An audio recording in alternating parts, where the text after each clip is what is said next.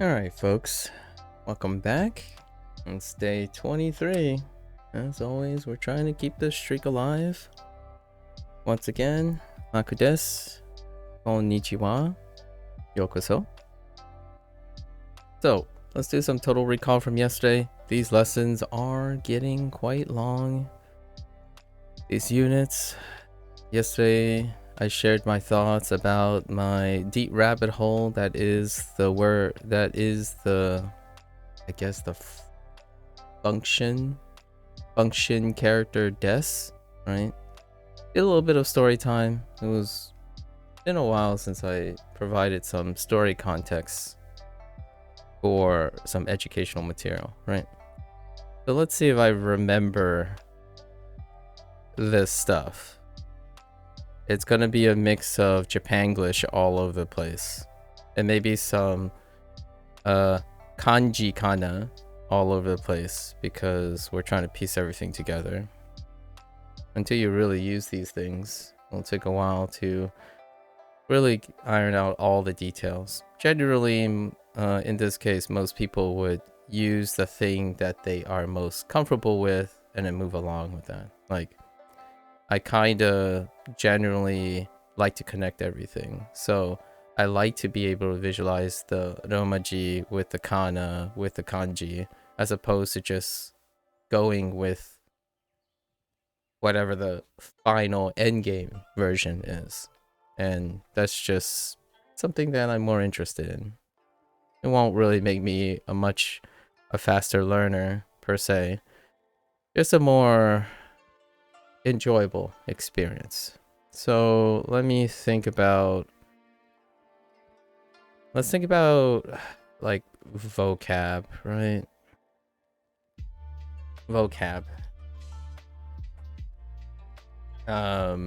Something I can dredge up. It's probably not gonna be written in kana or kanji for that matter.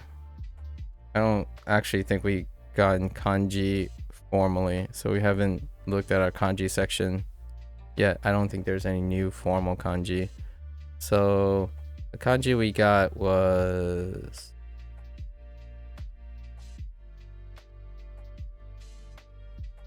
this, and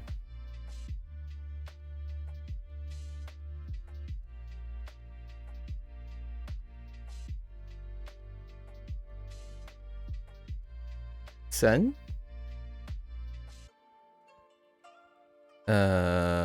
written this way, and 1,000, right? Sen.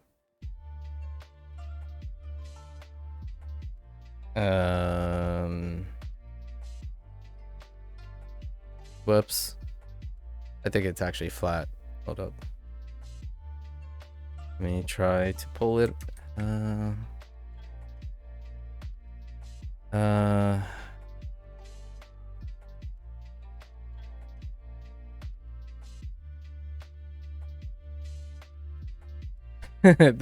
This should be shorter, but that's fine. Kind of hard reaching to the top left of the pad. I gotta shift my resting arm, but that's okay. This is close enough.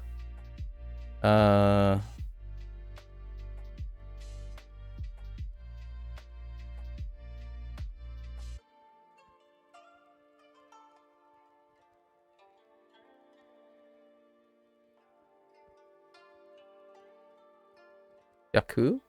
Yeah, Yaku?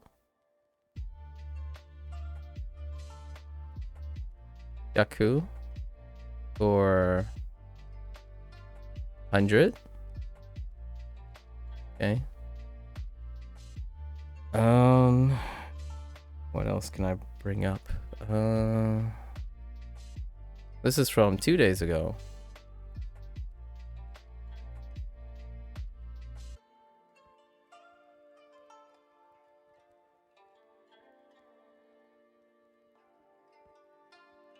And then it's old, and then we add the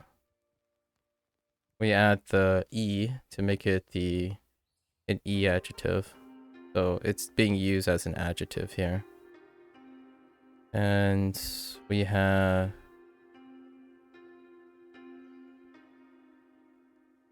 oops, out of stroke order, my bad.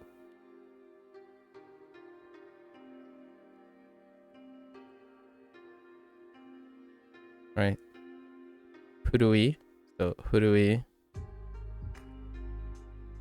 is old. It was from 2 days ago. Oh, right. The thing they use is the F. So hurui.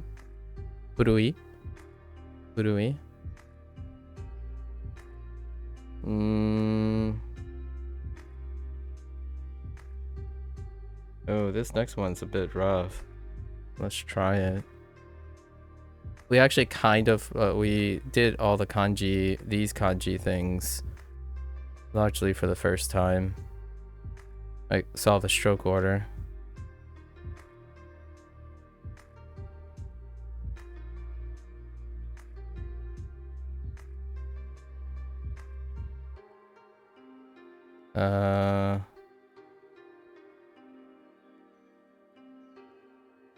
Something like this, right? Something like this. It's a little off, but that's okay. And then this needs to be slightly bigger, extended down. But this is, and then we add this to it. We're using this as an adjective, so right. So atarashi.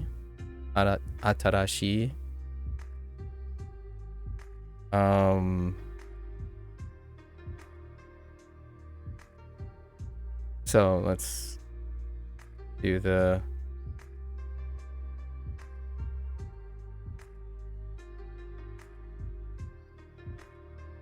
my A's are bad. Sorry, my odds are bad. Oh, that might be the wrong stroke order, but it's fine.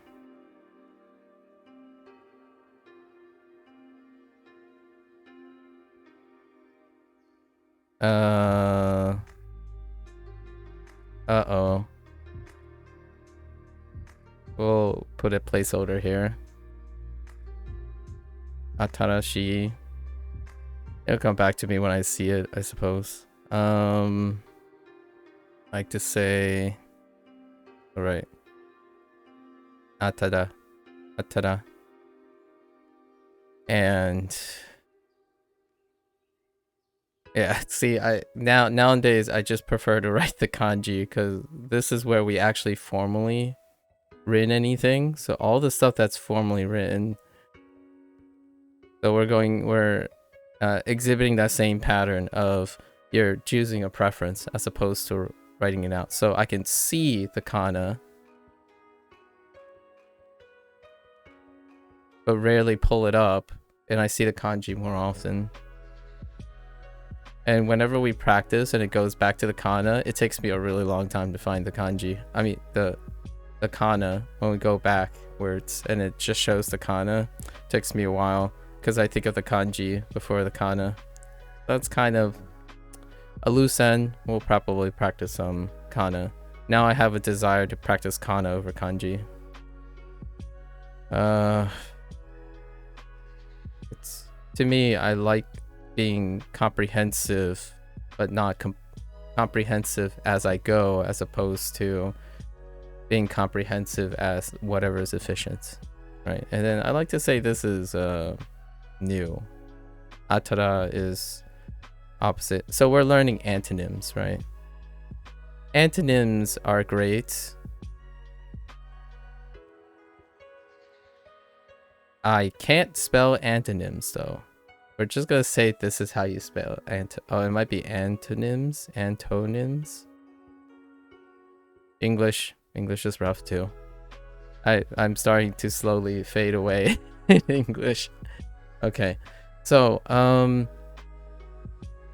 this brings up a great point, but let me continue. I think that we have 5.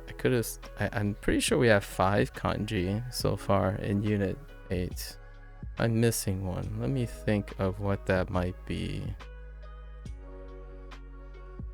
But largely, it's these. We'll stick with these. These are the 4 kanji. I want to make a comment about this stuff. Yesterday we had a great discussion, but constantly a point that was brought up a ton of times in our discussion, or one way. It's a one-way. It wasn't a discussion. It's a one-way exchange, because basically when I was getting to the point and stuff, someone kept bringing up the whole thing. We'll talk about it. Actually, let's save it for a little bit later. Well, I'm gonna continue recalling before we go into that. I don't want it to be too long today. I kind of really want to learn some Japanese at the moment. Gotta focus up. I do want to do a little bit of a summary of some thoughts from yesterday. Maybe it'll be 30 minutes. 30 minutes to an hour. So now, no specific order. What else did we learn? Oh, cheap. So every time I acquire new vocabulary, I go the other direction. I start with the English word, cheap. Then I try to envision the kana.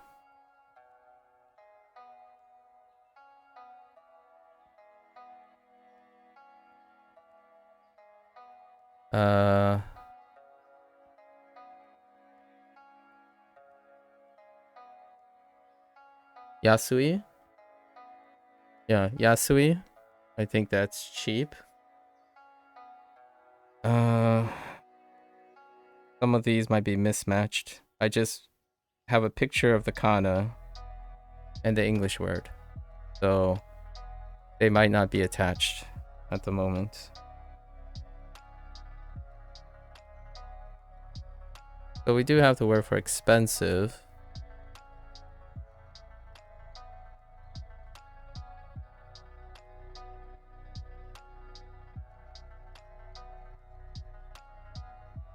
That's a blank right now, but we do have the word for expensive. Hey, Indy. Genki desu ka?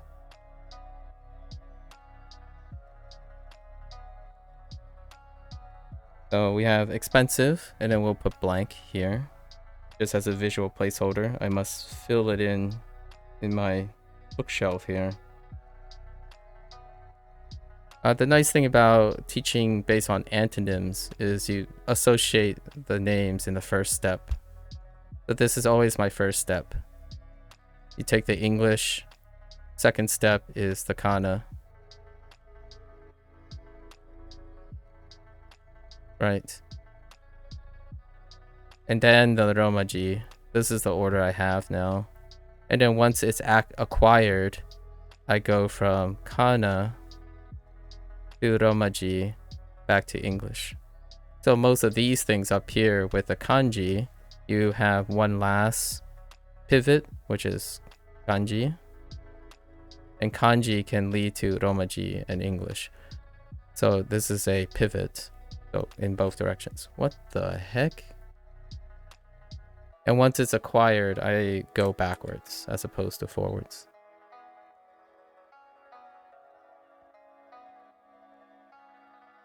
So that's Genki desu ka, right? The first one. What is the second one? Or Genki desu? No, or I'm doing well? I don't know. I'm healthy now? And then what was the... Mas? Oh, wow. Wait, do I well, shimasu. Shimasu. So it's like a question. The first one is daijoubu. I keep forgetting. It's daijoubu. Okay. Yeah. I seen daijoubu in kana. Just recently I saw daijoubu in kana. Okay, so okay, so is the last boo?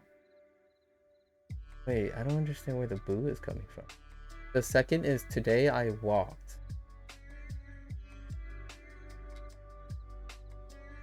So the shimasu helps with the verbiage.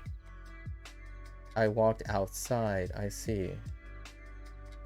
Is outside the first kanji?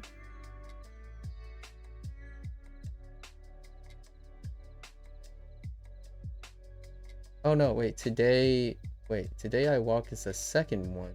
Okay, yeah. And then outside is the third? Or, oh, no.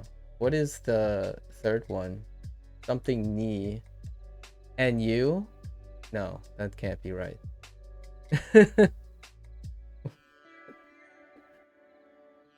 It's good to see these things. I see the root words. So all the like the particle modifiers and stuff. That's not the non-stem stuff, which is good. Picking up on the shimas and the ni and the des, right? Wait, or not the des. Wait, yes, the des.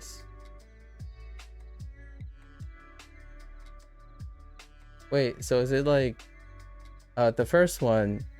That's all daijobu? Like the whole thing is daijobu? Or is it daijobu des?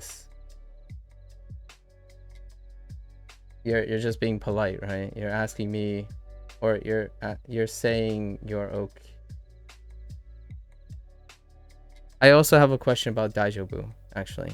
Daijobu is are you saying with the des you're just inferring that you are okay? Daijobu des? Or is that why the des is there? I'm doing okay? No, that's not. Well, eventually I'll just remember that as daijobu and day I walk thing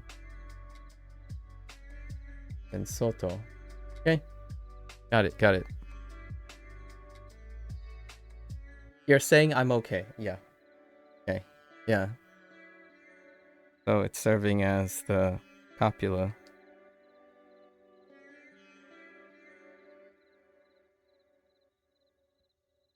Okay. So we had cheap, expensive. I have no idea. It's gonna kind of have to come back to me. And then we had what? I still gotta remember Kuroi, right? So far I'm at the Romaji stage in this one. Kuroi, which is black. I have a lot to say. I thought about a lot of things as we're learning these things. So kuroi. The second thing should be oh, because you're conjugating it, right? You're conjugating it to you have walked already or something like that. You're changing the tense. Or today you have walked.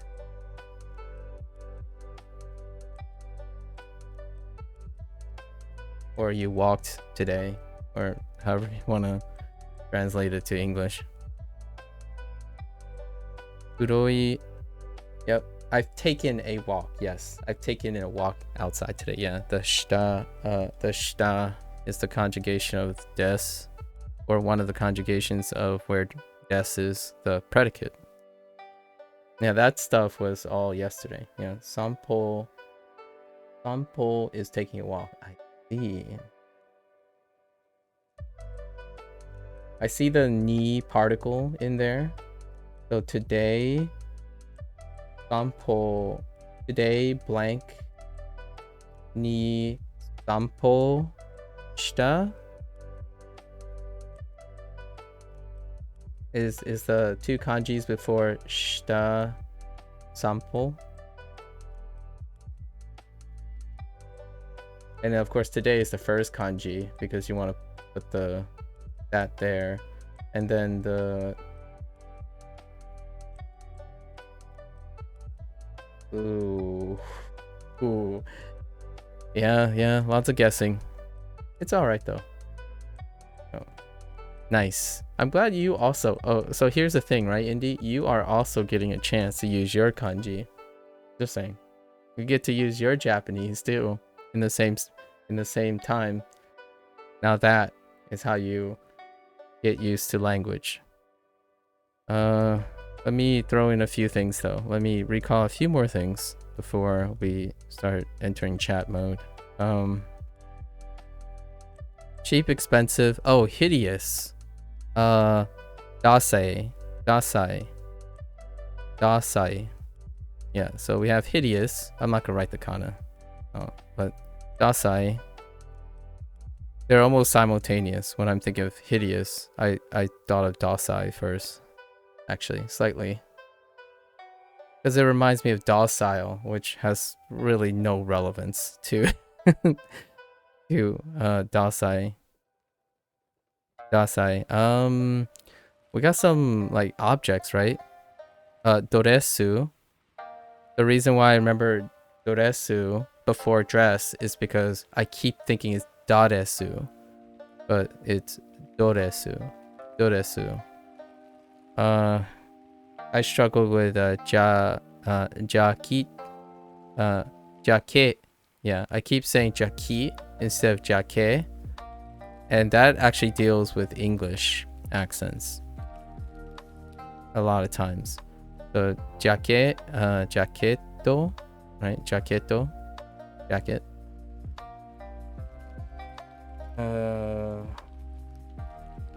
Jacketo. Let's throw in some sentence related stuff. So, wachotto, right? Wachotto. I'm at the Roma G stage of wachotto. So, whoops.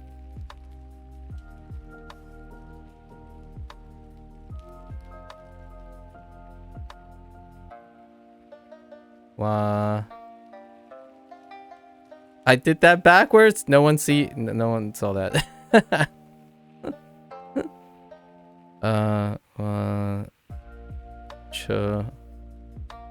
Cho.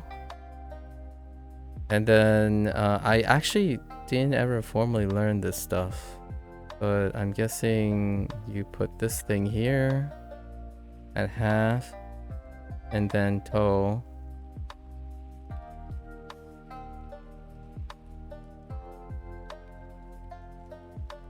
Blank. So wachotto, and then we did like they really grind in the whole sono kono thing, like tons of sono kono things, which makes them more, it turns the thing into a subject in its position. And then you can add a topic, right? So these were often in the subject position by adding an object to it.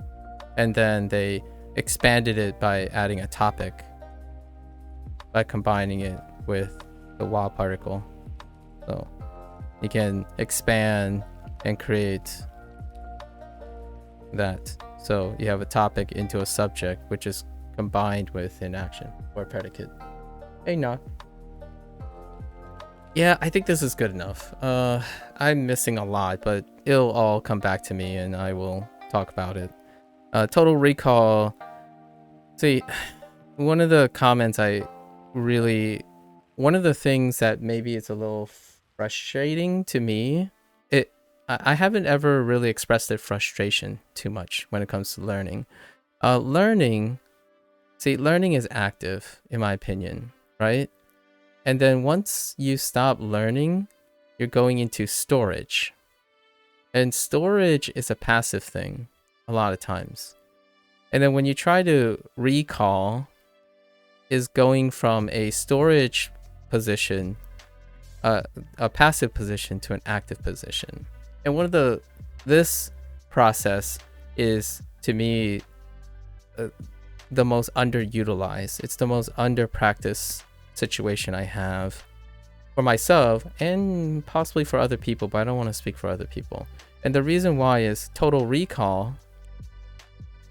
The recall is only, for me, is only as effective as how often I recall it. So if I'm constantly taking doresu, jacketo, and like dase, like if I have been recalling it frequently, then I get faster at recalling.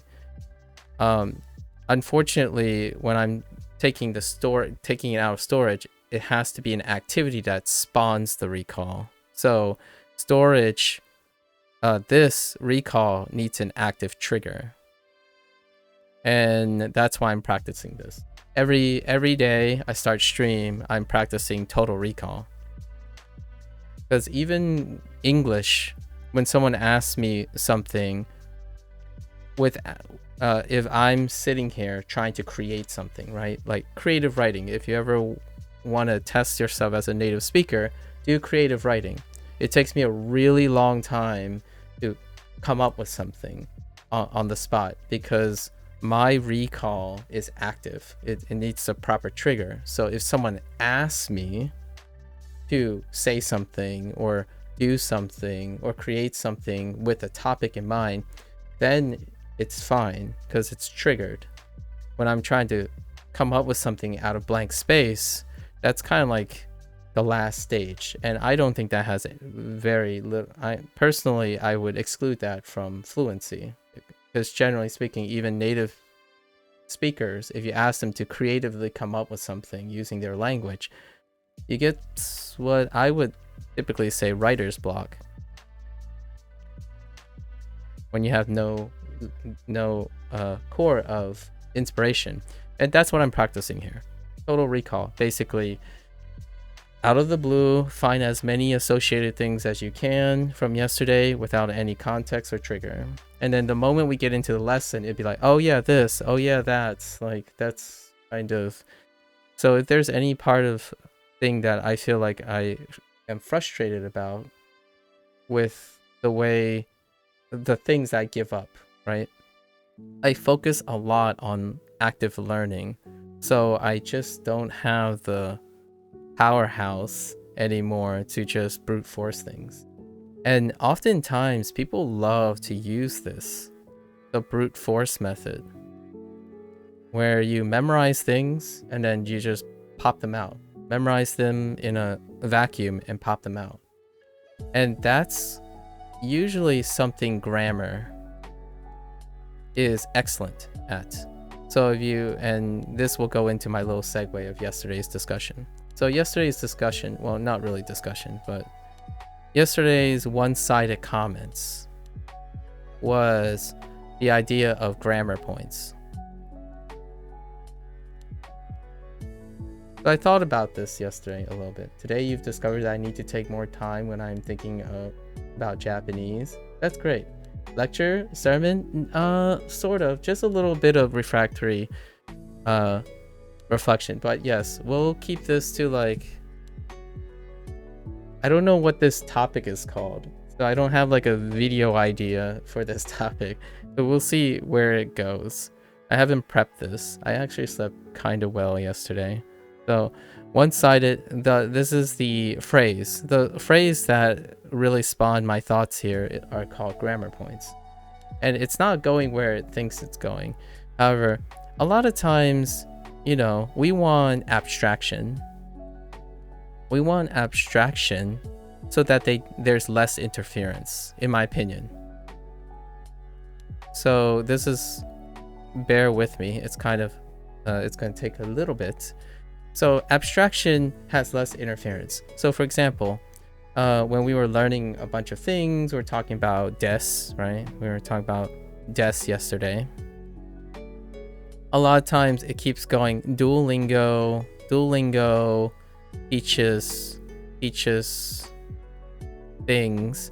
And for those people who are focused on grammar points, you would put in quotes, teaches things, right? Teaches things without grammar points, right? So here's the thing. Oftentimes as we grow older and we acquire more knowledge, a lot of times teaching is the act of deciphering something or being able to fundamentally create something.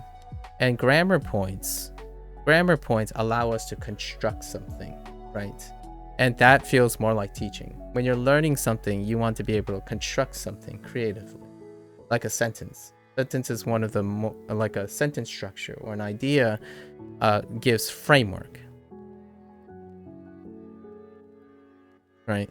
And oftentimes it feels less satisfying when you have to think of words abstractly, where they have no tether or no puzzle or structure.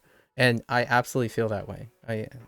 There's emotionally, I'm definitely with everyone who has that. And of course, like most things, when I feel a certain way, right? And I have to test it. And I'm going to say my classical phrase, how do you test things? Null hypothesis testing. So the hypothesis here is, why do I feel like I'm just struggling with total recall? Because I'm adding a lot of things that Duolingo is not, right, at the moment, which is association. Things that, and to associate and bring things together, grammar points help a lot. Grammar points is one of the foundations of abstraction. It creates a framework that then you can put everything in. It's like having a bookshelf. If you have a bookshelf that's organized, you can slot in and categorically help yourself sort all the craziness, right? All the chaos. You'd be like, here's a new word. I'm going to shove it into this category, and it helps organize things. It's one of the wonderful things about getting older and having knowledge. You start sorting things, right? Sort categorically. And I most definitely love doing this. In fact, I love doing this so much, I sacrifice what it's like to be an observational learner. So what is an observational learner in my opinion? Well, when you were a kid, this is your only method. Your only method is observational learning. When you become an adult, when you grow older, you rely more on this idea of sorting categorically. So you rely on your experience, and that is a great thing to do. So I do actually highly recommend that if Duolingo was open to it, they would do 2 different types of tracks.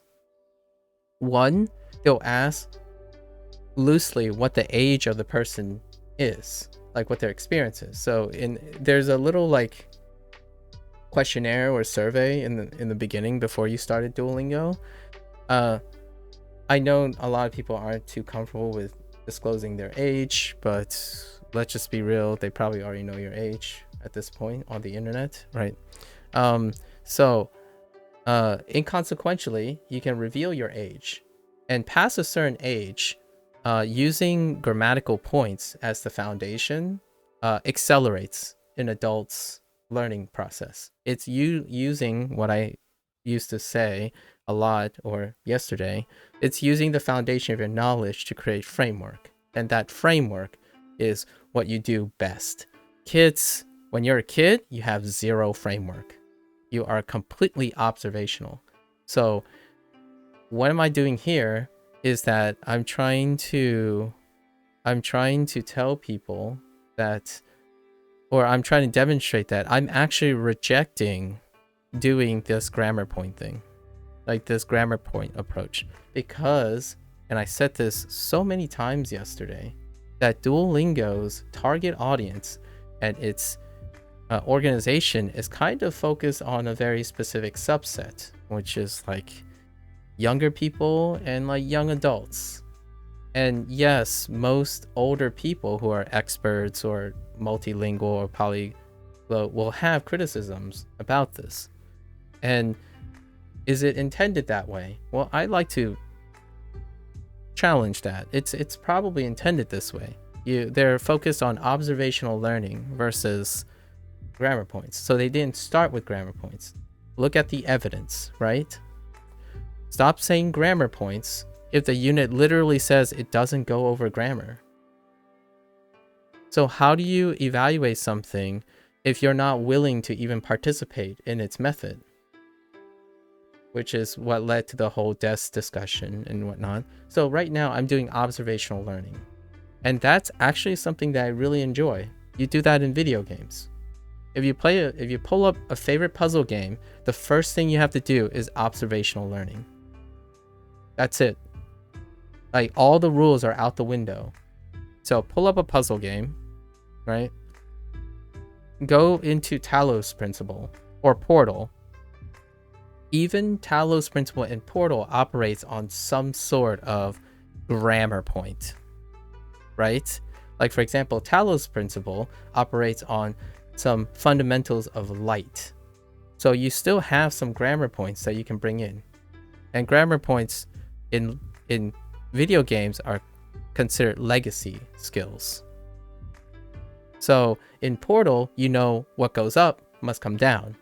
You know that objects preclude light. Talos Principle, you know walls and objects preclude light. But then they change the rules. And those rules require observational learning. And generally speaking, observational learning leads to the proper development of problem solving.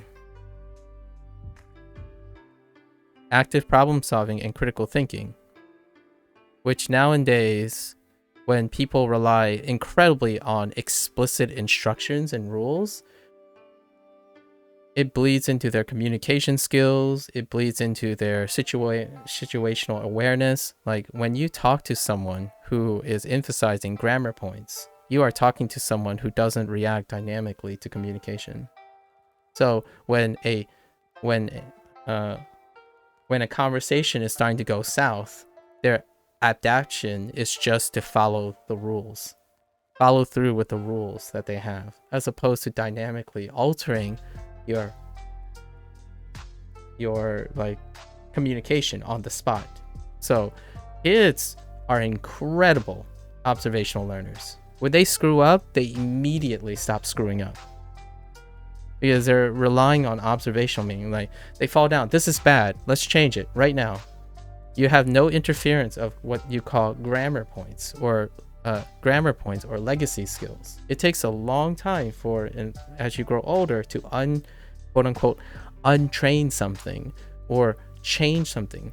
And I said the whole thing that I change things, I don't undo them. But changing things still take quite a long time. And the more experience you have, interference from grammar points, the more difficult it is. So no, in a way, I don't focus. I do find that as an adult, if you participate in observational learning, you do actually remember a lot more things. However, later on, you do have to reconcile all your interfering knowledge with the way you're observationally learning. So I am not concerned right now about understanding grammar. I am concerned about how much I totally recall in abstraction, in a vacuum, because I spent this evening, or the previous evening, and this morning doing just that, because I was curious. How do I get this experience where I understand something with 0 grammar points? Guess what? Yesterday, I've talked about this a lot. Someone mentioned that they speak a lot of languages, and that's great. But for me, Fujianese is the language I speak arguably as much as English and hear every day. I have 0 grammar points. There are no grammar points in my understanding of Fujianese. And the reason, or I'm going to say near 0, because I'm illiterate, right? I can't read Mandarin. Doesn't help. Now, here's the thing. Does it stop me from constructing sentences? No, it does not. So what is that? That's observational learning. And I still do that today. So as I'm learning Japanese, I have always wondered, like, how can I structure my Fujianese with that? And I went through and I told myself, I looked up, like, what kind of vocabs do I even know in Fujianese? And sure enough, if I Google this, like, just rapidly run down word banks, as much word banks as I can, I was surprised that I knew nearly 99% of whatever is available for Fujianese. And it's really just casual stuff. Like, you can't get advanced Fujianese stuff because it's not formally there, right? So just because I don't know what the, like, when someone puts like refrigerator in front of me, I'm like, I don't remember what that sounds like in Fujonese. And the moment they say it's like, that's refrigerator. So this is what kids do. They observationally learn. Duolingo starts with that. That's what they do. They give you sushi, ocha, no context, no structure.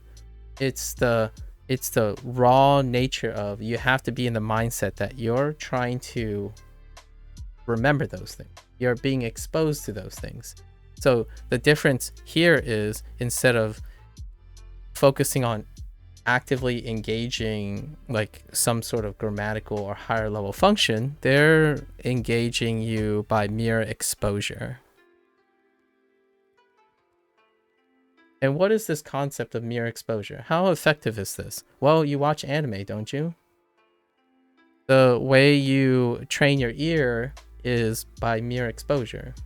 My parents, I cannot recall some of the specific words in Fujonese, but I know when I hear them say something, I know what it means, and I can't even express it back. Like, so if they say something, I can express it back perfectly with a native language that I can recall more efficiently. So I will use English to respond, and it comes off as Fujo-ni-glish, you know, Fujo-glish kind of thing. So here's the idea that we balance, at least as adults, we balance observational learning to intellectual learning. I'll just call it intellectual, like higher intellectual learning. And the more I think about it, the more I ask myself, do I understand how to construct a sentence in Fujonese? And do I have grammar points for Fujonese? And it come, sure enough, it was really fast that I have maybe 2% understanding of what sentence grammar points in Fujonese.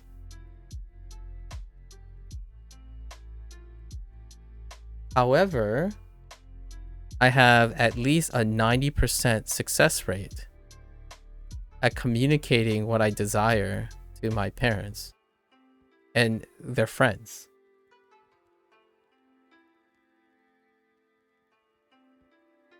So the answer, so this, what this does is this supports the null hypothesis.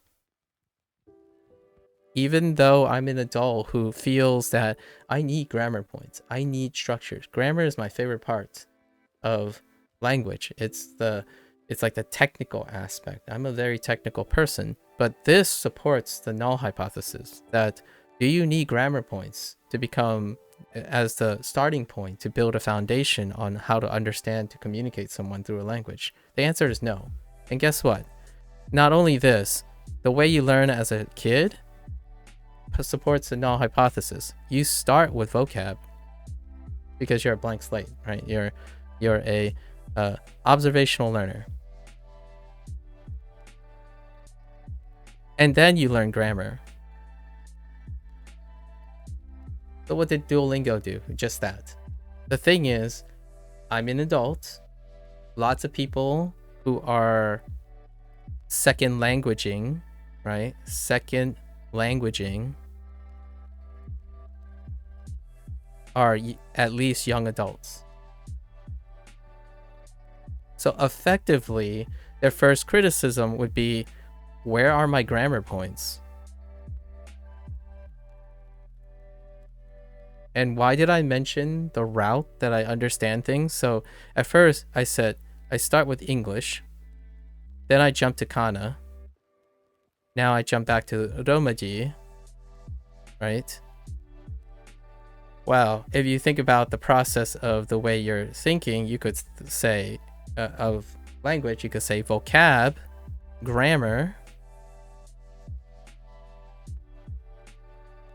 and speech. We'll just say speech. We're not going to even go to writing. Writing is, in my, arguably kind of interchangeable with speech, but I actually think the true end game is creative writing or creative speech. So they're kind of like up to your aptitude and exposure. Generally though, now, since you're already here, guys, you know, as adults, you're already at speech and writing, you naturally want to go backwards to the closest thing, which is grammar. Then you go back to vocab. So you ask yourself, what is the most challenging thing about an English speaker trying to build up Japanese? Vocab. That's when they give up.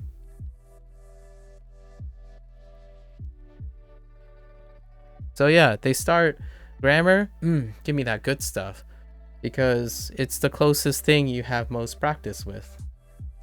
I'm talking about the psychology of comfort. So yes, I would love if Duolingo went from starting with grammar, because one step back from what I typically do in my native language now is work on speech and writing. I don't spend 99% of my time building up my vocabulary. I spend 99% of my time speaking and writing. And the next closest thing to that is understanding the grammar structure. And then it's vocab. So we retroactively go back because that's the closest step. It's like expecting someone to say, hey, can you go from kanji to romaji for me? Well, you would go from kanji to kana, then to romaji, because the closest thing from kanji to romaji is kana. So as you go further away, it's kind of like someone who's getting older. They are farther from their younger self. So it's going to take a longer time to establish empathy to someone who is farther in age. So as you go further and further away, it's the human condition. You're traveling backwards to the closest things you have, because memory consolidates that way. When you do total recall, you're recalling the tethers that lead back to that memory. And that's typically what I do. So for this, yes, I am learning much slower because I'm doing something that I haven't done in a long while. And adults, the older you are, the more language you have acquired, you're likely to have the same criticism. Like, I would learn faster if they just started with grammar points first. Grammar points provides the foundation of which I can learn anything and sort them. So actually, to me, I am expecting most multilingual people to complain that they don't start with grammars, sentence structure, and like building blocks first, building concepts before they start vocabulary. Now, how does this relate to why I thought about Fujonese? I know nothing about sentence structure. It just comes out, right? So here's an example. I was trying, as I'm learning my Japanese, I'm thinking, can I say that in Fujonese? So let's, I was watching, I'm going to shout out this guy because there's just something about him, the trend, in my opinion. I think this guy started the trend. De facto, he's the core of the current viral trend. And I'm sure some of you've already heard of this guy, but he goes by Xiaoma, right? I think that's what he called himself, Xiaoma, right? And occasionally, whenever I do language, one of his YouTube videos are going to come up. And it's so wonderful because what he learns is in my opinion, he observationally learn conversational like fundamentals or fundamental conversational phrases first, and then use that as the building block. So as opposed to going through like tens of hours focusing on structural and grammatical points right away, right? So how did I learn Fujonese and still retain at least 99% of the casual Fujonese stuff without any understanding of grammar points? I started here.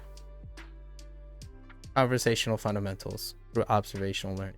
I see that my mother constantly say like, right? How do I do that? Well, I didn't learn it by using my intellectual noggin and worry about structural grammatical stuff. I heard it a bunch of times and I know when to use it and how to structure it. And eventually, through observational learning, you actually develop patterns yourself. And those patterns lead to grammatical understanding. So when someone says, oh yeah, well, that's not how des works, or that's not how the wa particles works, but it's a pattern that exists. And that pattern, understanding when that pattern occurs, you can easily get to something you're used to, which is structural and grammatical. You make the transition to that quite a lot easier if you spend more time observing, seeing the patterns, and doing that. If you're not observing the patterns, then I can see it can be very tough, because you won't be aware of, quote unquote, your bad habits. As in, you won't be aware why you see this pattern or you do this pattern. That's a little different from observational learning. You're not actually learning anything. You're just doing the thing without knowing why you're doing it. So when you know why, it's easier to flip on the switch where you're saying, or it's easier to put the puzzles together. So you have all these puzzle pieces. You don't know how they fit together, but you definitely know that you notice the grooves of the sides of the puzzle pieces. But once you start really narrowing down, you know where they place together. So when I was reading the grammar on des, it was a walk in the park, in my opinion. Lots of the like comments are like, oh yeah, but bear with me, this can be hard to understand and stuff. It's like, well, I've seen the pattern like for 20 days straight. I've seen so many patterns that Duolingo has had, and that's how I learned Fujianese.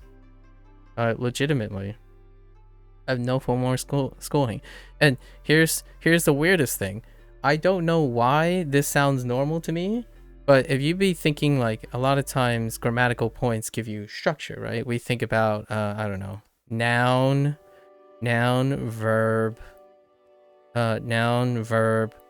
object, right? English. And then we think of noun, object, verb, or predicate if you want. Some people are pretty stickler about that, but predicate, right? Japanese.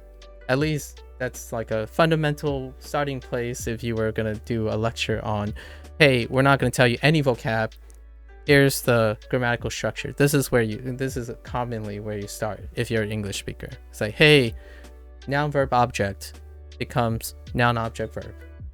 For the most part, that's where our first building block is. No vocab. And what happens here is you do a trade-off. They'll insert Japanese words, right, in here. And what happens is you learn a lot of grammar and you learn no vocab. It's a trade-off. And the idea is to find out which way you learn better. And I would argue that adults, yes, if you go to grammar points, they might absorb enough patterns in vocab to remember vocab words, right? On the flip side, a younger person will be exposed to vocab and they will notice patterns, which then leads to grammar development. So let me do a demonstration for Fujianese. So for Fujianese, I can't even explain these things yet, but let's use a Japanese phrase that I learned recently. Well, actually, I can't even do that. Like, I can't even recall. So let's talk about eating, right? Tabemasu, right? Tabemasu, to eat. A lot of times you would ask, are you hungry, right? Or have you eaten yet? And in Fujianese, it would be ni bu no e koin ma, or ni bu no e koin, right? You're literally asking the person, you're is your stomach empty? Right? And then you start thinking, oh yeah, so in the question, what did I literally say? I said your stomach is like, I'm saying your stomach empty, like, and then I add the is your stomach empty? So you're starting to think, oh yeah, what are the grammar points? Like, how did I know, like, to ask someone if their stomach is empty or if they're hungry, do I put the predicates there? Yeah, that's how you say it in Japanese also. Yeah, so I'm like, so how do you know? And then here's even crazier things. There's evidence where I would structure something in the English structure, and like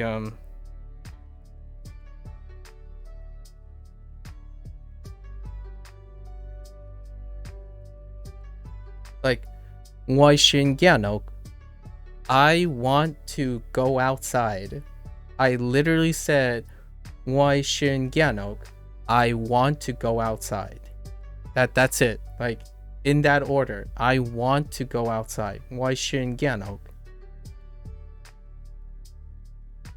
And now you start thinking, what are the grammar points for that? Like, is it just because the whole thing is a predicate?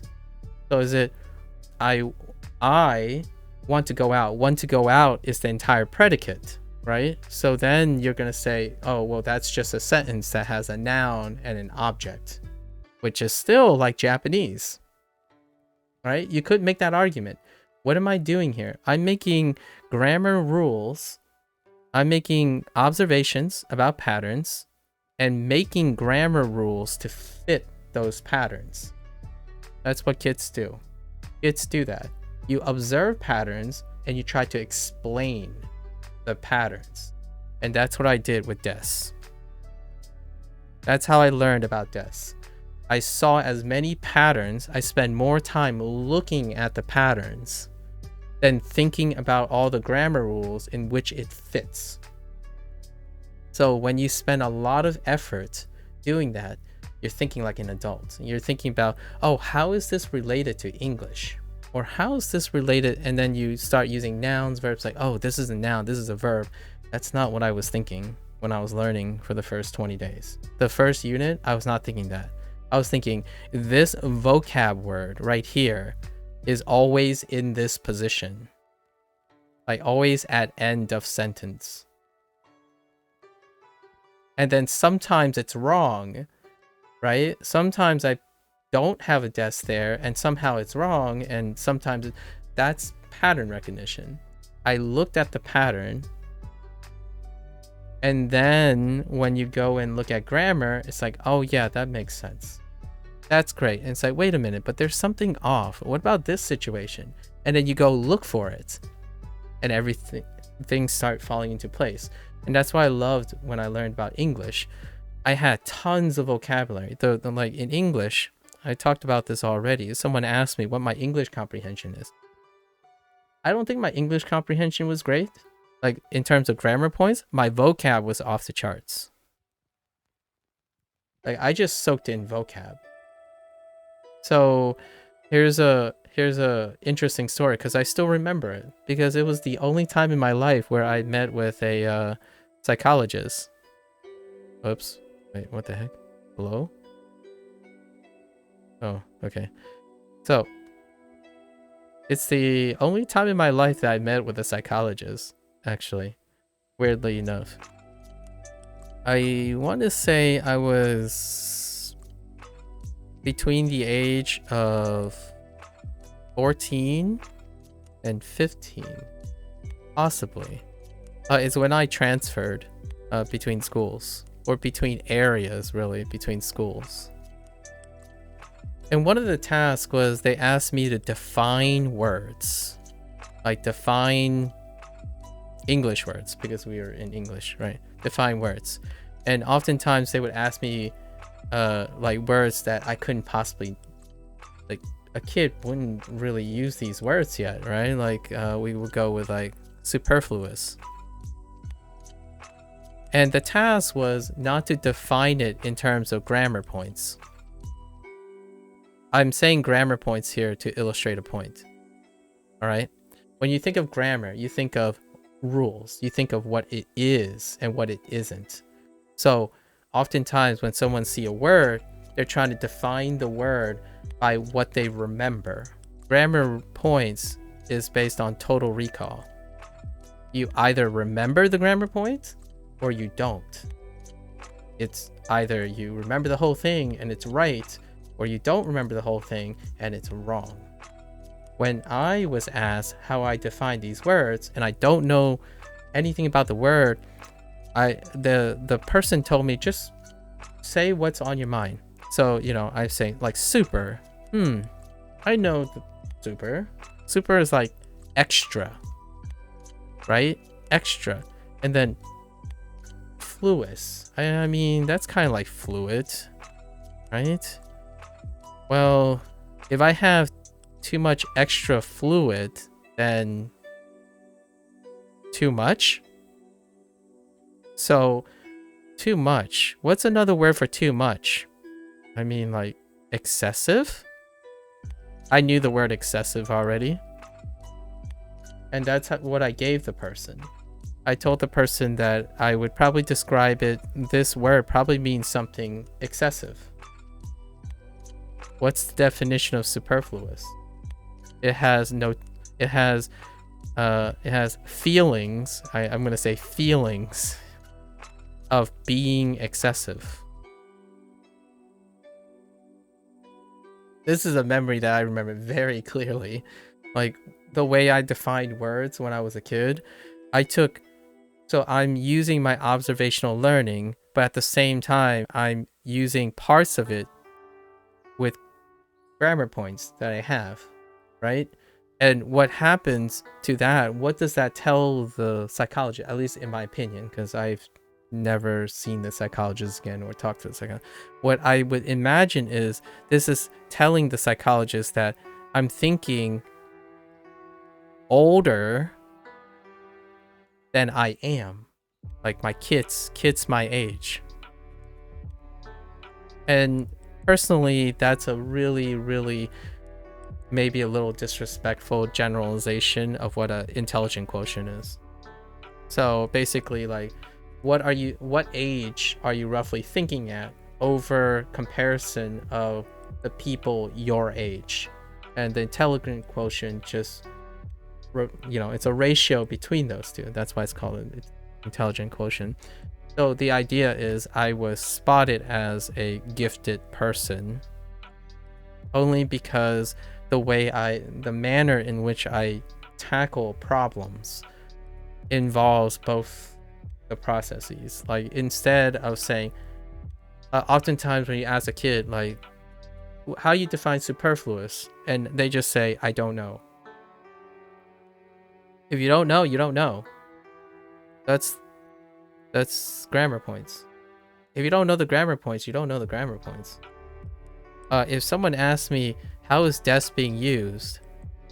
I would observationally tell them all the times that I've seen des. Like, all the times that I notice des, right? All the times I use it. And describe some of the patterns that I've noticed. This is problem solving. And critical thinking. It's not a projection of biases. When you think of projection of biases, you're talking about opinions. And opinions shape how critical you are. So when someone keeps saying Duolingo, oh yeah, there it goes again, Duolingo introducing something without grammar points, it's like, that is how you learn, for sure, as you grow older. And it also tells me that this person is no longer an observational learner. And that's fine. It works because by that time you probably accrued so much knowledge that you can more or less not learn to learn anymore, right? You don't have to relearn anything. As far as unlearning things, I'm not a fan of unlearning things, but I am a fan of reconditioning and practicing foundations. That involves relearning things as well. How does one relearn to be an observational learner? You try very, very hard not to be an intuitive learner, right? Grammar points struck intuition because intuition is built on XP. So for us, people who are very successful, probably at learning a lot of language, you probably develop enough strategies to intuitively build on top of that. So yeah, I would start with grammar points if the last thing you did that was very successful are grammar points. For me, what I'm doing now with Duolingo, I am struggling quite a bit. Like if I had to be frank, I'm not going to use the word TBH or the phrase TBH, but to be frank with myself, I'm learning at a very slow pace. Is that a problem? Absolutely no. Why is that? Because it wasn't ever about speed.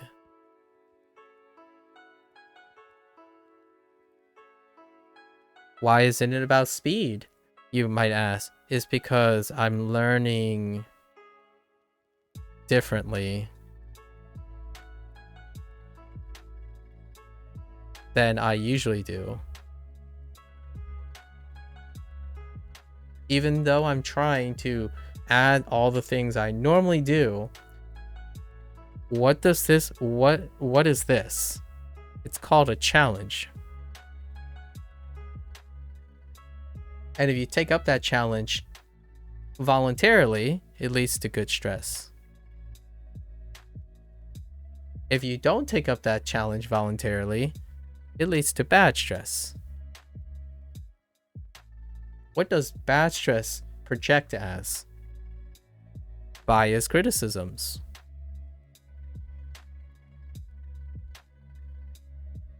Emotional compromise.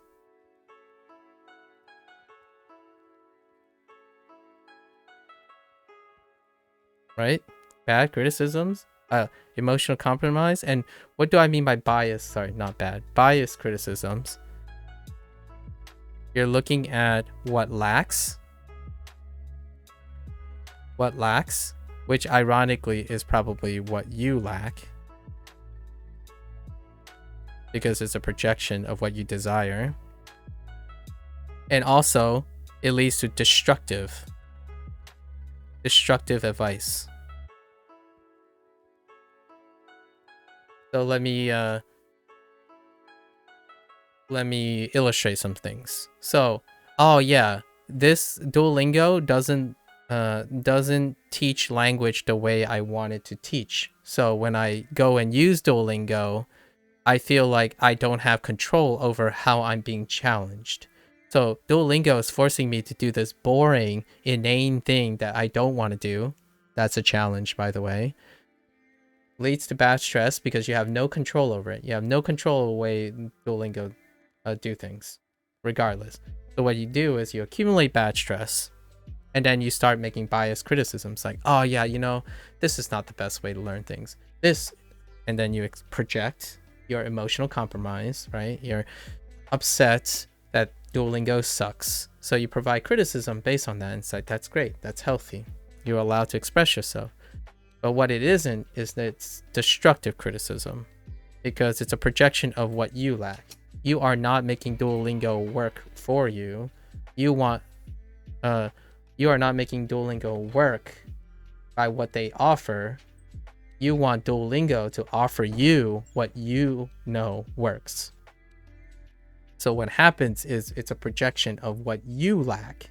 You cannot make Duolingo work. So you focus on all the things that it lacks, and then offer destructive advice.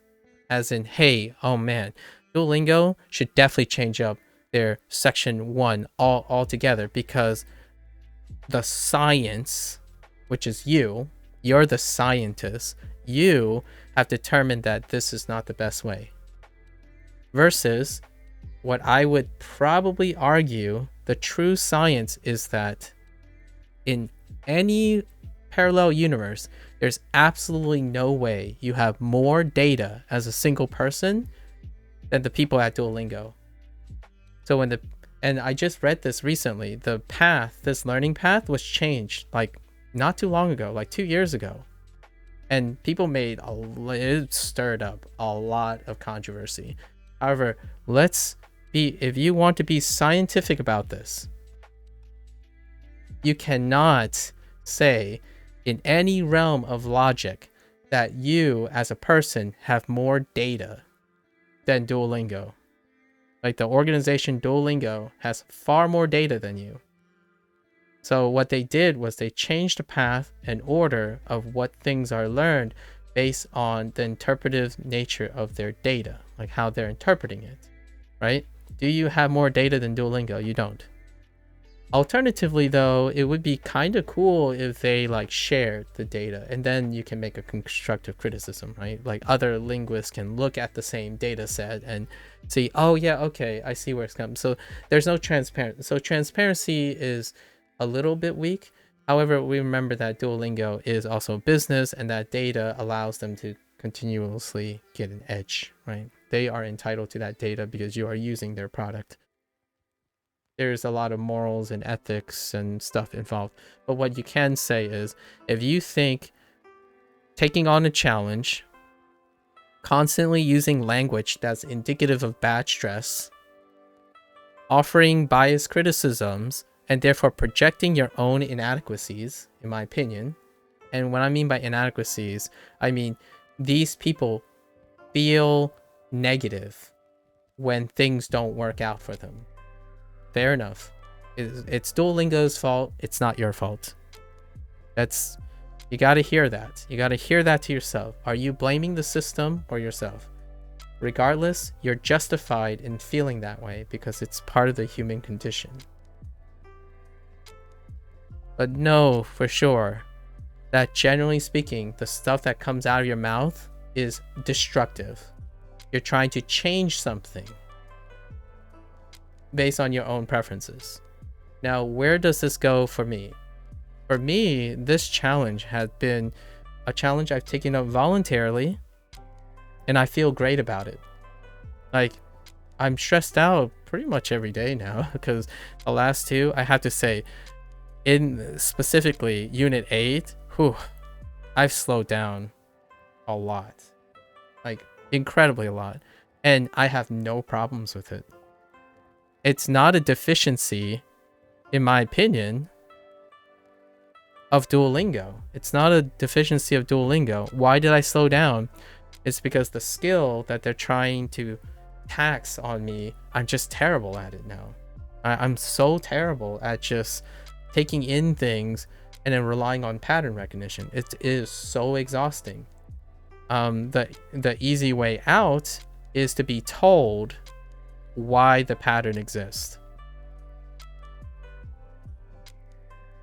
And sure enough, this summarizes, I would say, 80% of advice that I have been given in the last 22 days. Just, it's easier to help someone by telling them what the pattern is, like explaining what the pattern is. And I absolutely agree with you. And I absolutely love it. Like, I love when people feel that they can't help but alleviate the stress. I just want to make it clear that when people see me stressed out, they think it's negative stress most of the time. And I see negative stress. And when someone goes out of their way to passionately do that, I let them do that. You should do that because you're expressing negative stress, as in all the bad things that happen to you. Like, hey, I want to help you out with this advice because when I was learning Japanese, this made me feel bad, and I don't want you to feel bad about it. But remember that I know I'm not representative of a lot of people, but as a learner, someone who desires to learn, It's all good stress. It might seem like I'm exhausted and stuff, like, but it's good. I feel good doing something that I suck at. It's not Duolingo that sucks. I haven't done the way Duolingo suggested, and Duolingo has more stats. They legitimately have more stats than me. No matter what I say, no matter how long I lived, they are exponentially getting tons of data compared to me. So if I had to be the most logical person, I can at least humble myself and say, absolutely, I would be able to contribute constructively if I had access to that data set, right? And that's what video game designers do all the time. So here's a little fun little extra thing. So how can I offer constructive criticism, right? My favorite thing that video game designers do right now is roadmaps. Roadmaps, commentary, and patch notes. This is what they can elevate, in my opinion, for lack of a better phrase for the dad jokes out there. They can elevate their game by having a tab where it says roadmap, this is what's coming up, this is the stuff we're working on, patch notes, maybe the last year patch notes, like what has changed historically, and that's development cycles. So I do think what is really lacking is not necessarily what it's doing, but what information is being transparent, right? And video game developers in the last, I would say, 5 or 6 years, definitely in the last 5 years, where the industry standard now is that you keep your community up to date about what's going on. And for me, the first thing I thought about is wait, I just realized there's no patch notes. I can't tell what they added or what they took away or when they did it. So I had to spend an hour to 2 hours finding out what was the last change they did. Because now the reason why this came up is because someone asked, add language, what new things do they want to add, or why did some of their favorite languages have fewer sections? And they would say well, the last time they added it was introduced in 2018. Those are the questions that crop up. The second most common questions that crop up in my experience. There's no patch notes or roadmaps. As a developer, as an active developer, comprehensive, or not comprehensive, but sufficient roadmaps, patch notes with commentary is excellent. It reduces that speculation that most people do, where oh yeah, they don't care about German language, they don't care about Japanese language, or they don't care about my favorite language. And with commentary and patch notes and roadmaps, you can alleviate some of the guessing game.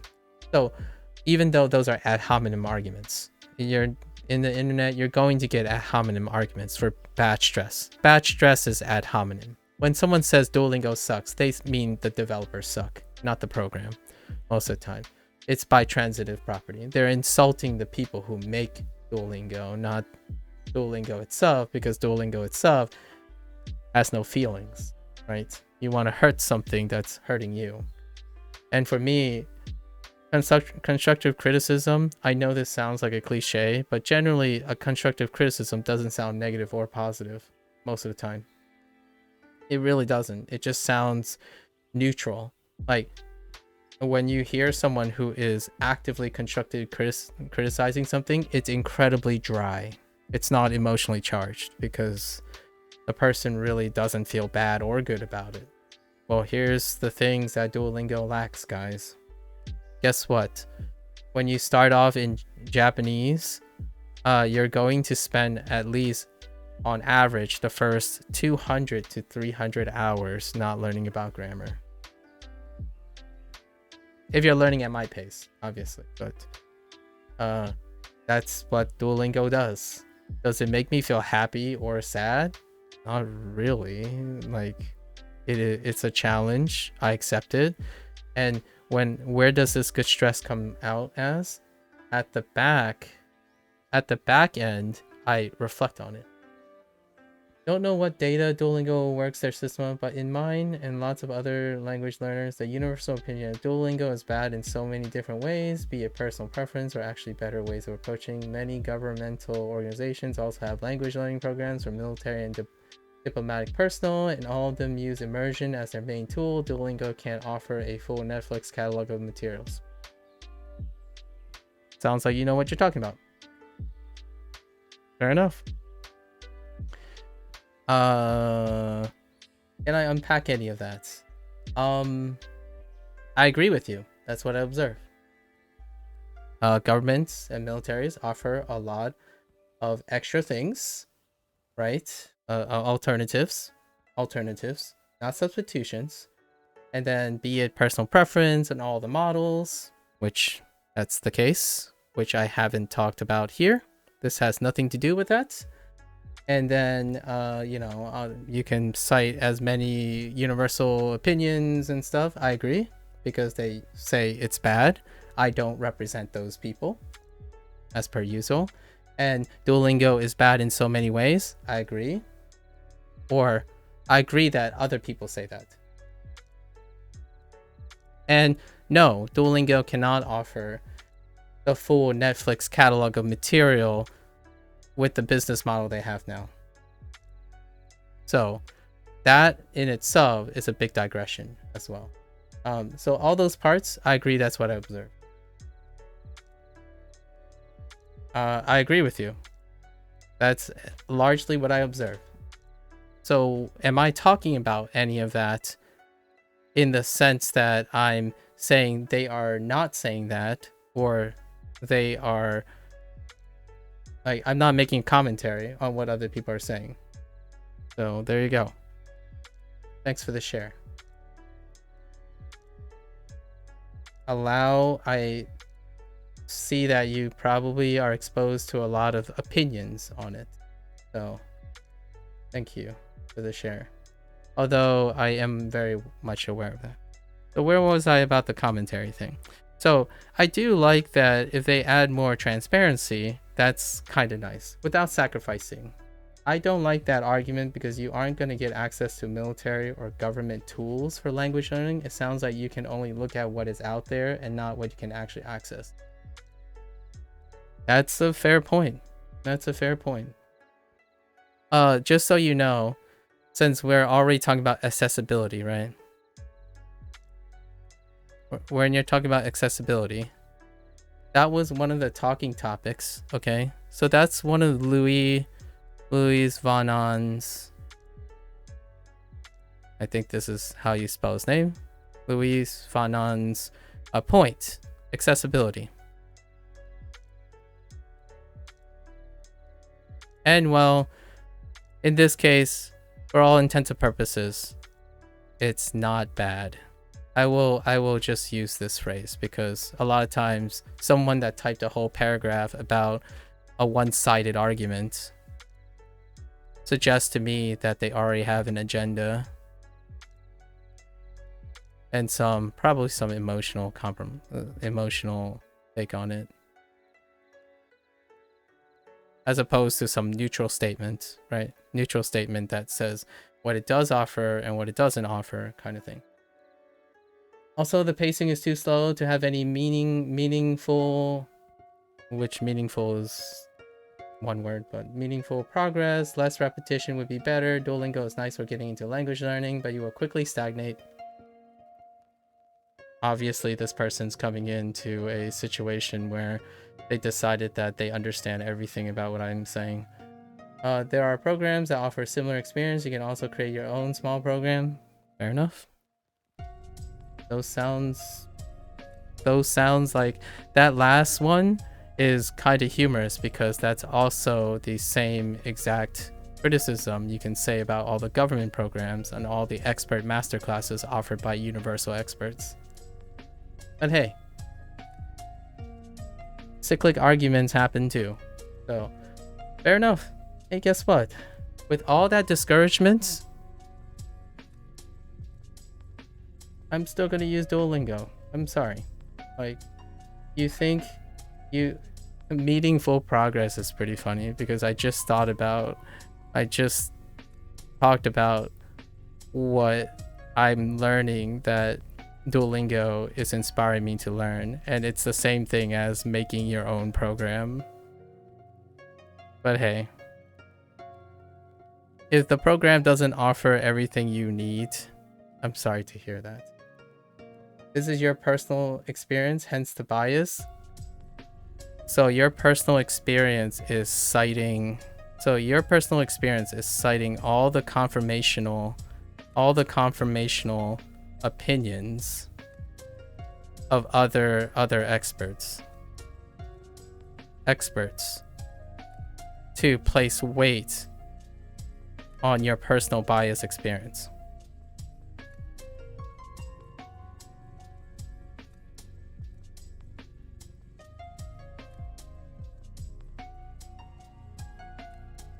Or you could be talking about just the part where like it's too slow to have meaningful progress, less repetition. I agree that's personal.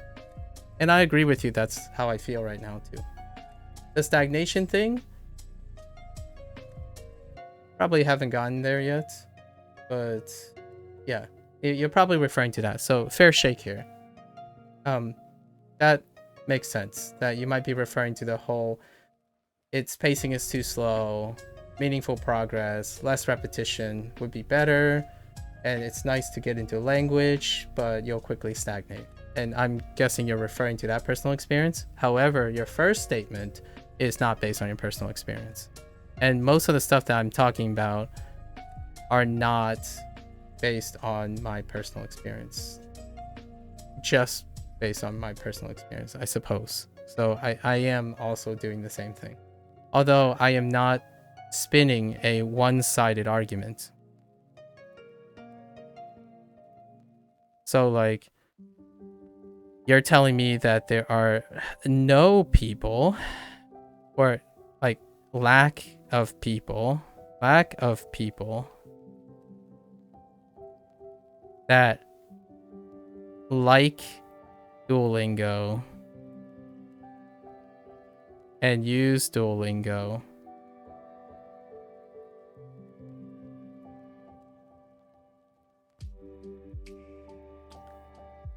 So yes, I agree with you. Experts, government and military programs have offered competitive alternatives, right? Competitive alternatives to learning language.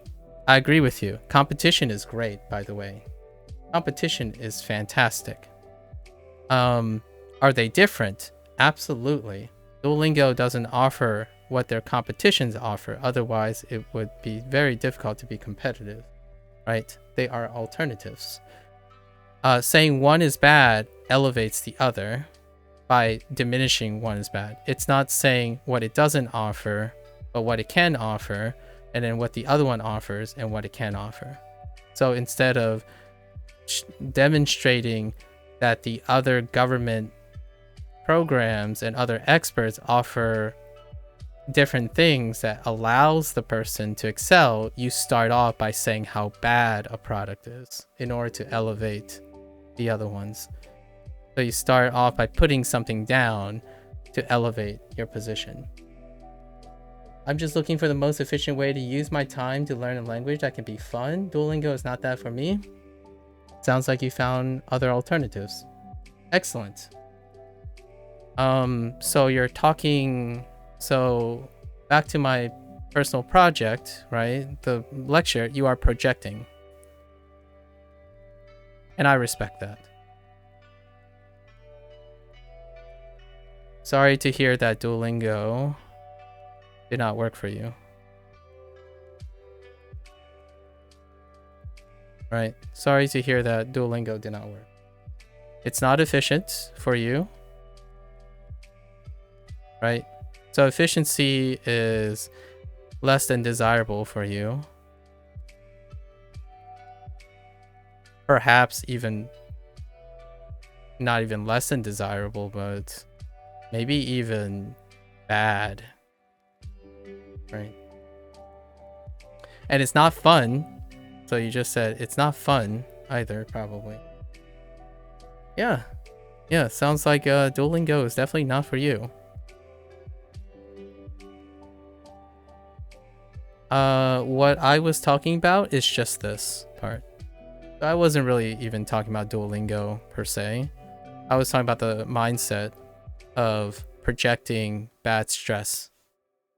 So the mindset, the last topic I was talking about is how when you're projecting, it's often a result of bad stress.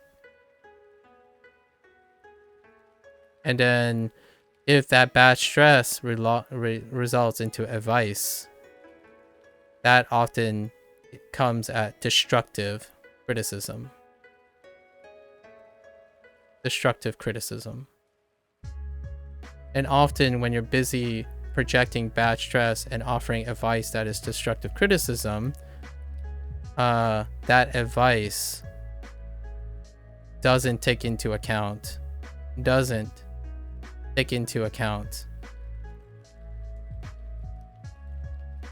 other people and the people and the person you're talking to.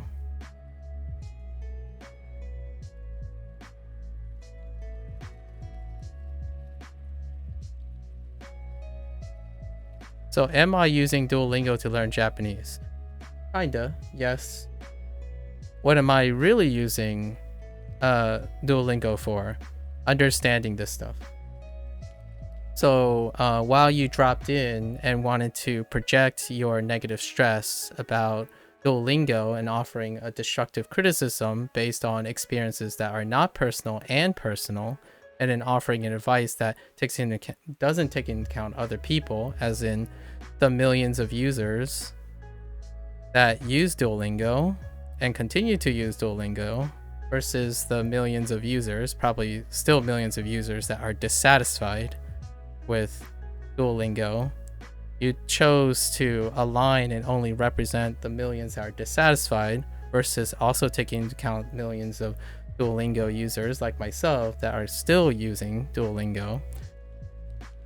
It's one-sided.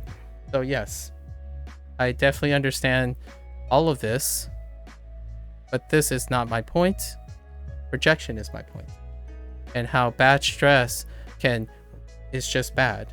I feel that it would be nice in an ideal world for someone like you to have a product that you like a lot. So hopefully you found that product in the vast ocean of military and alternatives to learn language. Am I learning Japanese efficiently right now? The answer is no. So it's not the most efficient way to learn Japanese or learn a language.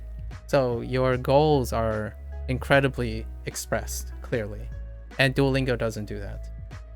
I don't actually think that's the strength of Duolingo. The strength is that whole idea that you said alternatives are incredibly accessible and that it is very fast, right? Brute forcing, efficiency, brute efficiency. Well, I'm not the smartest tool in the shed, so I apologize if I'm not that smart, right? I'm not that smart.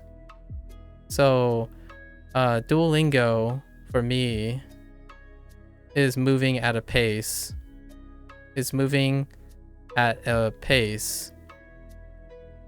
that I can choose to go faster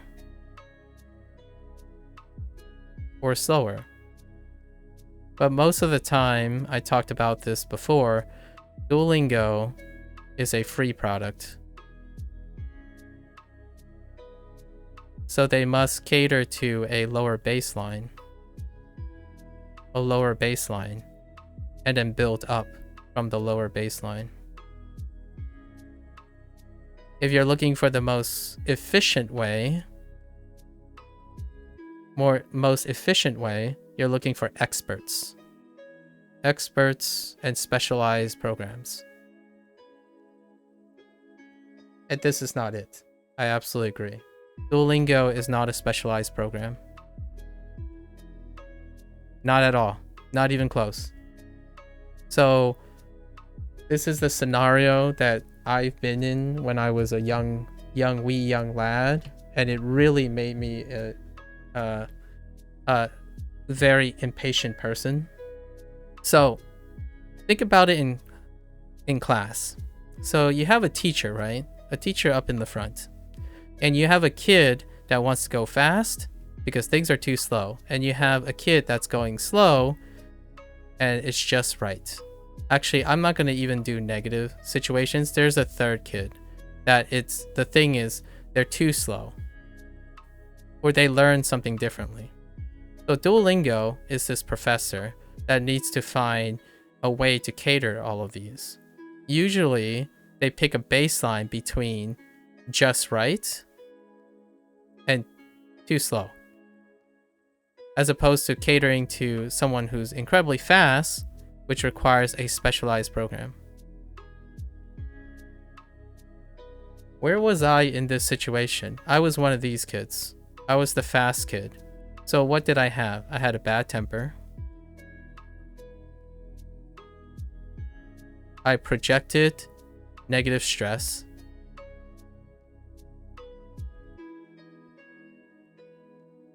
Like, dude, man, this teacher is going over the same point again because there's some kid in the room that just doesn't get with the program. That was me when I was a teenager.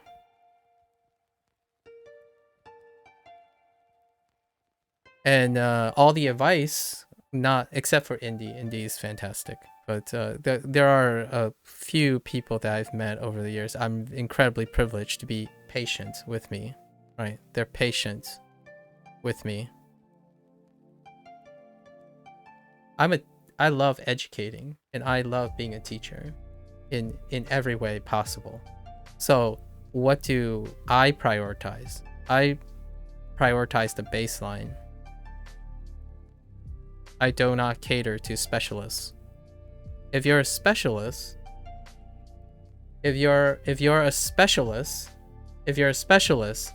go and do special things. I love watching people like you on YouTube. Like, I love watching Xiaoma like learned 36 different languages and show that to the world. I love watching that. I'm an educator and a teacher. I pick the one baseline that is sufficient for most people. But if you're moving way faster than all of this stuff, then I'm not evaluating those products. Those products are beyond my expertise as well. So they will be going too fast for me. I spend most of my time in the communal lane, not the fast lane. I used to do that when I was a kid, and ultimately it just led to a lot of bad stress for me. So for me, I don't usually spend that time. Like, oh man, this game is too easy, man. Why can't they just make a game for me, like super hard game? Because this business, I'm the customer. So they should be making hard games that cater to 5% of the population instead of 90% of the population. And then offering step-up build-ups of difficulty in a slow pace, but they can maybe try to skip forward. So, as a teacher, I don't cater to specialists. They're already smarter than me. You already know more than me. A coach is a coach, a teacher, even a psychologist, in my opinion, is already aware of that. If your client walks in and they're talking about things, they are the ones with the problem. They are the ones that know it better than you. So you need to ascertain a type of approach that reaches them in a baseline approach, as in it has to be well enough to get your foot through the door. And Duolingo is a foot through the door. How fast you drop Duolingo is probably how fast you pick up language. So if you only spent Duolingo 3 days, then you're probably out the door and going to your, I don't know, your military grade, like your military expert linguist programs. Absolutely. I'm not here to evaluate that. So most definitely you are correct in all your observations. And I hope you find some good things. I actually don't know enough about language learning programs to suggest anything that is on like expert level stuff, but I know that the stuff that people have been recommending to me, I cannot pay for it yet. So yes, I have $0 tools that get you from 0 to watch X in Japanese. Good for you. Absolutely. You have tools that get you, not me. So since you already learned a lot of language, let's use that language and not presume someone. So yes, you have found $0 tools that gets you personally from 0 and watch X in Japan. In Japanese with some help is enjoyable. Not using subtitles, it sucks for the first few months, but yes, absolutely. Guess what? I am a native speaker of English and I watch my English programs with subtitles. So where does that leave me when I learn Japanese and need subtitles? I will still use subtitles in both English and Japanese. It's part of my wonder of how I enjoy things and experience things that you find optional. So there you go. So if you added that thing with some help is enjoyable, not using subtitles, it's not enjoyable using subtitles. I actually literally turn on subtitles because the act of reading, I talked about this a little bit earlier, like yesterday, the act of reading written dialogue in a language you are fluent in, it's creatively different than reading a book with narration and descriptors. So I actively love reading even the language that I understand. I find that enjoyable because when I think of video games often have letterbox dialogue, and I've always wondered how I can portray a country bumpkin in text, portray someone who has a Scottish accent in English. Can you write those right now? If you're a native English speaker, can you write that dialogue? Right? Yours is Anki and card deck? Sounds good. Content of choice to use Japanese skills and get better over time? That sounds like a very effective strategy for you. Point with sub is just example what is possible if you give it full effort. That's implying that you are suggesting I'm not giving full effort. So that's kind of a weird projection, but hey, I'm putting my full effort into Duolingo. So if the point of the sub was that you put in full effort in learning things, then I most certainly am putting full effort into the thing that I want to learn using Duolingo. You haven't, as you're projecting all your things and inferring certain things, right? You're inferring certain things. I can't help but think that you're trying to offer advice, personal advice, right? Based on personal experience, but I can't relate to you. So I can't resonate with you. But if you're thinking about putting full effort, I put in a lot of effort. That isn't just learning language. Like, I didn't use Duolingo to put full effort into learning Japanese. I'm using Duolingo as a platform to talk about how people perceive and offer advice, how they are motivated to provide advice. So, yes, I'm putting in full effort. No, I'm not half baking this. You can put in full effort regardless of the contextual tool. Don't take it personally. I'm just making it coherent sentences. Okay. Alright, so you're telling me I should not take you seriously.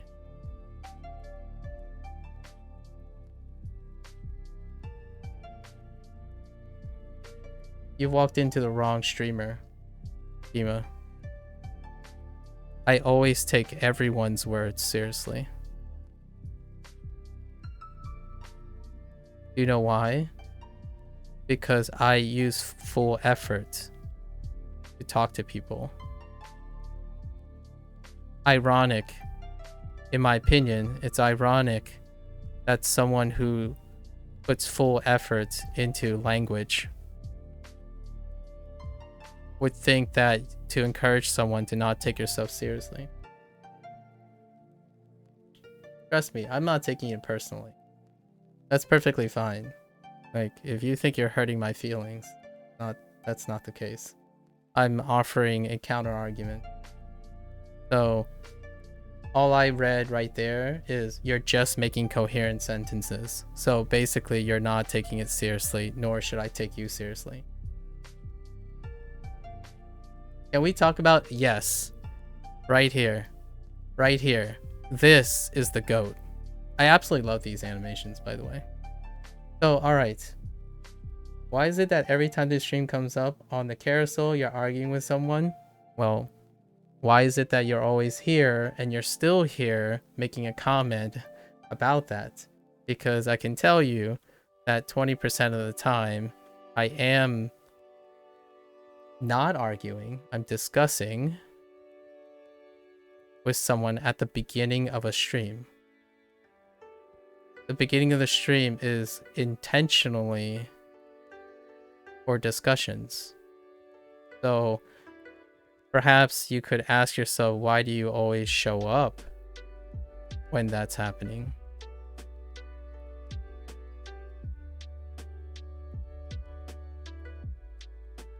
Right? That's confirmation bias.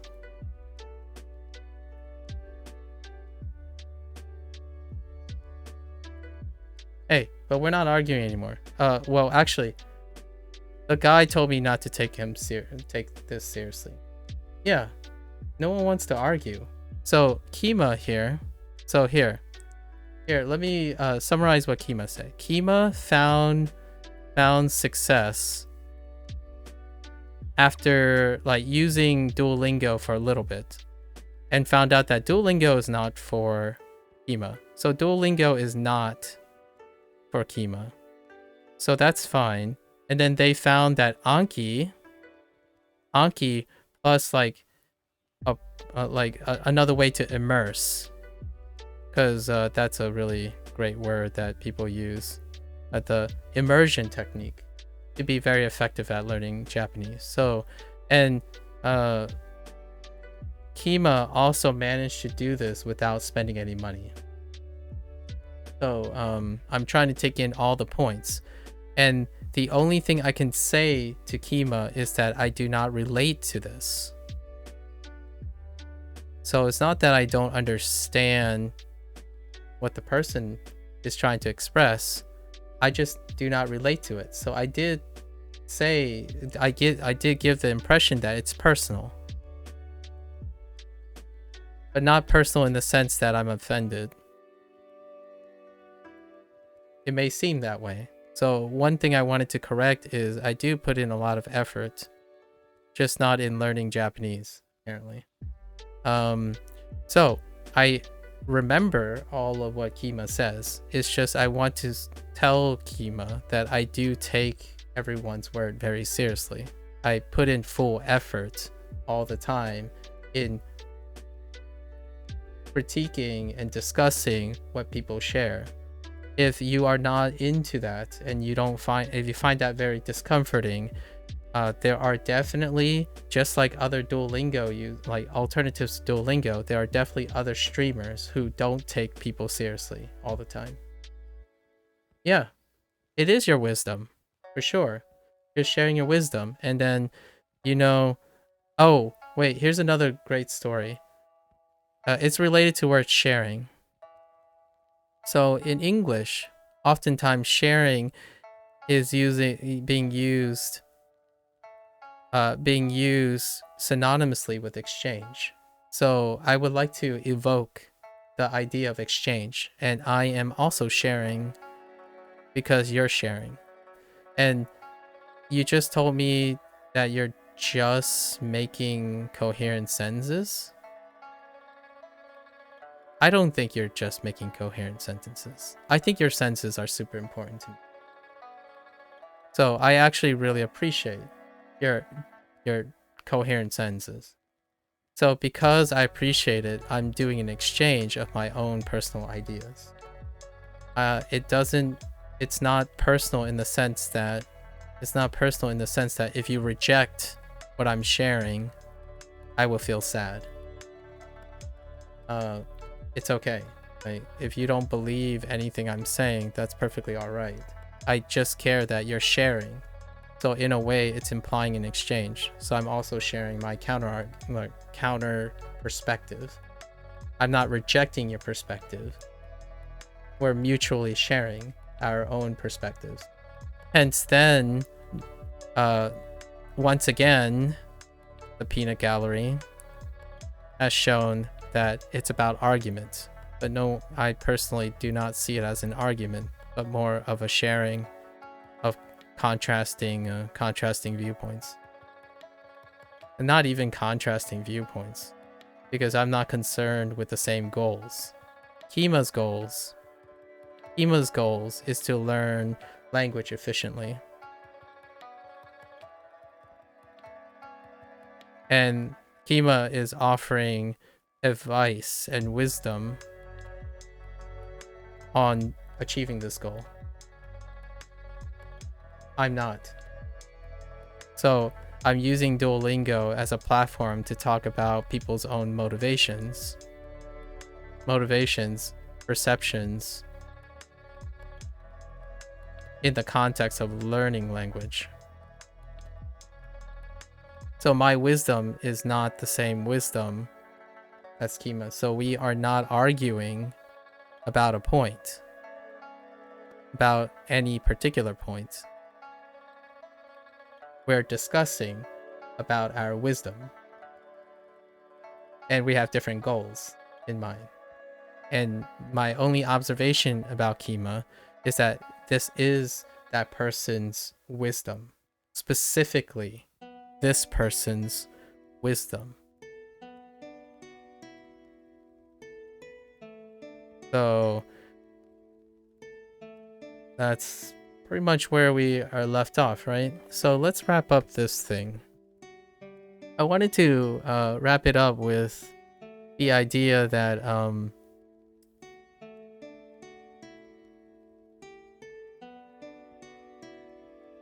the classroom situation.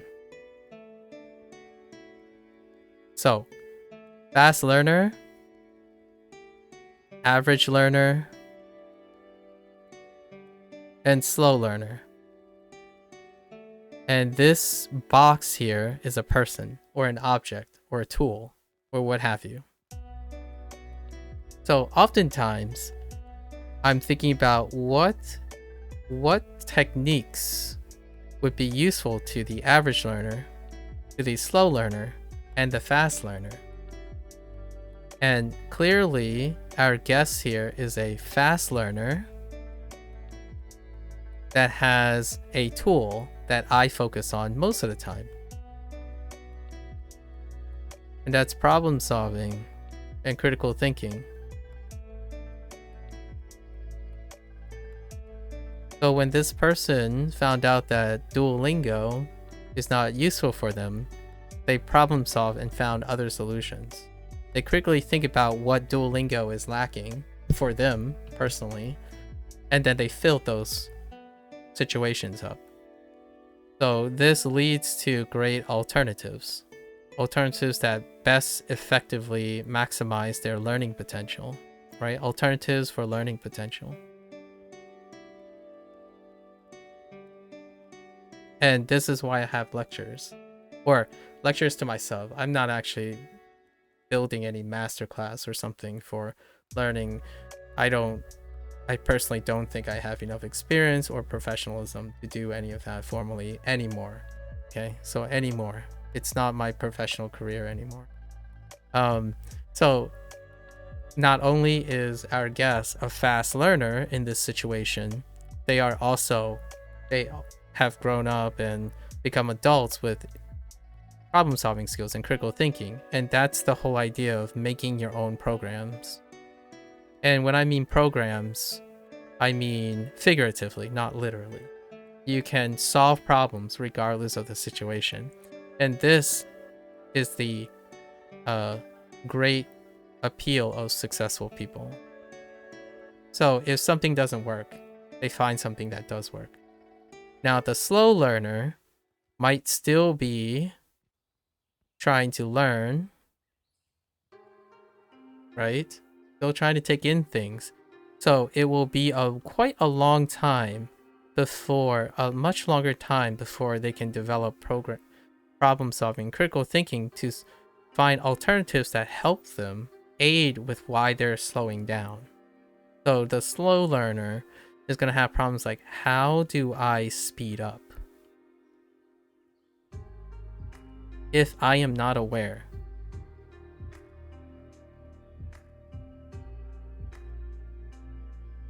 Because in this situation, that slow learner is already having trouble learning with the slow thing, right? To the fast learner. Relative to the fast learner, this is going too slow.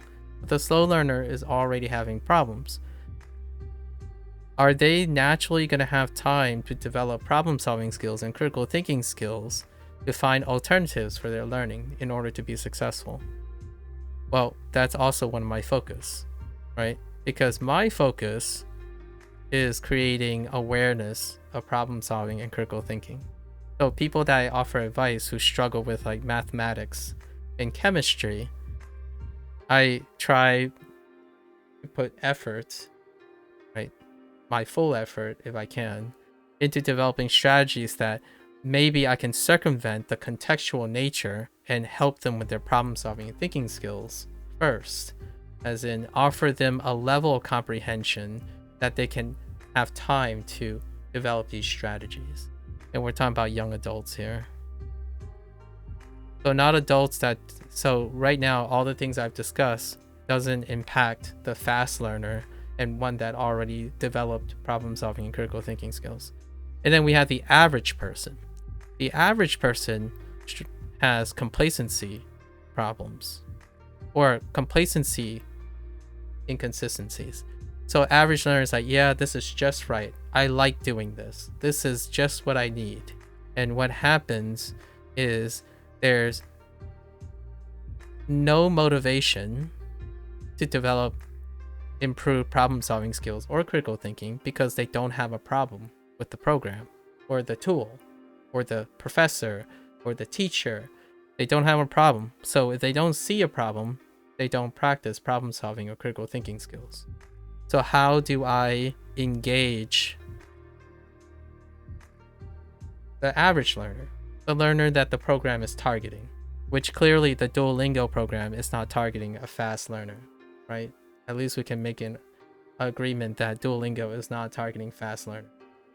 And we have to remember that just like this is a complement to the fast learner, the fast learner represents 20%. The slow learner, I'm being generous and conservative really, 20%. And then the remaining 60%, let's just say it's average. I don't know, I'm making this up. We're talking about normal distribution. It's more like 80%, 10%, and 10%, right?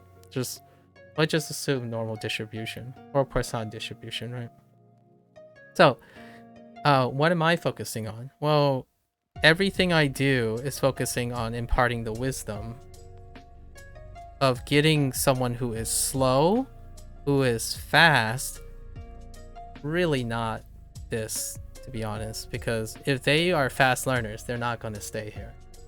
So someone who comes in and say, I'm arguing with someone, that's a fast learner. Someone who clearly has problem solving skills and critical thinking skills that will ever listen to whatever I say. So it's, they don't stick around too often, or they don't stick around long enough to actually know what I'm doing, right? Because it's not helpful to them. And then the average learner, which I'm the average learner usually, because I'm not very sharp, not a sharp tool in the shed. At least I feel I'm not. Sorry if some people think I am. We'll just chalk it up to imposter syndrome, I suppose. So here, when I'm thinking about what I was trying to get to today, is that there's a contrast between observational learning. Let's just summarize, because I went an hour over what I was expecting to do. So the duality of observational learning and intellectual learning.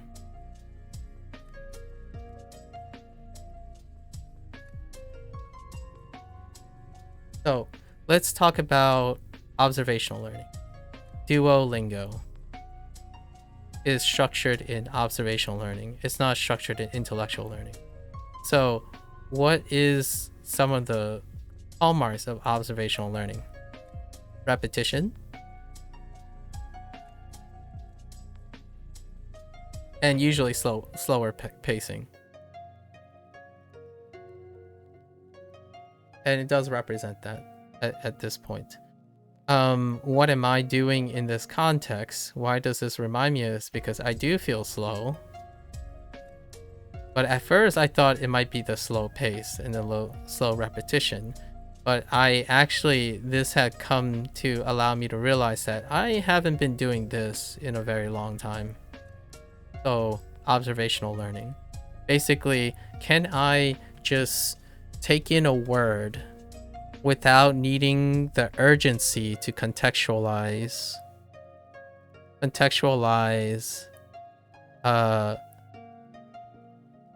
move along, and due diligence?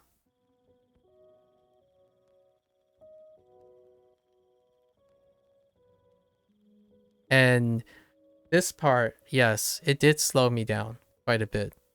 And it's both. And what I can earnestly say is, while a lot of people focus on its slower pace and its repetitious nature, rarely do people think about the thing they stopped doing for a very long time. So intellectual learners tend to, in their adulthood, in my opinion, usually ends up becoming faster. They're incredibly efficient, fast, high-paced, and if they're great problem solvers, they're easily, in my opinion, impersonal projectors,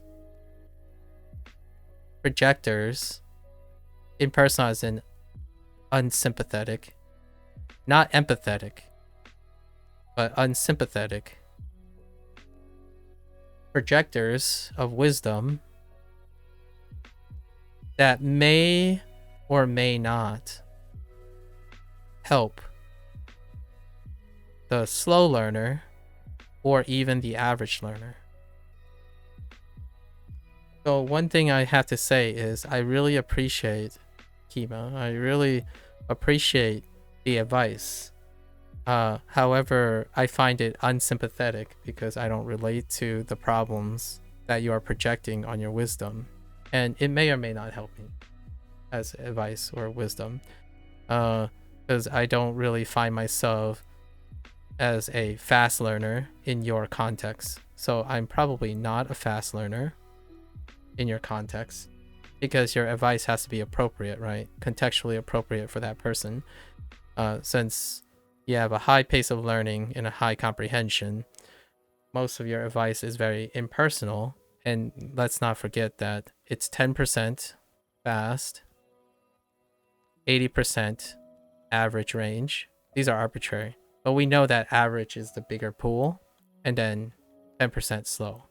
While I don't think I'm a slow learner, I definitely think I'm more average than I am fast in this situation, especially language. I'm probably a pretty average language learner.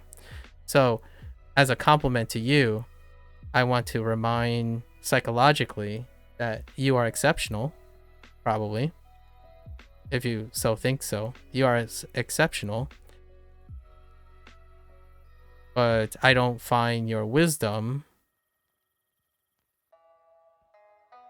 relevant to me, which makes us two different types of pool of people. It's not that you are a fast learner, it's just a good tool method makes you a fast learner. Ooh, I disagree with that. So now we're having an argument. Yeah, I disagree with that. Yeah, I think it's both. One can be a fast learner and use fast tools. So if you use tools, you can't actually know if you're a fast learner. If the tools are making you a fast learner, how do you know you're a fast learner in the first place? You would have to take the tool away and compare yourself to another toolless person.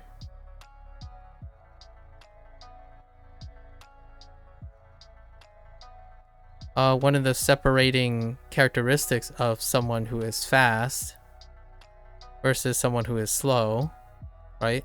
Versus someone slow is often how quickly they solve, how proficient they are naturally at critically thinking and problem solving.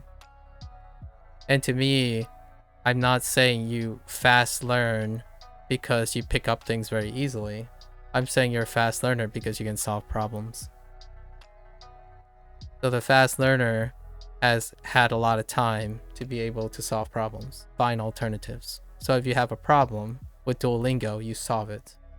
A slower person to get efficiently to complete their task, it will take them a longer time to find out what is it that will allow them to discover the tools necessary to be a fast learner.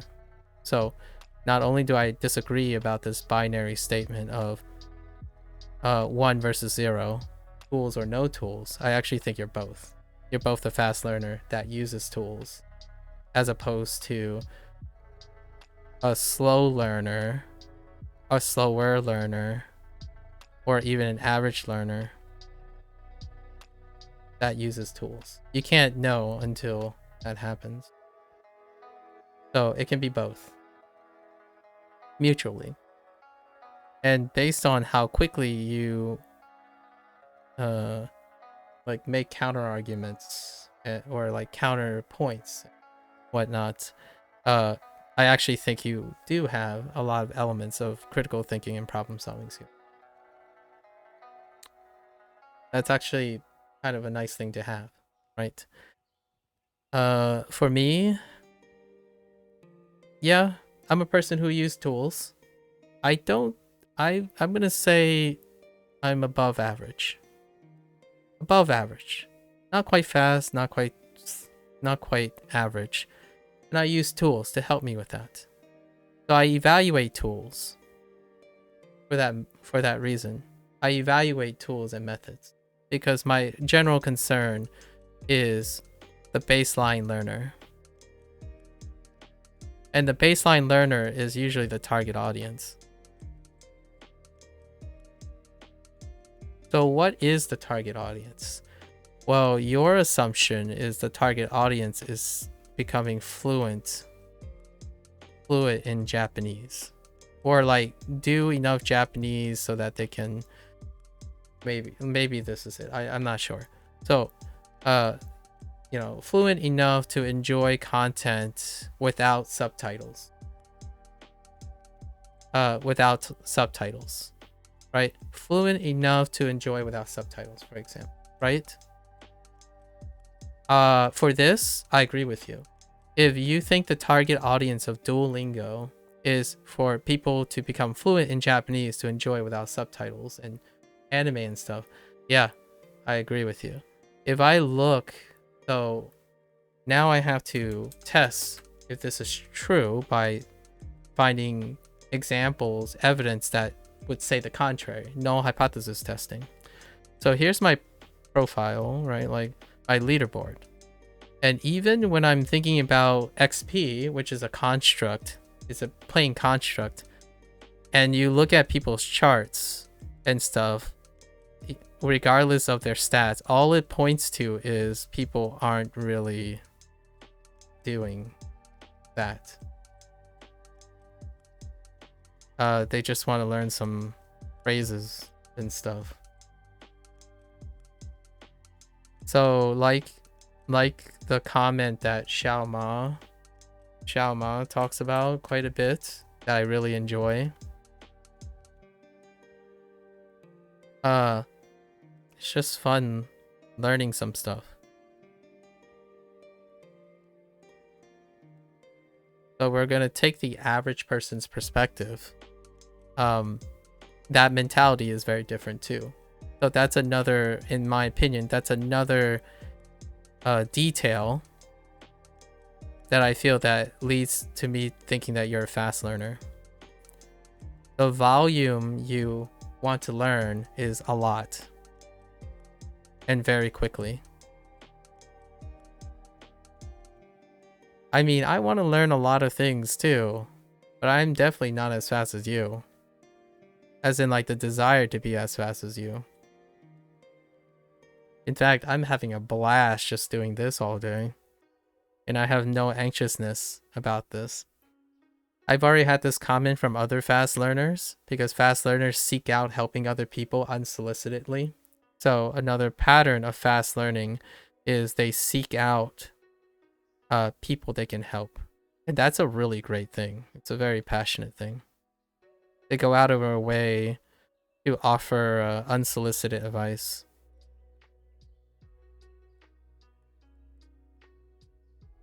Because they want other people to learn really well and efficiently. When you're a fast learner, you get used to being very fast. I am not fast per se because I desire not to be. I typically slow down to appreciate other things. So here, a fast learner would be like, dude, and I already had this response, dude, you just wasted the last 2 hours not learning Japanese.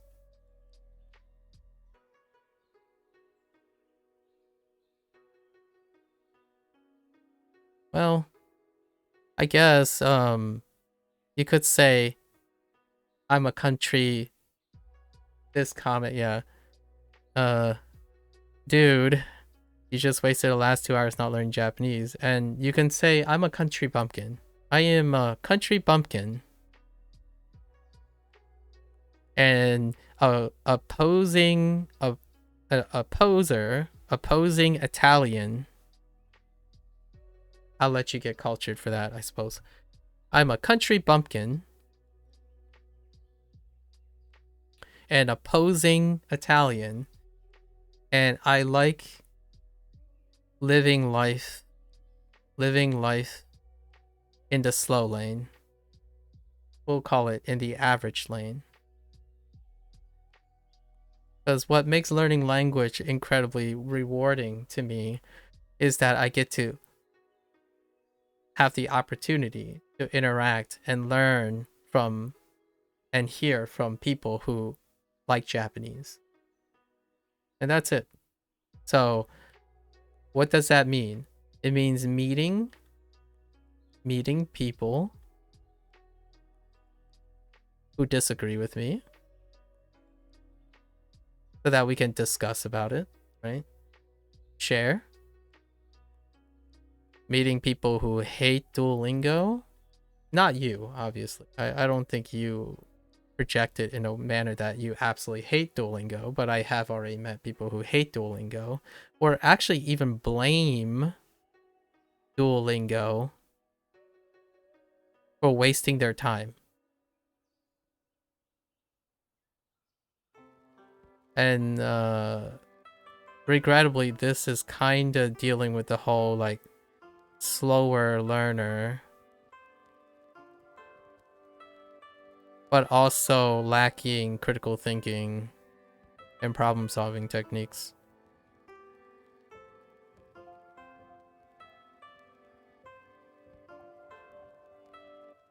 Ali, loving this conversation? Oh, thanks. I don't get that comment too often. Breakman. Usually, most people tell me that I'm talking up my butt. I'm talking up my butt. I don't know what that means, but I'm gonna stick with it. Talking up my butt. With 3 T's. I always spell butt with 3 T's. Because I have a big butt. I give a lot of big butts. I'm a very big butt person. Okay, that was kind of lewd and out of context. But with 3 T's. But thank you. I dawdle a lot. It takes a very long time for me to talk about things. But in my opinion, learning is more fun at a slow approach. You know, you like the whole thing of it. Enjoy the journey. Exactly. I love enjoying the journey. Thank you. Understanding the ins and outs since it ain't a marathon. You know what's funny? Most people think a marathon is too short, right? So oftentimes the idiom is, it's not a sprint, it's a marathon. Enjoy the journey, right? But now I have to say something bigger than a marathon. It's not cross country. Hey, it's cross country. You gotta enjoy the view, right? When you're running cross country, you gotta enjoy the view as well. Breathe it in, look at the sunlight. I totally understand the whole internet hustle culture, right?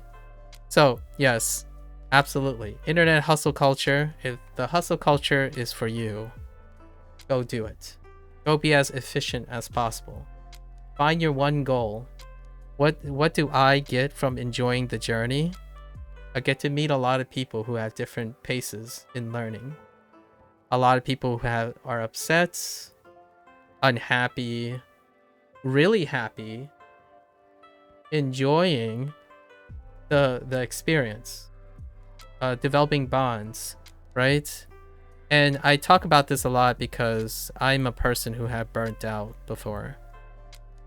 So in other contexts, I have talked about burnout before. Am I above average? I am above average. Not in what I do today. The stuff I'm talking about today, all these things, I have learned to slow down and enjoy things I'm not good at.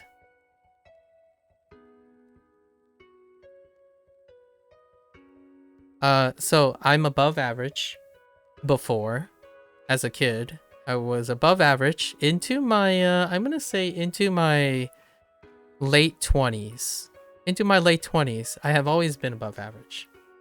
Like fast, high-paced, gotta hit the ground running, right?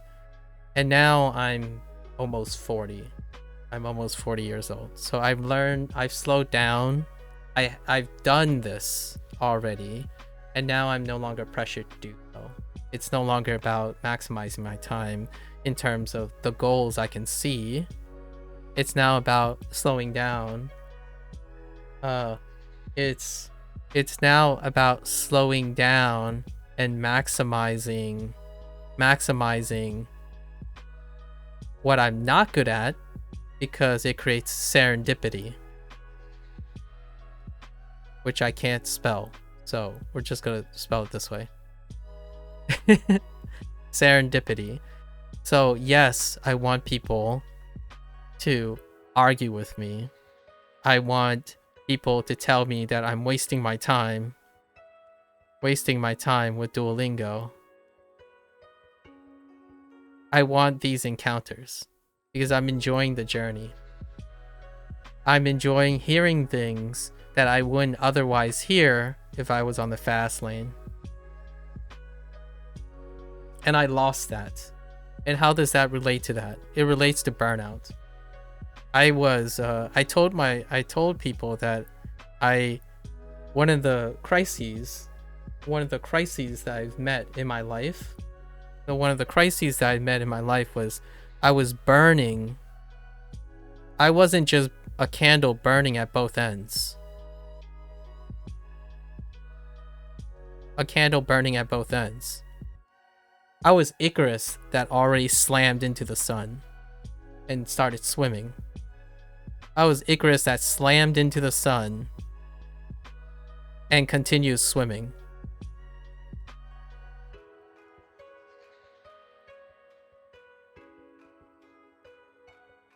And I hit a breaking point,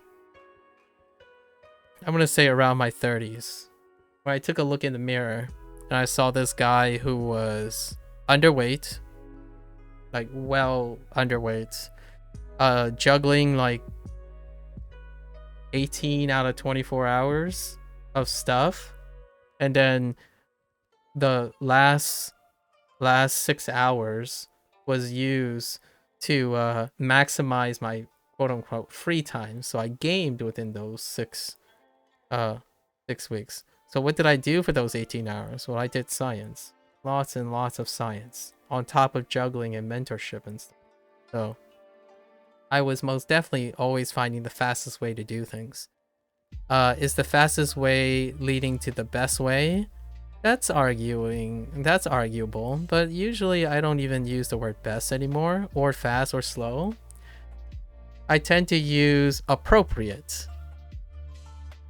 Appropriate is the word I use now.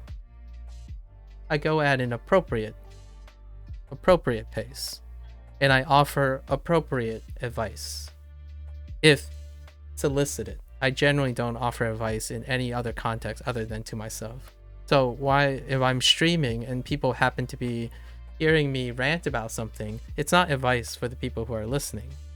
They can choose to use it if they want. I'm actually recording my learning sessions and streaming sessions for myself, just for posterity. And I hope that maybe something comes out of it. What does that sound like? It sounds like serendipity. So I'm not selling anything.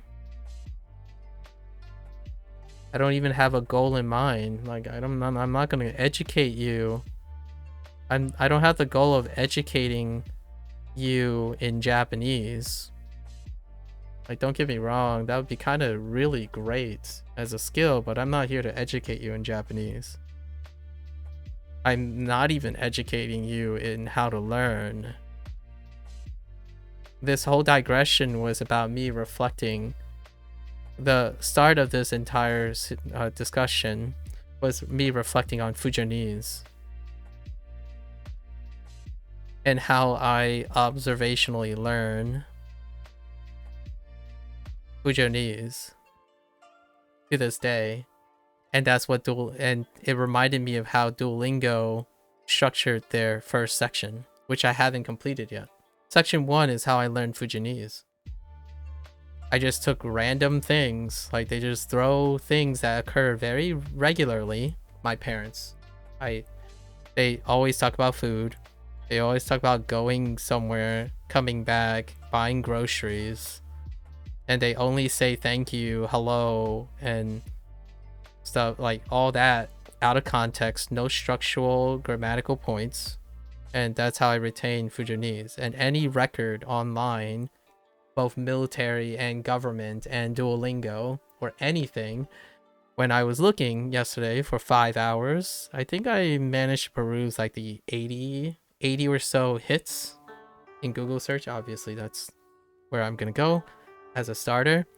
99% of that stuff covers the things that I use in Fujonese.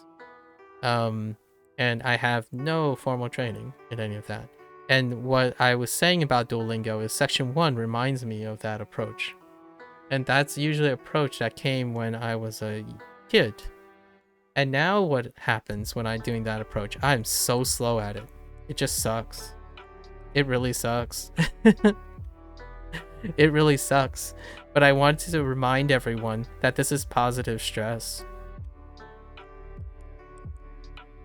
as opposed to negative stress, which is what, and then this is when Kima came in and talked about how it's negative stress for that person. So that's understandable.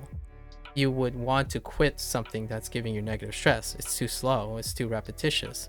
And for me, this is positive stress. I am very slow at this. It's reminding me how I used to learn as a kid. The way I picked up Fujonese is because I heard the same phrase like 8 billion times, to the point where it actually gave me a bad temper. I got really upset when I keep hearing the same phrases over and over again, constantly. And my parents keep lecturing me over and over again about the same things, constantly.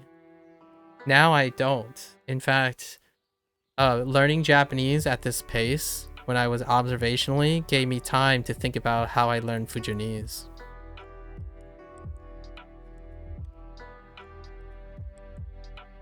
Yeah, this is reminding you of how you learned in school and it feels great. Yeah, it's been a really long time. Like, I haven't learned this way in a long time. Just so everyone knows, again, as a reminder, I've been in education, like, I would even argue to this day, even out of education, I spent 95% of my time in education. And even at the level of like PhD, once you leave a certain perspective, like I would say once you become older than 18, you start observing things in a different perspective. And oftentimes anything that's outside your perspective becomes negative. It becomes a negative stress. So nowadays I slow down because I suck at it. I suck at slowing down, really. I suck at slowing down and letting other observational skills take over. So what is the charm of repeating the same thing? Well, now I got a chance to think about all my Fujonese experience, all my Spanish experience. I got a chance to tell stories with friends or with people I've met, like Indy. We exchanged lots of really peculiar observations because our goal isn't necessarily how fast we do the goal we set out to, but the journey along the way. Not negative, just crunching it in less time with an efficient learning algorithm. Not at all that different. It is absolutely different. Like what you just said, if you're telling me it is not all that different, I cannot even comprehend expressing how off the mark that comment is to what I'm doing right now. Crunching things in less time with an efficient learning algorithm, I'm legitimately not doing that. So it's really that different. It really is that different. Unless you're talking to someone else. You might be talking to someone else. Sorry, I just realized I missed a couple messages. But you might be talking about someone. Also, with languages, you get to enjoy new communities, and that really opens up your mind to new cultures. So it's quite fun to take it slow and let the whole thing embrace you. I wouldn't say I'm a slow learner nor a fast one. ADHD makes learning quite funky. Understandable. Understandable. In terms of like the idea of ADHD, again, I've only seen a psychologist once in my life. And that was because of the whole like gifted story with language or vocabulary and stuff. But generally speaking, I would not be surprised. I've said this to my loved ones and friends all the time, but I would not be surprised if I had some characteristics that may be very relatable to people with ADHD. So it's not uncommon that the people around me, when I'm talking about certain things and certain strategies and whatnot, people with ADHD finds it appealing. However, I do not know.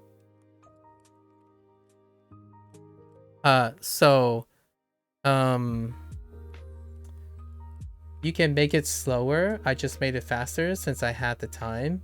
Oh, actually, that's a pretty good point, Kima. That is a pretty good point. So, when you said you want to make things faster because you have time,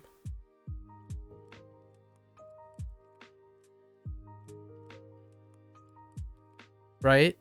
And I have time to make it slower. That's actually quite great. I actually think I can get behind that. I definitely can get behind that. It is definitely not much different in that manner. I can make it slower and you can make it faster because both of us have time.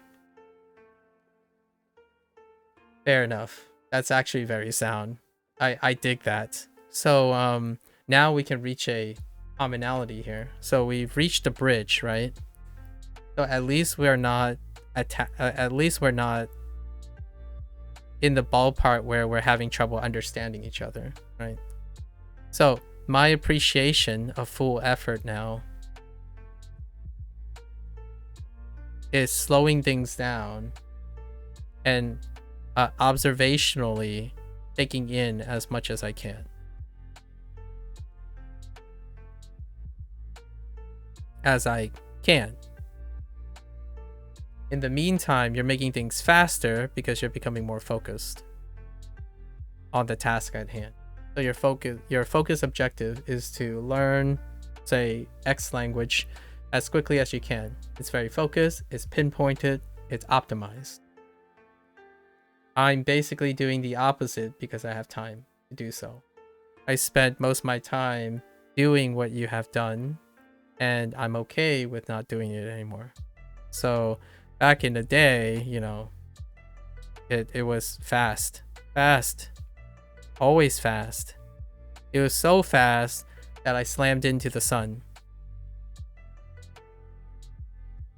And funny enough, internet hustle culture is a great example of that. Slam into the sun. I don't really particularly like that anymore. So if most of those people, they usually fly by me so fast, it's okay. You know, I'm driving at 5. Sorry, I'm American, but 50 miles per hour with a speed limit at 50 miles per hour, and you know, it's still okay to go 70 miles per hour and pass me on the fast lane. Go for it. Meanwhile, I'm having a conversation and just taking in a conversation with, if you say, well, you could have friends and talk to it. Sure, absolutely. Well, I'm also having a conversation with myself too. Right? There are things we both do that are very alike. And the only difference, I guess you could make, is that we're moving at different speeds. What we observe at 50 miles per hour is not what we observe at 70 miles per hour. So that's where we disagree about the whole, like, in less time with the efficient algorithm. When you're moving life at 70 miles per hour, you definitely do not look at life the same way at 50 miles per hour. It's remarkably different. And being in the fast lane and then now being in the slow lane, or slower lane, changes one's perspective. So that's good. Pretty good wrap up for today. It went kind of long. I only wanted it to go like an hour, right? So we slowed down a little bit, which is ironic, right? Gotta learn some Japanese. But yeah, thanks for the share, Kima. I don't necessarily think that if I had to use the word appropriate again, fast refers to the volume, more new words a day. Fair enough. Okay. I mean, if we're talking about relatives, I could just change these to volumes if you want. But yeah, I mean, that's a conditional. I'll keep that in mind. Fast refers to volume. I mean, in case of volume, right? Volume, the closest thing to the life analogy for volume is time. Really. Not necessarily volume. So like, how much volume do I accrue going 50 miles per hour? Well, you could measure volume in distance, I suppose, because distance is one dimension of volume. Perhaps I travel less distance, but I had more conversation and thoughts. But perhaps you could argue that you have just as much conversation in the distance that you've traveled. Right? You just reach the end of the deck faster in days, but it takes about the same in hours you do? Yeah, but you aren't doing the same thing I'm doing.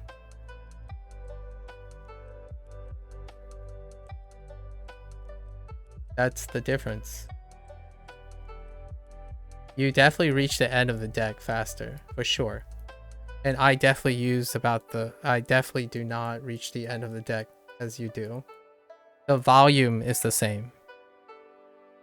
Because where I decide to distribute my volume, you are not distributing. Your volume only includes the deck. My volume does not include just the deck.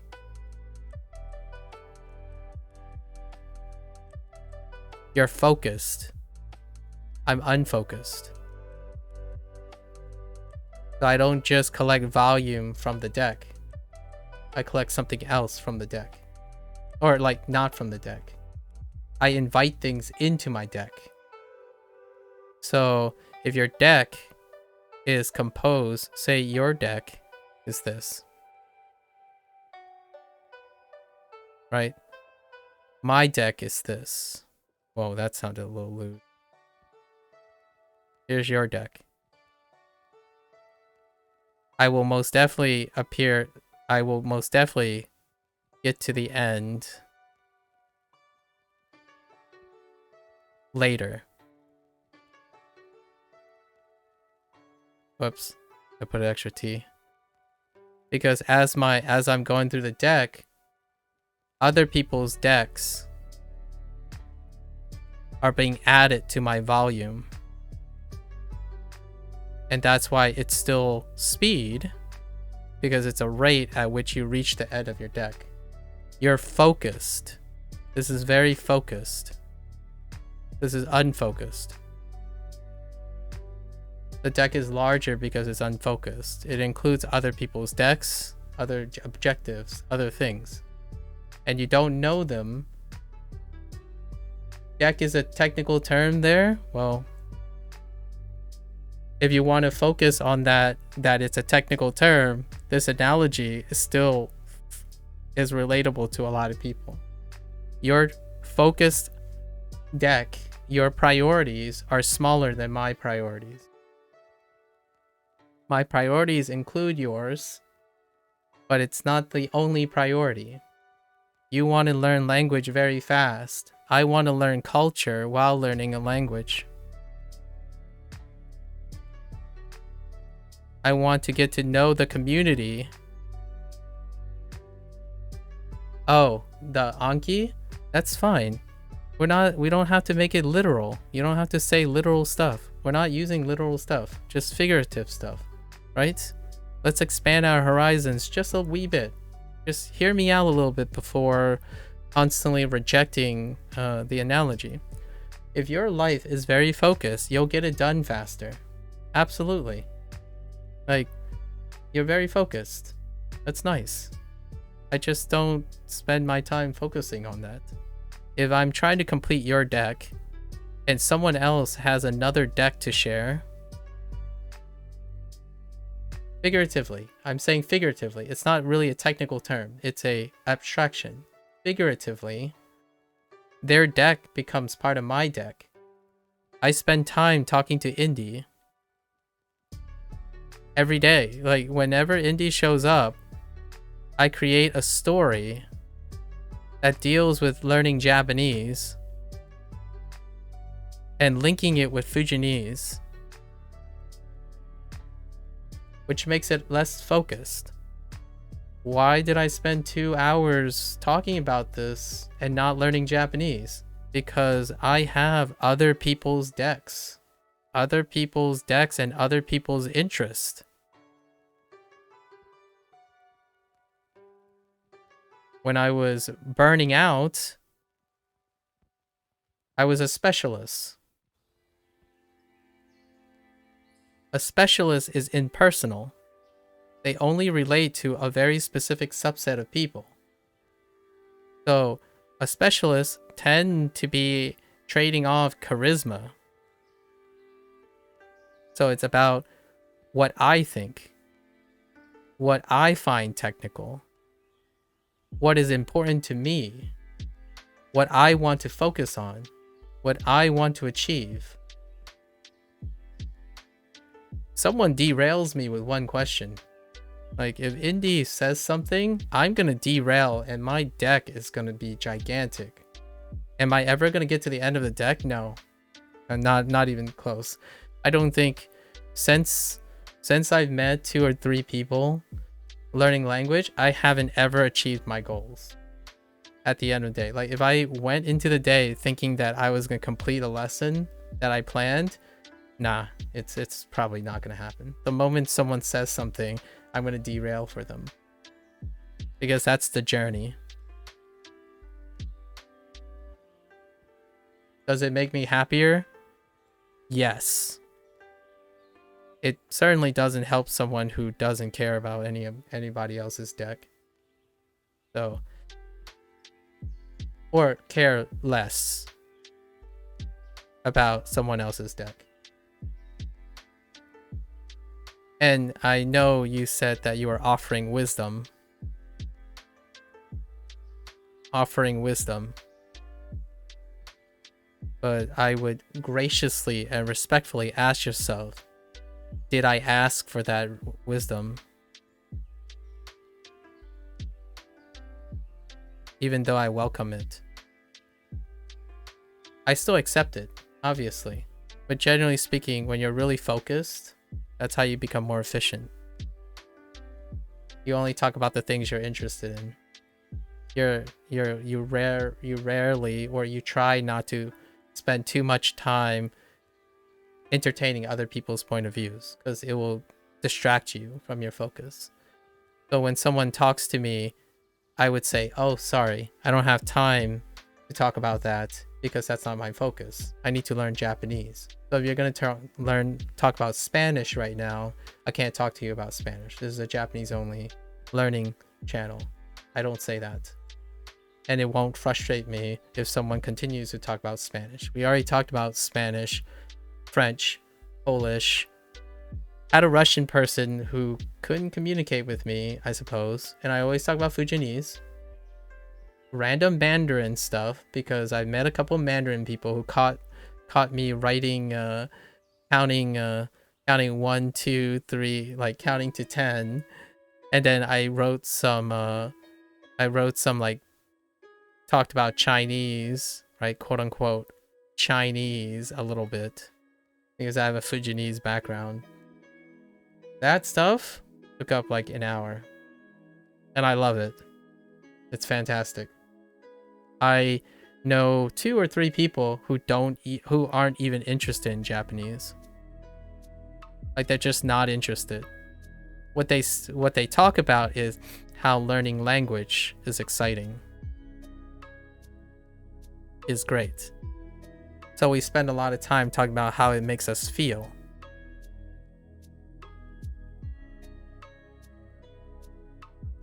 Both the good, the bad, the however, like how frustrating it is, all the weird things. So that's kind of the thing I'm looking for. I'm not looking for, that's getting to know community.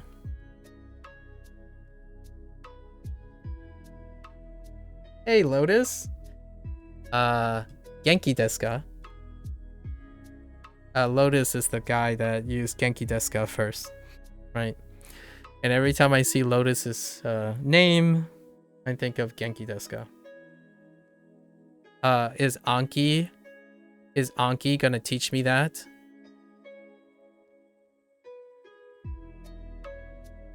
The answer is no.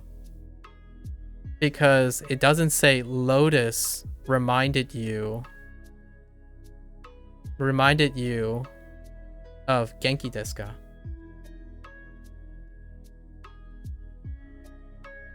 It can if you want to. Lotus? That's interesting. I disagree with you. Fundamentally, in every way, logically. So somehow you managed to know Dragon Lord Lotus by saying Anki. Hey, guess what? Dragon Lord... So Anki is going to say Dragon Lord Lotus wanted to tell you what Genki desu ka means.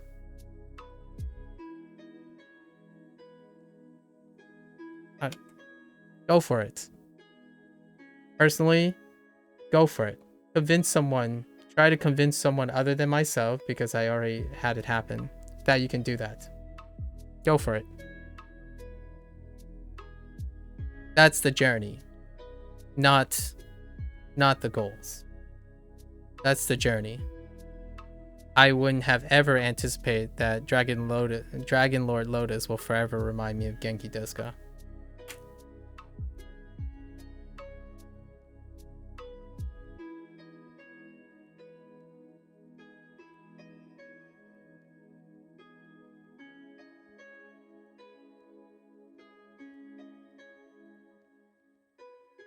I think it's way easier to have real people you remember things about versus trying to make up stories.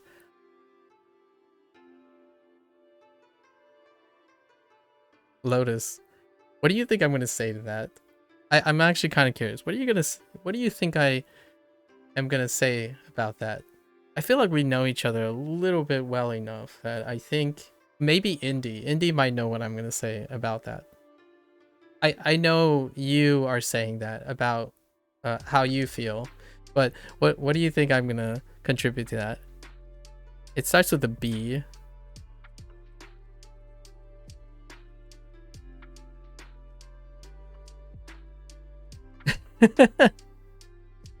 not but with 3 T's, but both.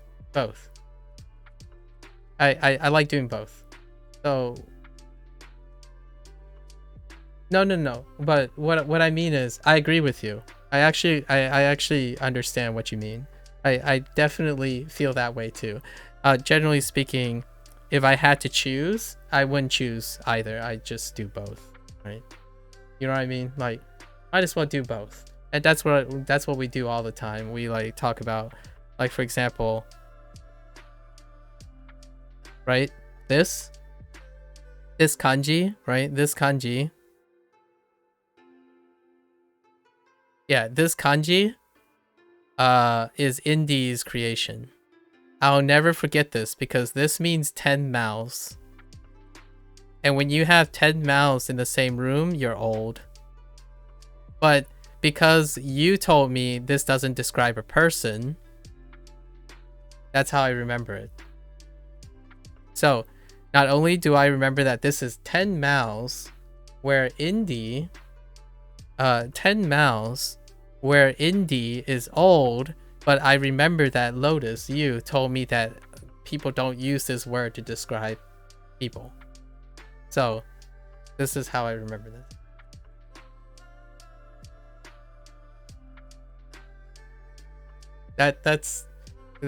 We won't ever forget this. And the reason why is because if you flip it on its side, it kind of looks like a jewel, you know, jewel kutsi, kuchi, or kuchi, like the mouth, kuchi, sorry, kuchi. I haven't done any Japanese today, so kuchi, right? But the way I came to this was because it's related to whoops, wrong stroke order. Yamaguchi, right? Yamaguchi. But this is I think I've seen this somewhere as the kanji for chi, right? But anyways, if you flip it vertically, you know, 10 mouths, and that's how we came up with the 10 mouths, which is connected to being old because we had the story about the generational thing. Especially my grandfather, image of my grandfather came up. And then later on, like I would say 30 minutes later, I use this in the terms of being old, and then you mentioned that yeah, people don't typically use this kanji to describe people. So, and then I talked about the first time this kanji was used is to describe saifu, right? A wallet. I'm like, yeah, you know what? Yeah, I don't have anything that isn't an object yet, which I didn't know yet because we haven't really gone through like if there are even any usage rules in Duolingo. If there is, that's great. If there isn't, I can thank you for this usage rule, right? Okay, let's wrap it up. One last message. It's about the journey for me.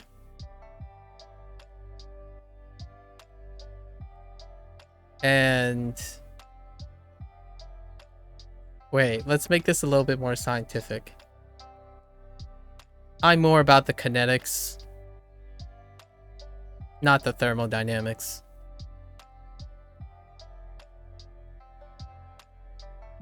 But then again, this analogy kind of falls apart because kinetics do deal with rates, while thermodynamics deal with like n averages. But life's a journey. I wanted to talk about the story about Fujianese, but I'll get to that while we're learning because it's gonna come up, the Fujianese stuff. Anyways, that's a good segment. I don't know how I'm gonna summarize this segment, but yeah, nerdy way to make an analogy. Yeah. yeah, that's the science side in me, and I'm not even a chemist. Kinetics and thermodynamics, let's just say those are some principles that are only dealing with the methodology of some of the tools that we use in biology, but it's largely more of a colligative property and chemistry related thing, and I wasn't a chemist. I haven't been a chemist for quite some time. All right, so it's time for a review lesson. Oh, before I do it though, since I finished the digression, I'm gonna take a bathroom break. I'll be right back. Thanks.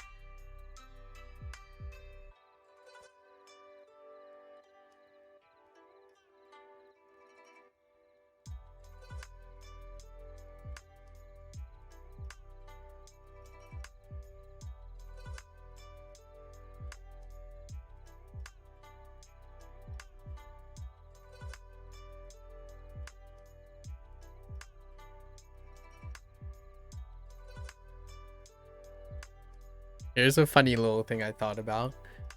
I did really bring a lot of Fujianese today. I'm gonna I have to come out and tell you guys a secret. My friends and peeps, I have a confession to make. I have been secretly in the last couple days been cheating I've been cheating on Japanese because I've been learning Fujanese in my evening time. And I came with a lot of like Fujanese stories and terms that will probably show up and slow me down in this session. So just thought I'd let you guys know.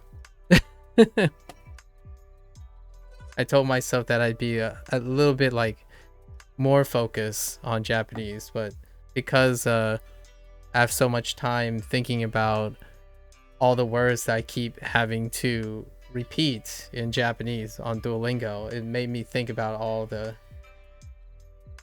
I'm doing Japanese quite fast. Oh, that's interesting. I'm gonna share some one. It's really fun. I promise. Cheating on your main language, no good. Yeah. So here's one. I don't know if you guys know Mandarin, but I'm pretty sure tongue is soup, right? Like la tongue, like hot soup, right? Like hot as in spicy soup, right? Tongue. Can't talk since I got a bookshelf with 20 something language. I can't talk since I got a bookshelf with 20 some. Dang, there you go. So tongue, right? La tongue. At least my Mandarin is bollocks. Okay, it's bollocks. So when I thought about it, it's like, dude, I just realized that just sounds like tongue. So, tongue in Fujonese. I let you guess what tongue is in Fujonese. Because we had a lot of food items, so I was thinking to myself, man, I keep hearing like sushi, ocha, like jusu all the time. Like, what food items do I even have? Like gohan, right? Gohan. I don't even know how to say that in Mandarin. Like, fun. I think it's fun, right? Gohan, fun in Mandarin. That might be Cantonese. I have no idea. So, fun, like fun or 吃饭, right? And in Fujonese, it's bong. So wrap your head around that for a moment. The term is bong. Yeah, sibong to eat rice. Sibong, as opposed to 喝饭 or 吃饭. Is because of Japanese. Sushi is just sushi, by the way. My parents legitimately, when I asked them, how do you say sushi? And they sometimes say like it's ni bao, like a fish dumpling or a fish bag. That's the closest I can get. Like, it's just sushi. So there you go. At least you guys know, if you say sushi to my parents, they'll know exactly what you mean. No, like it's kind of like katakana, right? It reminds me of katakana when you say juice. In fact, if you put juisu, right, juisu in a sentence, a lot of the synthetic voices would say juice, and it just comes out as juice. Like, holy heck, it really does sound like juice. When I read it, it's like, yeah, juice. Nice. Things like thank you, right? Arigato gozaimasu. That's actually one of the phrases that we just got. I know it's arigato, but the full phrase that they introduced in this unit was arigato gozaimasu. So arigato gozaimasu is the classic Mandarin is I can't even say it really well, like 谢谢, 谢谢, right? And the reason why I don't say that really well is because I do say thank you quite a bit in Fujonese, but Fujonese does not help you say thank you in Mandarin. It's 一郎. 一郎 is my most common use of how to say thank you. So, yikes. That's not close. Not close at all. And then you have like Kanto thrown in. I'm pretty sure like No, maybe it's Mandarin. See, I'm constantly doing that over and over again. I just don't know. It just comes out of my mouth. So, whatever. Let's just keep going. I'm sure I'm gonna remember a bunch of things. Oh, clothing. If you want to say clothing in Fujonese, it's 이름. And I have no idea how to say it in Mandarin. 이름. I started trying to think of if I wanted to represent Fujonese in Romaji or Kana, how could I do that? So how would you write 이름 in Kana? I'll leave it up to those Japanese folks who know way more than me right now with their Kana. Show me how you can represent 이름 in Kana, because that is fun. It's kind of like doing Romaji for cognates, right? Katakana. It's kind of like doing katakana for English words. Oh, and I also noticed this one thing where I think Fujonese a lot of times don't have comprehensive word replacement. So what my parents often do is they meld back and forth. So they just slip in and out of Mandarin really, really frequently. So it's like Fujonese kind of blend into Mandarin, back to Fujonese. So like whenever there's a word that is more commonly used in Mandarin that's like a little bit more complex or contemporary, it just slips into Mandarin and slips back into Fujonese. That's probably why I tend to confuse what is Mandarin and what is Fujonese, and then what is Cantonese and what is Mandarin, because oftentimes I've grown up with the idea that you're slipping in and out of those languages. And that's kind of why I kind of enjoy Spanglish, Japanglish, and stuff. I'm always very comfortable with the idea of slipping in and out of the language. All right. Hey. 山口さんのドレスは可愛いですね。Okay. 山口さんのドレスは可愛いですね。Okay. All right. Miss Yamaguchi's Miss Yamaguchi's dress is kawaii. Sorry. Kawaii, isn't it? Kawaii. Okay. Yeah, we're good. Oh, is there a color? I was colorblind yesterday. I was literarily colorblind. Literarily colorblind. Not literally, but literarily colorblind. I don't know if there's a word for that. But dude, I could not see color. Like yesterday, I made 4 or 5 errors where I legitimately said the color word several times, and immediately when I went to translate, the color word just disappeared. And both ways. I did it when English, I read over the English, it's like, there's the color word. There it is. It's red, blue, white, or black. Those are my 4 colors, and I legitimately it just disappears. The color is gone. Which, by the way, the colors, right, I have as a review. Hold up. Okay. We have, right, akai, right, red.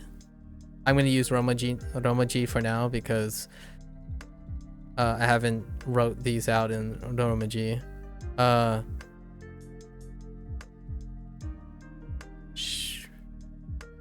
Shiroi? Yeah. Shiroi? Is it Shiroi? Yeah, I think it's Roi. Shiroi, which is white. Right? And then Uroi. And this E is just like because we're describing things. Right? In certain contexts, you could just say Kuro. But black. And I actually don't know this stuff yet. Duolingo didn't actually introduce the E stuff yet. I just happened to notice that you can use this as an identifier. So that's all I know. It's just a pattern, right? So kuroi, and then aoi. Obviously aoi is blue, right? Sorry guys, it's aoi, but aoi is blue, right? So just to throw in some fun, I asked myself yesterday how you say it in Fujianese. So red is oing, and I have no idea how do you represent that in kana. Oing.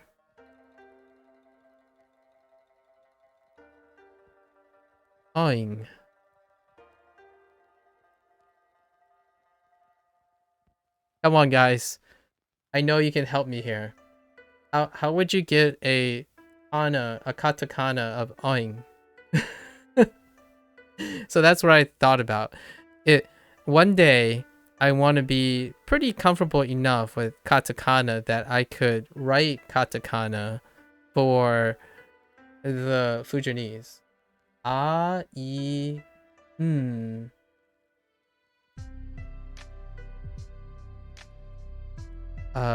is that?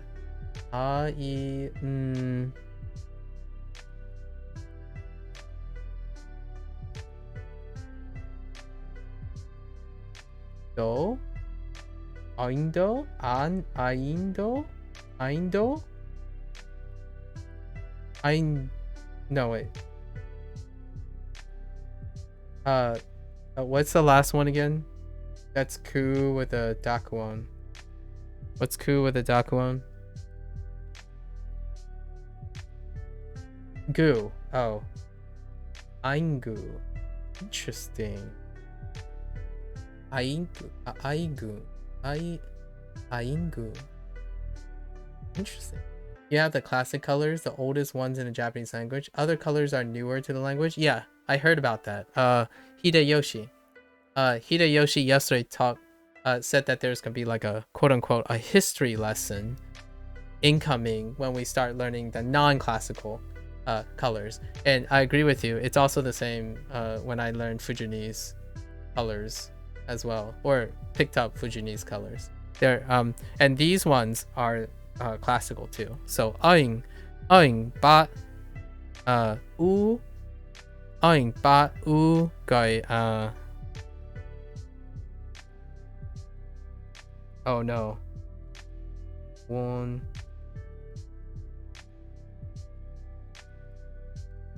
Blue is it's like na, ja, nai, ba, dai, no.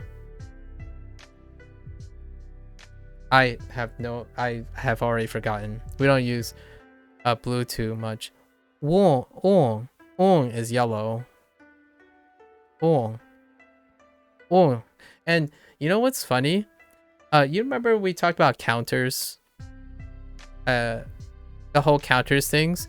I don't usually say red, white, black, or any color without the counter, without quote, not the counter, but a identifier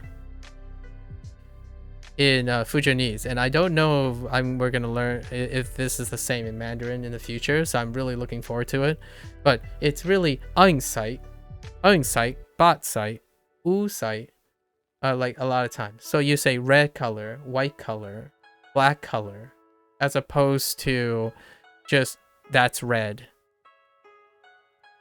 A lot of times I often say it's it feels a lot more natural to say that thing is red colored as opposed to that thing is red. And that's kind of an English thing. A lot of times it's a lot more comfortable just saying that is red as opposed to that is a red color, because it sounds redundant. If that is red, there's a chance it's usually inferred that it's a color. But generally speaking, oinai, barai, usai, like it gets like contracted a little bit, and I say that quite a lot, like oinai as opposed to oin sight, right?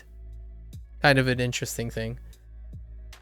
I'll learn one for Japanese soon. Is that green? Because someone already spoiled a little bit that it's green. It's probably green.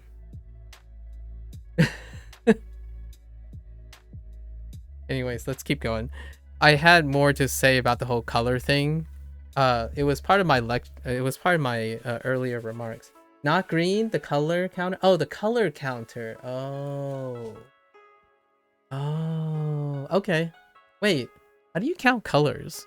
Oh, I see what you mean by quote unquote the count. Yeah, the color identifier. I see. Yeah, that's sweet. See, that's the stuff that's great. I love that stuff.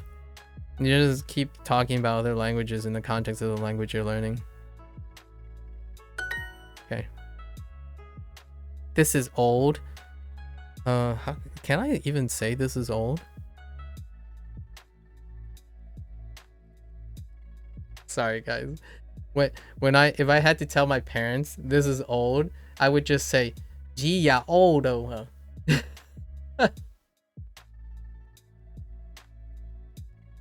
As in like all I said was this is old in English, like very old.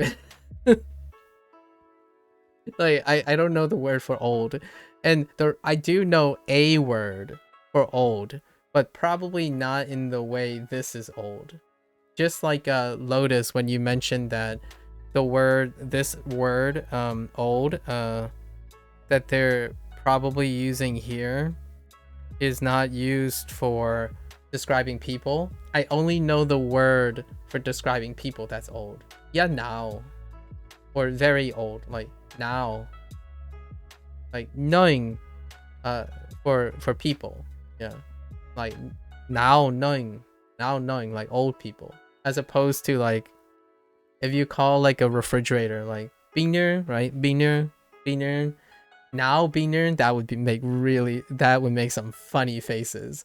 Like you just refer to the refrigerator as a person, and that refrigerator is an old person, like implicitly old person, but you're really actually literally saying old refrigerator, but you're describing the refrigerator like it's a person.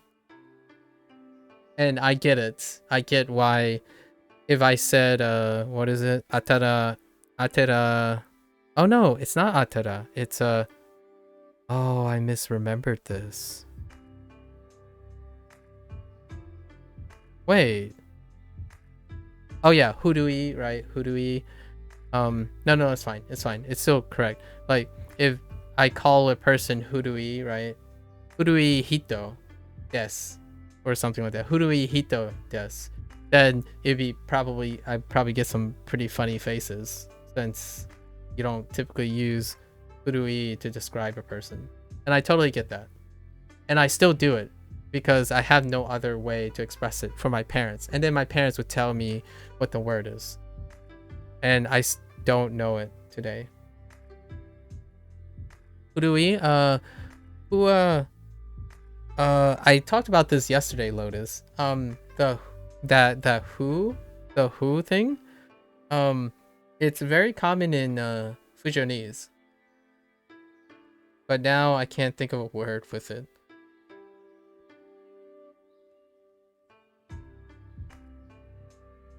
It'll come to me. It's a very common it's a super common thing. So when I think about speaking Fujianese, I can hit the who, right? Who. There are others too. There are other sounds that are quite remarkably great. Jiane is my favorite one. Jiane. If you say Jiane to someone, it means you know. Like Jiane no. So if you say Jiane is Jiane means I know. As in you're acknowledging the person. So like if someone tells you hey, don't forget to clean your clean your room, Jiane. That's it, Jiane. Lots of overlap. There's fun little overlaps. I already talked about the see you domolo for English. See you domolo. It means we ran out of soy sauce. There's no more soy sauce, but it sounds like see you tomorrow. Yeah, one of my old workers, like when we were in a restaurant, they're like, Oh, why do they keep saying that the soy sauce is run out? And I'm like, what do you mean the soy sauce run out? And he's like, see you tomorrow. And I'm like, see you tomorrow. Oh, it's see you tomorrow. And I'm like, oh, okay, all right. That stuck with me. By the way, I was 6 years old. I think I was either 6 or 7 when that whole see you tomorrow thing happened. Like, we ran out of soy sauce, guys. See you tomorrow. So if you go around in a Chinese restaurant and, you know, Americanized Chinese are going to have people who's, you know, a vast majority of them are going to be Fujianese, right? When you say see you tomorrow, just remember that somebody back there thinks you are complaining about running out of soy sauce.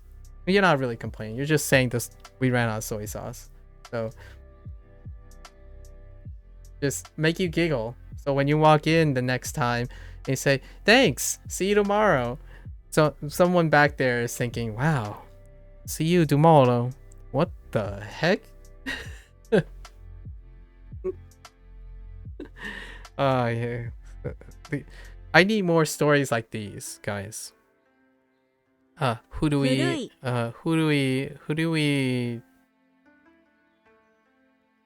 oh wait, do I need this one?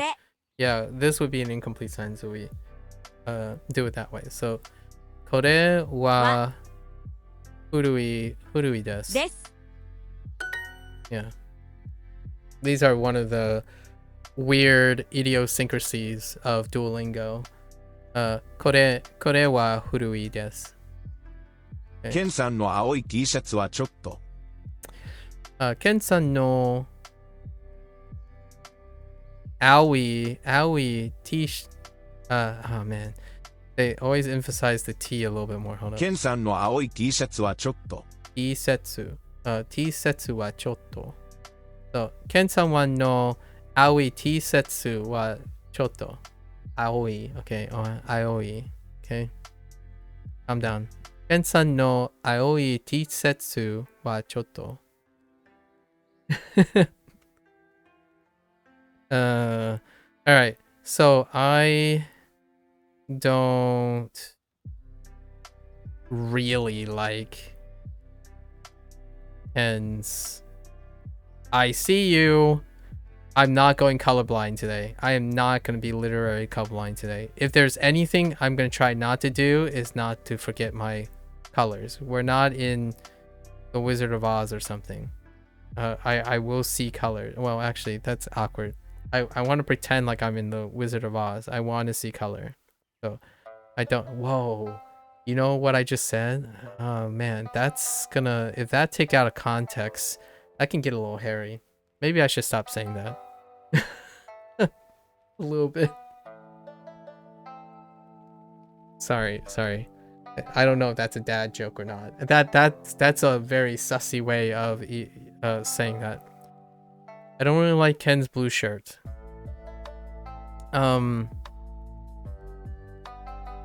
Honestly, I don't even know how to say shirt. Yeah, I only describe it as. Yeah, I don't know how to say shirt. I know how to say pants. Ko is pants, and it's kind of like ko, but you have to be like ko. So ko and the whole thing slurs down. So ko is pants. I don't know what shirt is. I should ask my parents what shirt means. Like how to say camiseta, right? Yes, camiseta. Definitely camisete, sorry. Seta. Camiseta. Yes, definitely. We're gonna get to the point that all of us are gonna be learning different languages all at the same time, and we're just gonna spend so much time on one sentence because we're just gonna say it in like 7 different ways just for fun. And that's gonna be great. I want this necktie. I want this red necktie. Okay. その赤いネクタイはネクタイが欲しいです。Right? その赤いネクタイが欲しいです。ネクタイが欲しいです。Or I could go nya nya nya nya. Oh, hey, you know how I already know inu, right? Inu, and neko. Dogs and cats. I think the cat is similar to Mandarin, but the dog, I'm not so sure. So, dog in Fujianese is kenyang. So it kind of reminds you of canine. So kenyang is dog. And are you ready for cat? Mao.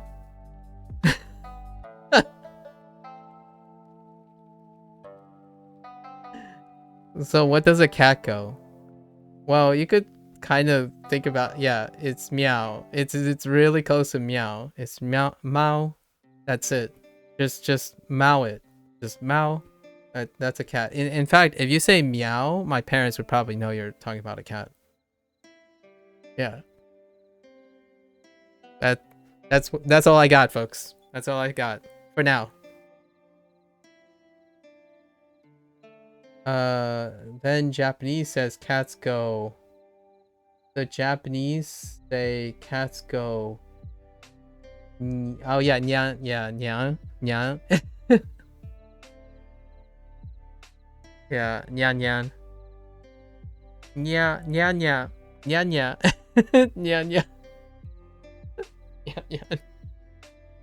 I actually didn't ask my parents, what do cats go?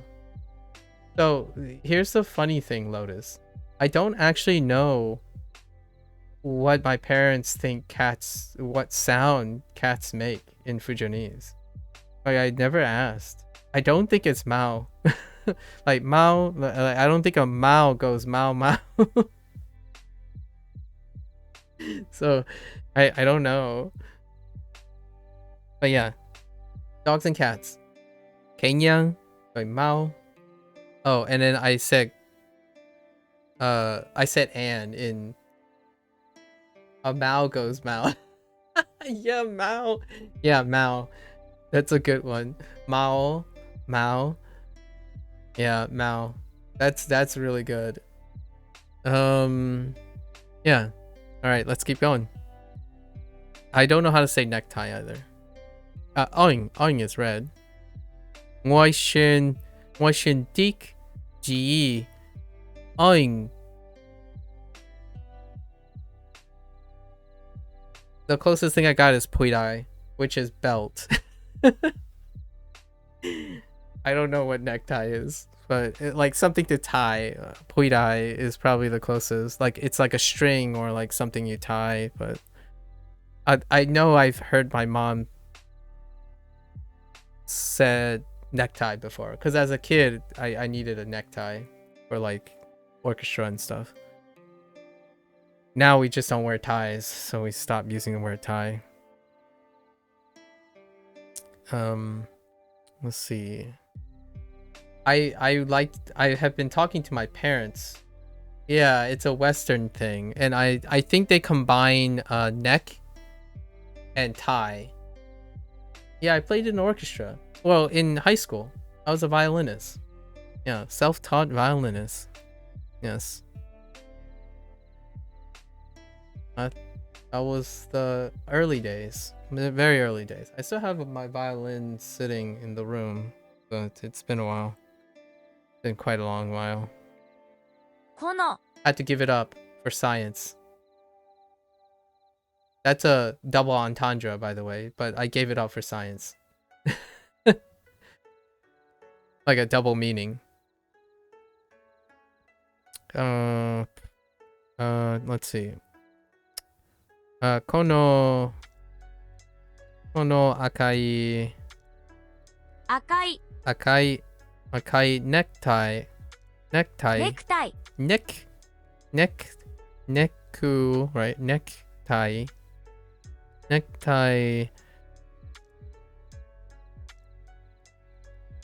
が欲しいです Gahoshi desu. Moving right along. Oh, I can say something about this too. By the way, it's 500 yen. Jien. I would use the word jien, which is like just a placeholder for money. Jien. So, nguwa jien. Nguwa nihon jien. What am I? Nippon jien. I don't actually know if there's a Fujianese word for yen other than just saying yen. I mean, they're used to saying yen anyways. Or en, not en, but yen. Because of Mandarin yuan, right? Yuan, as opposed to yen. But most people just simplify to yen because yuan is, I mean, it kind of sucks doing the yuan. So nguwa 500. Oh, which by the way, the reason why I want to do this and it's so fun is because I watched Xiaoma go to Manhattan's Chinatown, right? Manhattan's Chinatown. I saw like an older video of him where he had a friend teach him Fujianese for a bit, and then he used Fujianese during it looked like Lunar New Year at the time because the whole streets and stuff had like fireworks vendors and fireworks were going off, probably Lunar New Year.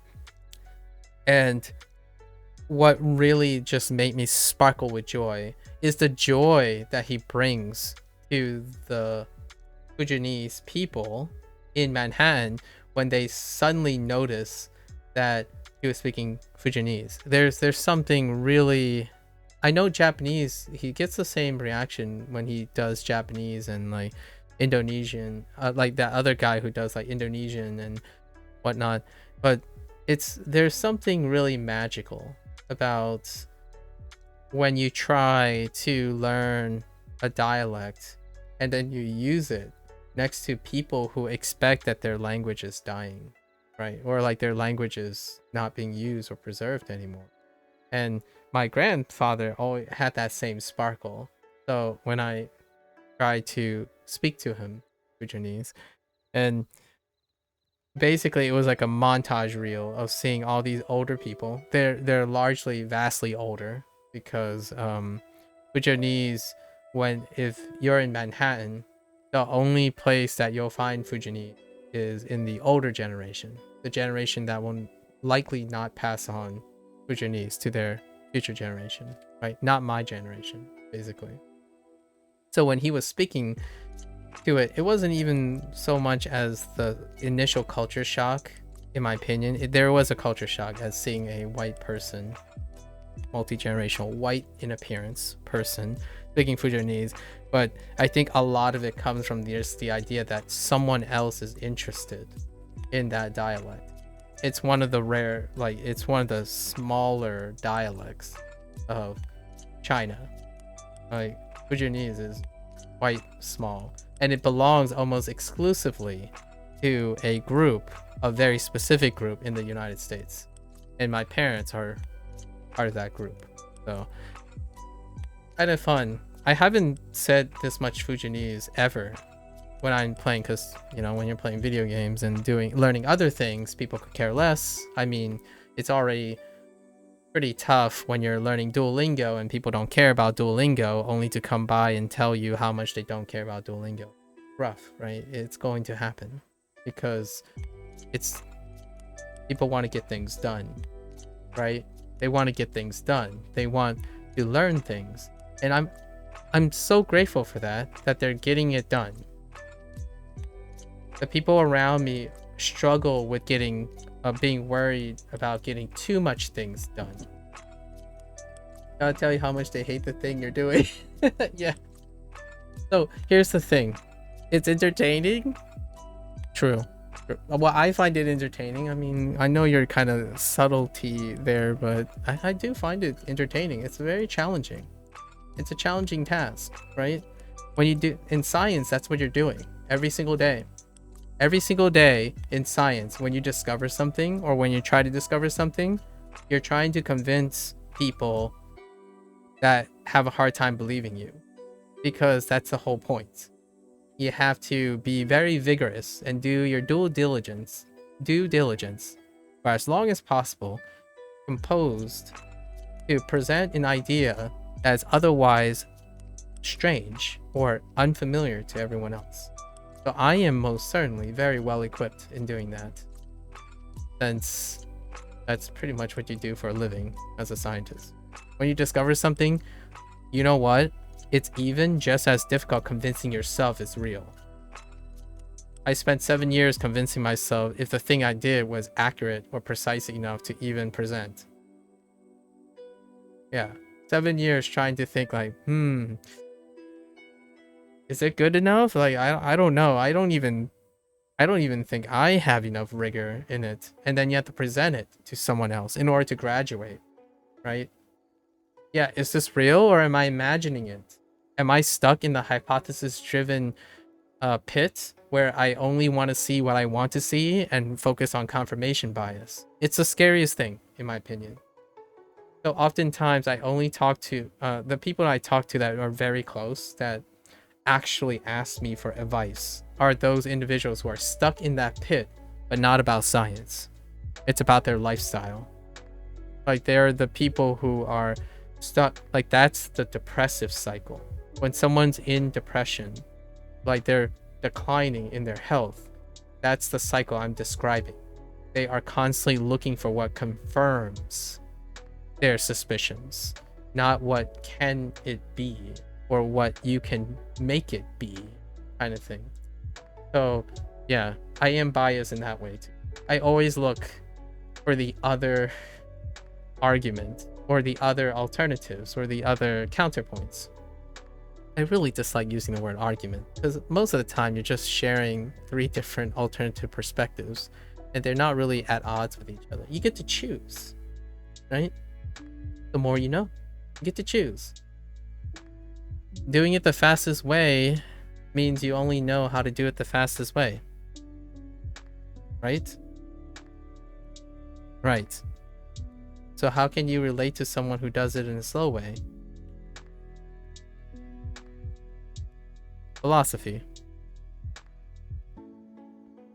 500 yen. So go, okay. Go 100 500 yen en 500 yen desu. Guy knows and try to give them advice. And I have to say this very loosely. I only give advice solicited, like they have to solicit me for advice, because I am incredibly uncomfortable being a person who has who is given too much responsibility, because I always have a problem of accidentally doing something unintended, right? So that's my bias. If you feel compelled to take the risk and give advice unsolicited, that is your choice to make. I'm not suggesting you should always behave the way I do. Just for in my experience in my life, in science, you err on the side of caution more than presenting advice that you may not be comfortable with. So oftentimes comprehensive knowledge makes one incredibly questionable about one's own credibility, because you spend most of your life being criticized by your peers, not in a bad or a good way. You're always an uphill battle. You are one person against the community. The community critically analyze you to strengthen you. Still feels like a monumental task. So I'm not always just against one person. I feel like I take on everything, and that's kind of my comfort zone. 5 Go 100 yaku en 円 en です yes. If there's any synthetic voice that has a lot of personality, it's really this one. I love this synthetic voice personality. Go yaku en des. Sometimes I want to be this person, you know, just completely lacking of energy but still feeling good. Did I mess up here? Go yaku en des. Yeah, go yaku en des. あの安い店はいいですね。 Or a moody person. I don't know. He's the best. Yeah. I don't know. Something about me, when I look at this like moody character, I always want to think that, and it's probably because of anime. A lot of times it's probably because of anime and maybe some Western animation. So, you know, the gentle giant archetype. Gentle giants are everywhere in media. Like where you have this gruffy, like, you know, tsundere, right? You have this gruffy tsundere, and you know there's a loving heart in there somewhere. I don't know, something about that. And it's also with that girl too. Like she's like, yeah, whatever. It's like, oh, you know, you want to hug. Sorry, that's such a classic anime duo. It's such an anime duo. Like you have the tsundere that just isn't having it, and then you put it right next to a character that is brimming sunshines that just constantly hugs the person. And classic. It's classic 101. The foundation of a cast of characters. You gotta have the gentle giant and the tsundere, right? Either a gentle giant or a tsundere. It's fine. They're not necessarily the same, obviously. A gentle giant could just be really soft-hearted, but shy and recluse, as opposed to like actively rejecting. And then you have the sunshine rainbows go-getter. Like, what is it? You know, the whole yelling around like yatta, ganbate, I don't know. Something like that. Okay, sorry. あの安い店はいいですね。yasui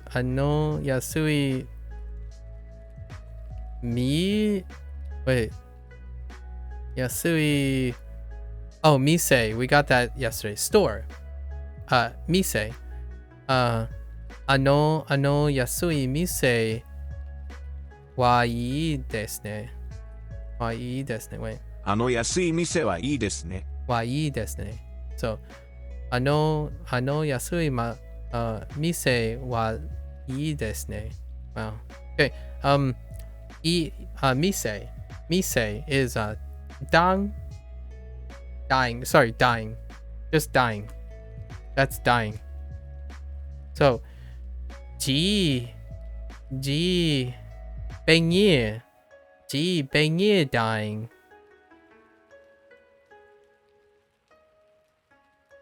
Mengai. Hine ji. Wow, like I can't phrase it in this way. This is unique to Japanese. I can't.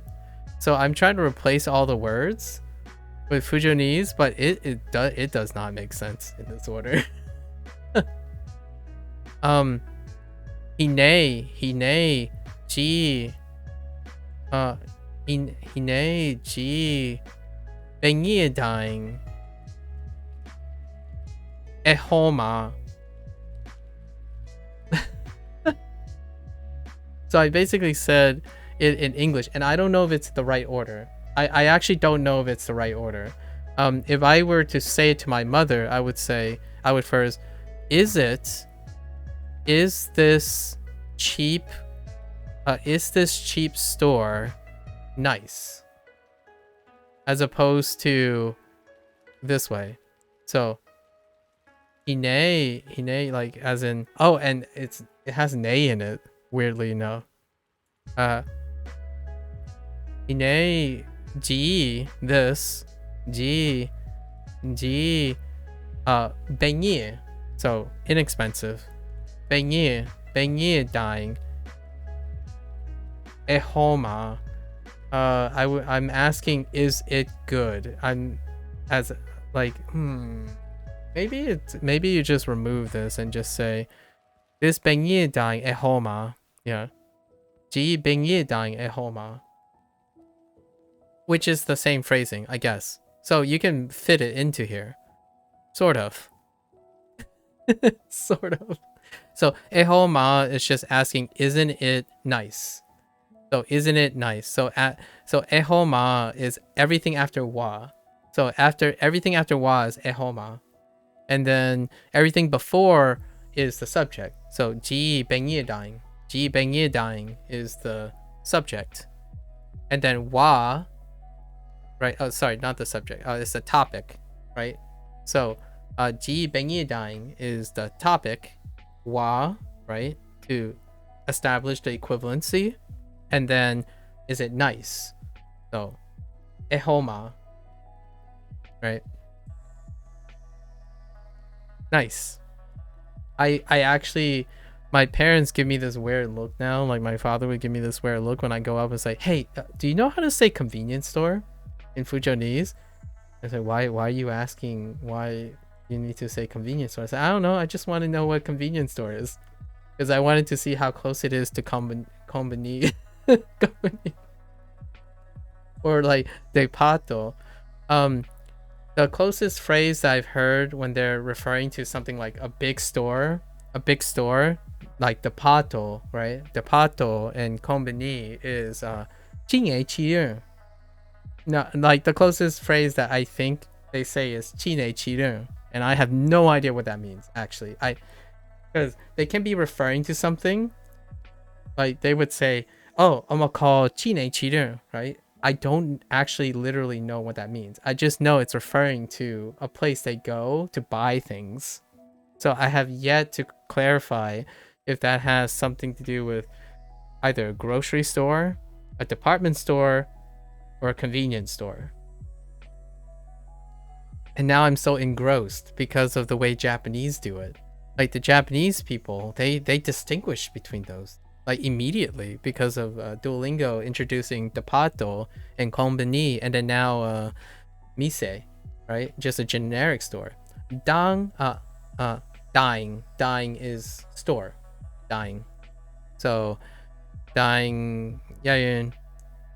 Whoops, I'm starting to use filler words in Fujonese by accident. Like gear dying. So do I know how to spell niwatori? So actually, can you use niwatori as a adjective? What's the adjective of niwatori? Which is chicken. So if you said chicken store, how can you say that? A chicken store. Because I would say a girang. So a chicken store. Literally girang. Gi is the word for chicken. So can niwatori? Oh, niwatori no mise. That makes sense. Niwari, yeah, you use the particle no. Yes. A store that has chicken. Yeah, okay. A chicken, yeah. Got it. Or tori ni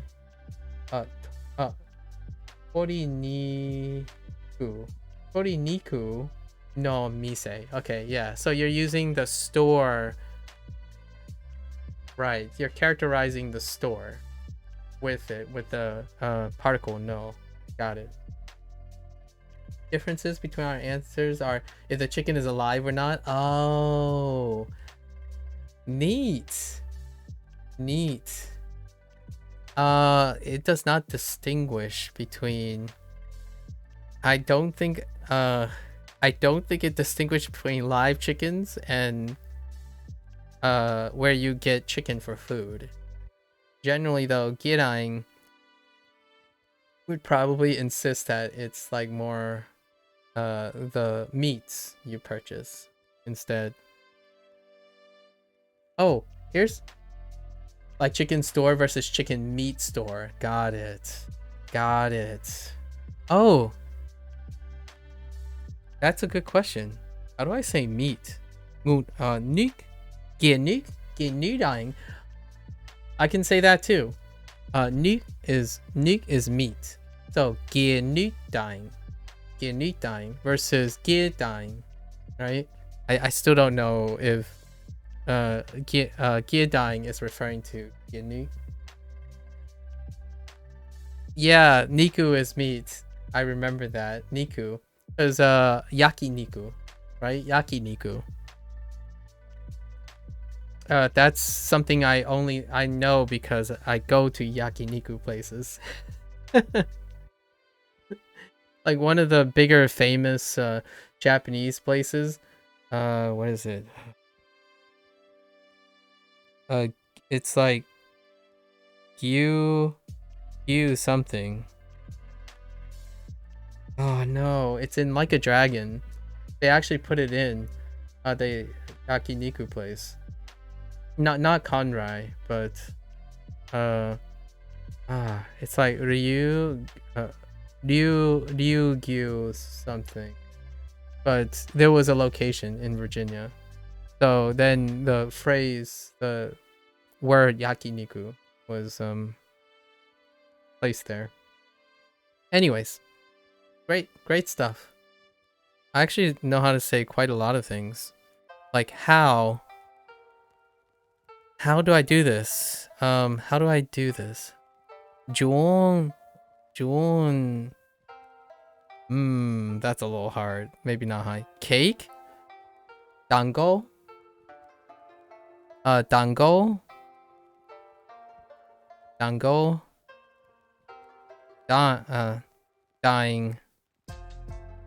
Beignet. Skirt? Okay, we're not gonna talk about skirt. I think I'll still use the word pants for skirt. That almost sounds like beef. Oh, dango? Like gyudon? Or oh no, ryugyu. Oh, the ryugyu phrase? Or dango? Anyways.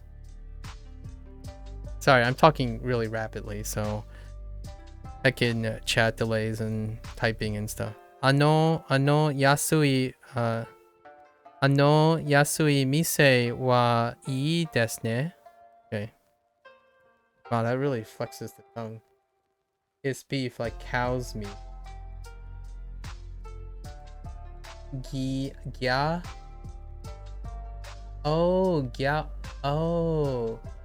Yao. Yao new. Yao. Yao new? Yao. You knew. Yeah, you knew. Wait, I thought that was milk.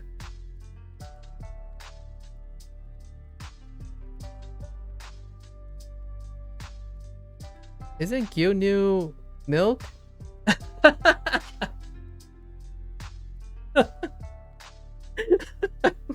Alright, I'm sorry, Indy. No. Don't. Like, I just happen to know what milk is because cause we still use MAKU, right? Wait. Wait. What's the katakana for milk? Cause there's a katakana for milk as well when I was doing the katakana section, but I knew milk as gyunyu. Gyunyu is the term that I saw first in Japanese, and I'm like, it was really hard to remember because I keep thinking of milk, and actually the katakana exists for milk. So I'm always curious if Japanese people either use milk or gyunyu, because gyunyu is like kind of cute. Sorry, the word kind of sounds very cute. Okay, so beef is gyuniku. Oh, gyuniku. Okay, gyuniku.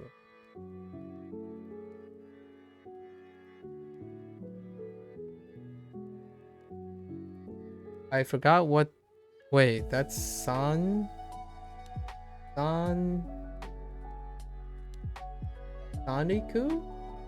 Wait. What is the 3 lines again? Oh no, that's Miku. Yeah, I forgot. Katakana, right? Katakana. That's mi. Miruku. Yeah, miruku. Yeah, it's used often on like milk flavored candies or lightly flavored drinks. I see. Miruku. Yeah, Miruku showed up in the katakana section, and they said it was milk. And I was like, wait, I thought it was gyunyu. But that would be the hirakana. Hey Milo, what's up? How are you doing, Milo? Ano yasui mise wa ii desu ne. Okay, that's like the 15th time I said this, and I should really say what this says, huh?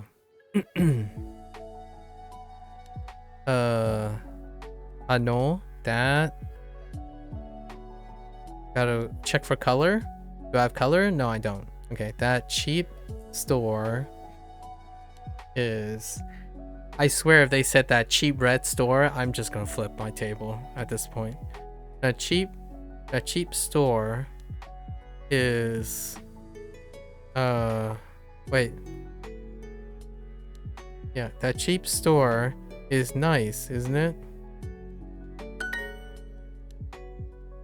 Oh, over there. I forgot to put over there. That cheap store over there. Right, because it's implied.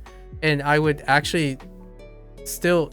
It's kind of funny, though, when people say that cheap store is nice, isn't it? It's still implied in English. You see what I mean, Lotus? So it's, to me, I think it's kind of nice that Duolingo does do it. Acknowledges that. Because like that cheap store over there is nice, isn't it? That's true. That's true. You could say that too.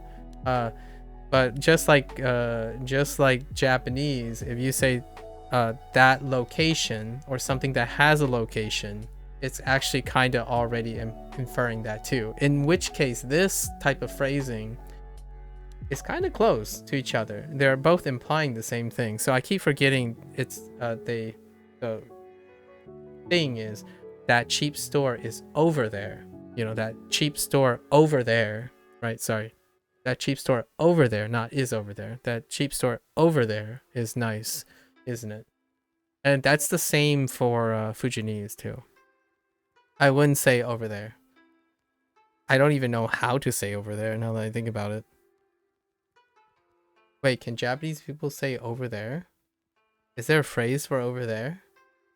Other than just saying like, ano. Like, say it in a different way. Asoko. Oh, asoko. Okay. So we're gonna learn other prepositional stuff. Asoko. Okay. Got it. 高い帽子はちょっと。 I was looking up milk in the dictionary and found, what the heck is that? Which is defined by witch's milk? Milk secreted by some neonates? Lotus, what kind of search engine are you using?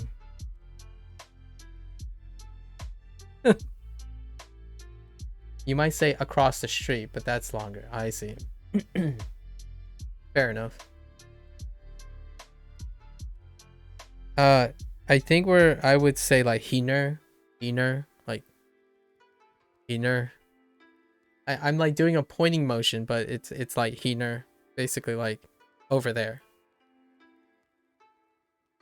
You just look up milk in the dictionary and you landed on witch's milk. Nice. What kind of dictionary do you have? The Necronomicon or something? Necronomicon? Yeah. Practicing some black magic here. 高い帽子はちょっと。I'm kidding though. I actually do know that you would see that. That has actually already happened before. Looking in the dictionary, I'm just joshing. Just joshing. Don't check him, PC. 高い帽子はちょっと。Takashi. Wait. 高い帽子はちょっと。Takai. 高い。 Takai. That's expensive, right? I forgot this word today when I was recalling. Takai. Takai bolshi. 帽子 Wa chotto. はちょっと。高い帽子はちょっと。 Yes, expensive. Yeah. Takai bolshi wa chotto. この傘も古いです。 What are you up to, Milo? What are you up to lately? It's really late, by the way.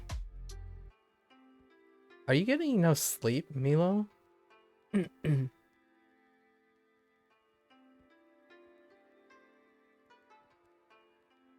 Kono Casa. I'm umbrella blind. I need to raise my umbrella awareness. Whenever I hear Casa, it just disappears from my brain. So kono casa mo furui desu. I don't know what it is. When I think of casa, I'm thinking of house.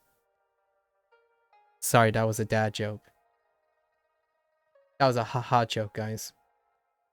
Laugh it up. When I hear casa, I think of house. Good luck with that. この傘も古いです。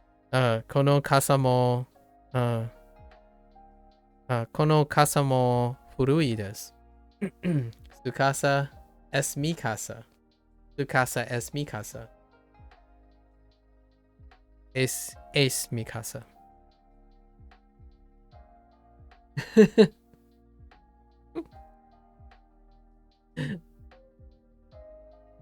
It's kind of funny, those phrases. I really like those phrases. When someone says su casa es mi casa, it's very heartwarming. I've only had fond memory when people say that phrase. Because I sort of kind of feel that when my family welcomes someone in the house, they're kind of saying the same thing, but they don't say the same thing. I don't know how you greet people, but here's a funny one. Okay, I got you another funny one. When you want to greet someone. So, Nihao is Mandarin. It's very close to Mandarin, but Nihao, as in, how are you doing? Right? Nice, like, how are you doing? It's more for the first time, or like you haven't seen the person in a long time. Like, Holang Moigina, or something like that. I think I just used Cantonese or something, but it's kind of like that, where like, oh, we haven't seen each other for a while. How are you? And then there's how you check up with someone who you know already. And I kid you not, a Fujonese expression of checking up someone is "你也 busy ma." "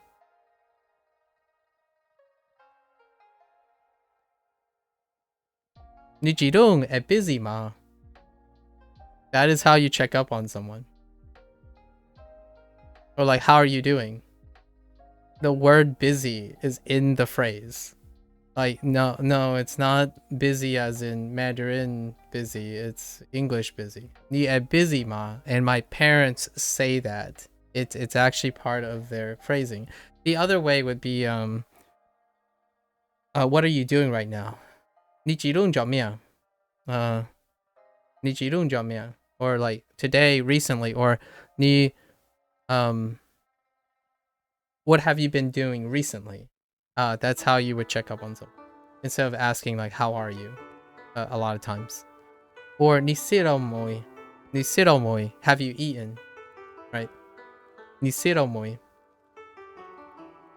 古い。 It's never always about your health. It's about, is your stomach empty? Come on in. We're gonna fill up that stomach. Have you been busy lately? Please tell me about what you have been doing. It's not, how are you? Are you feeling okay? Oftentimes, like, did you eat? What did you do? Let's go. Chop, chop. Chop, chop. No time for these feeling stuff. Did you eat? And what did you do today? Done. Let's go. Okay. So, この傘も古いです。古いです。This is this umbrella. Guess this old umbrella? No. This umbrella is also old. I'm not getting mowed today. No, sir. No mow. No mow mows. 花さんの傘は新しいですね。花さんの傘は新しいですね。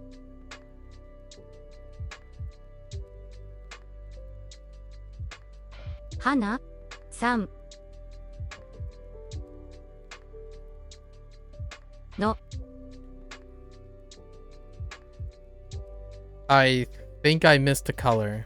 花さんの傘は新しいですね。I did miss a color. Okay. 傘はパスポート Oops. パスポート新しい I totally missed. です。花さんの傘は新しいですね。Okay. I was totally I was listening so hard for color. Like, when she was saying the entire phrase, like, I know that word, I know that word, I know. Did I miss the color? So I had to listen to a couple times to hear if there's a color in there. 花さんの傘は新しいですね。I probably missed the colors because,白い they don't. So here's probably my explainer to why I probably miss the color quite often, is generally because up to this point, the adjectives weren't in the attributive form. So they haven't in Duolingo, they try to keep the particles, right? So hana-san no, right? Particle. And then they often keep the object without an attributor. So the object, right? The topics, this is the topic, this is the object, right? So the things before wa, but between no and wa, or another topic particle, between no and wa, usually there's just an object or the subject of the predicate. And now, since we have a lot of descriptors, they use predicates, especially standalone predicates like e adjectives, to modify the subject. And I often forget the extra adjective because I think of the word that's next to the wa particle, right? So then I end up dropping it, and that's a habit that I notice now. So now I'm paying attention to that. So I'm making sure that I can take in the cluster between the two particles. And that's my way of reasoning why I'm missing. So now I know why, maybe, how and why I'm missing colors. So that's how I'm making up for maybe not being able to catch that in the first place. I love the particle system. Like, I love these things. The no's, the was, the ga's, and what else we got? The yo's. Do we have more stuff? I mean, then we have the adjective stuffs now, like, right, e, she, and the na's, the knees, the knees, the ka's, like, it really, you get so used to it. The gay, the gays, dude, it organizes. It's so organized. I don't know where I can live without this anymore. And then we get to English. I'm just joking. I still see it in English, but it's not there. Like, for example, it's not literally there, right? When you think of English, you're clustering too. It's not explicitly there, where you have like your noun phrase, right? Noun phrase, but you cluster them. And then you have like your verb, right? And then your verb phrase. And then you have modifying phrases, right? Gerunds, prepositions, but you cluster them. You imagine them grouped together already, but there's no like literal thing that designates what they are, right? It doesn't tell you like, hey, this side is this. Hey, this side is this, and this is referring to this side, right? Literally in the language. And that's what English doesn't technically have. It's there, just they skip over that step. Just whoop, we lost it. We lost it in translation. So yeah, now you just can't deal without it. No, I'm just kidding. 花さんの傘は新しいですね。ですねね。 is not organized that well. Yeah. 花さんの傘は新しいですね。 I'm this sounds like a cliche, but this is so Japanese.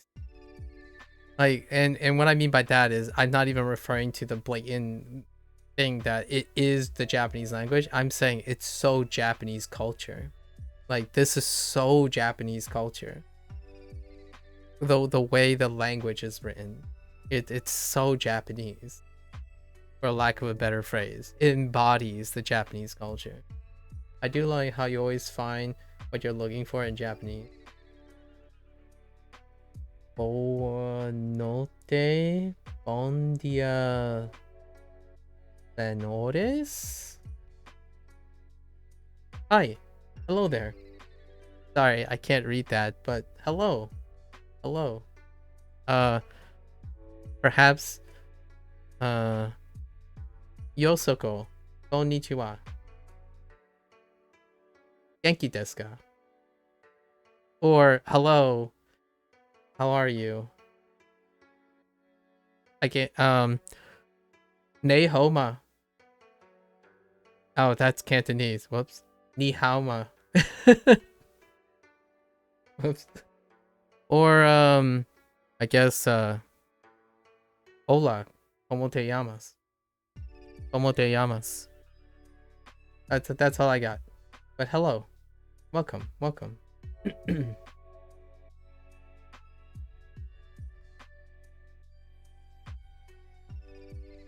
Tudo ben obrigado? Obrigado? Todo ben obrigado. Everything's good? Everything's okay? Something like that? I don't know. I'm just guessing. Everything's okay? I'll take it that you're doing very well, because emojis help. You love Japan? Nice. Nice. Have you been to Japan? Ray. I have not been to Japan. Oh. Although there are quite a lot of people that have when I started doing this. That's Portuguese? I imagined. My guess would have been Portuguese. Yes, and Brazilian Portuguese. Yep. The reason why I could probably say that was it is because I play a game. I play an online game called Neverwinter Online, and a lot of times that kind of during that time period and that time frame, during my evenings, it lines up with that quite a lot. But yes. Hello. Hello. Are you learning Japanese at the moment?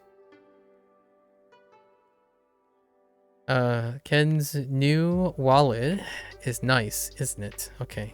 Ken-san no, what is new? Ken-san no new saifu wa...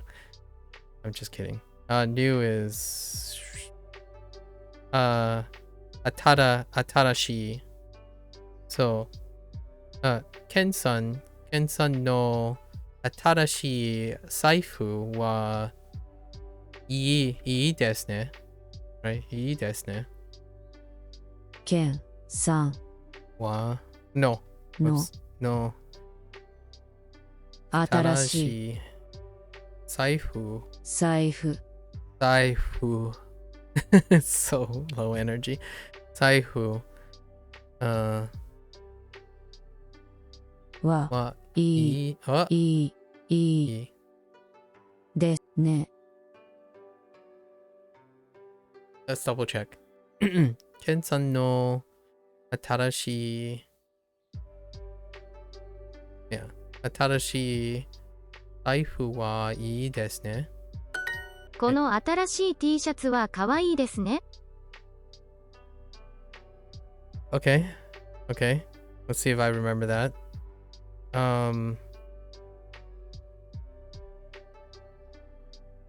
I lost the subject. この新しい T シャツは可愛いですね。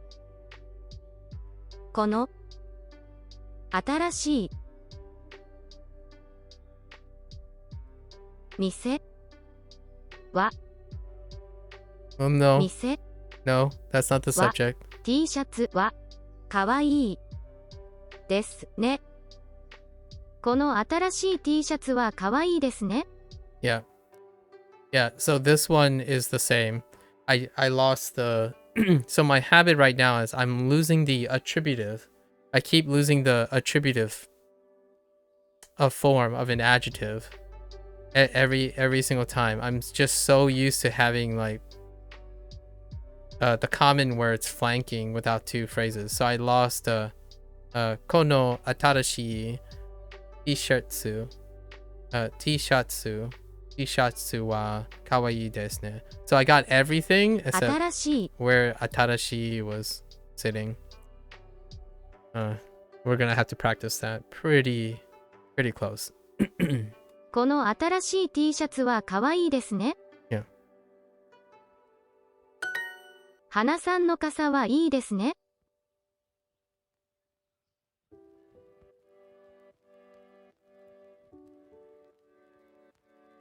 Okay. 花、けん、 Oops. けん。さんの I heard casa, so I'm not umbrella blind. I heard casa. I don't know if there was a attributive adjective. No, I think it was asking Ana-san no 傘、 kasa wa wa atara 地下鉄、 no 地 no 下 way. 鉄。 Wait, I don't even know. 花さんの傘はいいですね。 Oh, it's just E. adding. Okay, I'm having trouble also hearing the e desu ne. Okay. ですね。花さんの傘はいいですね。 So nothing here. 花さんの傘はいいですね。 Slowly but surely. Slowly but surely.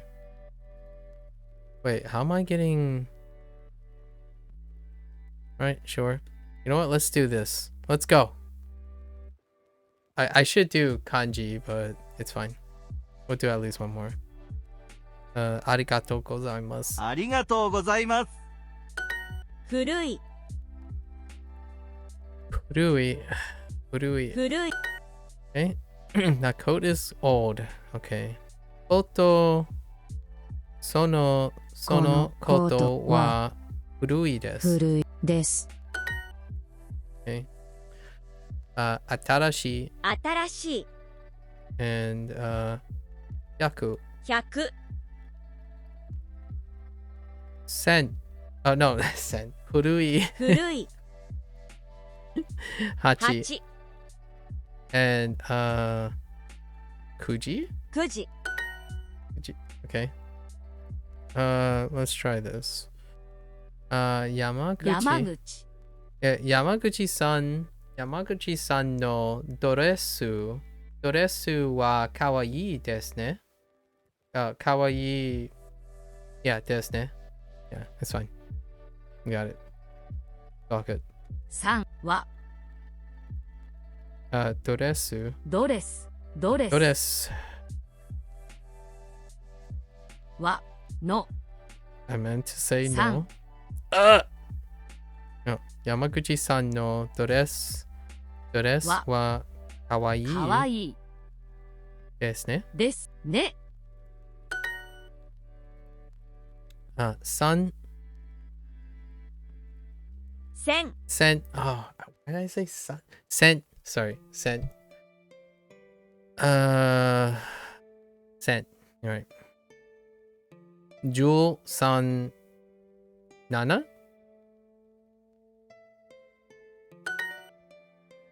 I don't really like blue shoes. You know what? I'm not the biggest fan of blue shoes either. I don't think I've ever owned a pair of blue shoes. I've owned green shoes though. Anyways.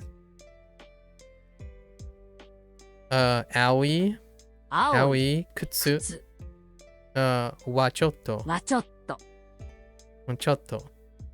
Aoi, kutsu, wa chotto.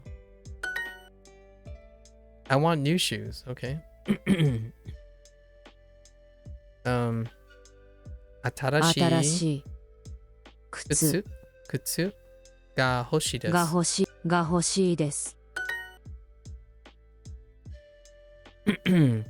This red t-shirt is cheap, isn't it?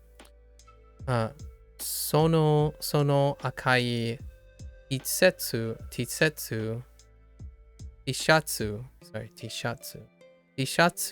wa yasui desu ne. So, sono or kono. Saying sono. Kono この Kono akai. When I say sono, I'm thinking of kono in kana, but I need to stop doing that. Kono akai Akai. T シャツ Tishatsu wa は yasui desu ne. ですね。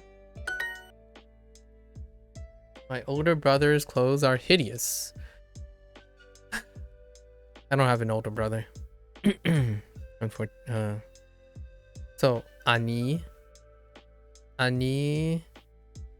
no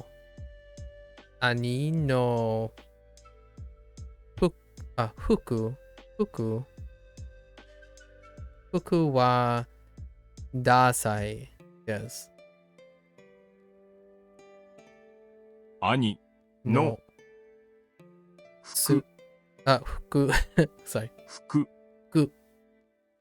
Wa ダサい dasai desu. です This cool jacket is 6,000 yen. Reasonable price. So, kono kakoi. Sorry. Kakoi. Sono kakoi jacket wa 6 1000 yen 1000 yen desu. 1000 yen desu. Okay. That's fine. Sono. この Alright. Saying sono. Kono. Wait. It's still kakoi. かっ Kakoi. こいい Yeah, kakoi. It's still kakoi. For a moment there, I thought it was something else. Kono kakoi jacket. スカート No. ジャケット Jacket. Wa Wa 6 1000 1000 yen 円 desu. I don't really like expensive hats. Which one's expensive? Something takai. 高い Takai. Yeah. Takai boshi. Boshi.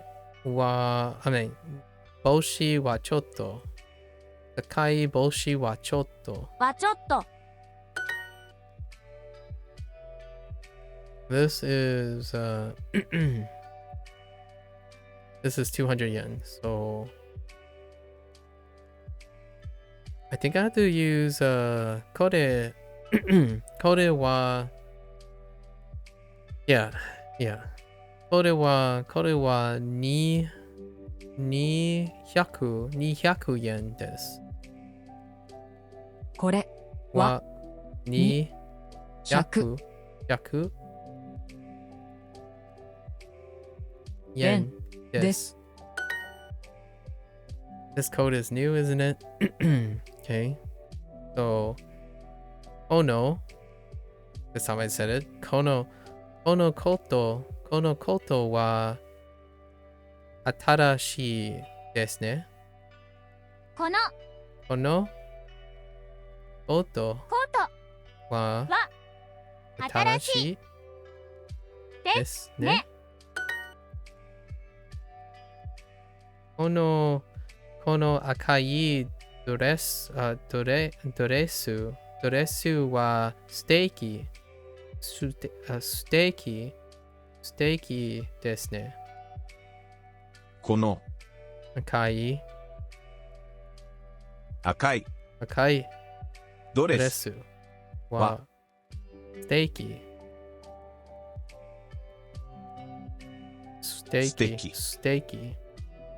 ですね。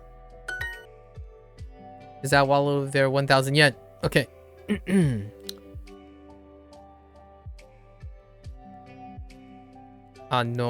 Yeah, this is saifu. Saifu wa ichi 1000 yen desu ka? あの No? 財布 Saifu は wa What? Did you spell ichi out? Wait. Oh, is it different? Oh, wait. Did you just say you don't even Sen. say? Wait, 1000 hold the phone.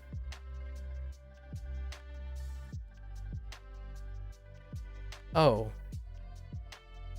Did you just say 1000円ですか really? カレー There's curry in there. Oh, I guess. Oh, so it's implied. Okay. I think. I actually didn't know that. There's only one other time. It was for 100, and I don't remember what 100 was. I don't remember 100 was, but I think it's just implied as well there too. Kind of neat. I like it. Sumimasen. Oh no. Okay, sorry. Sumimasen. This is the other vocabulary. Okay. Sumimasen. Ikura is how much? Or ikura, yeah, so kono kuroi durasu wa kura desu ka? Okay, we'll try that. So, sumimasen. この黒い Where are you, 黒い黒いドレス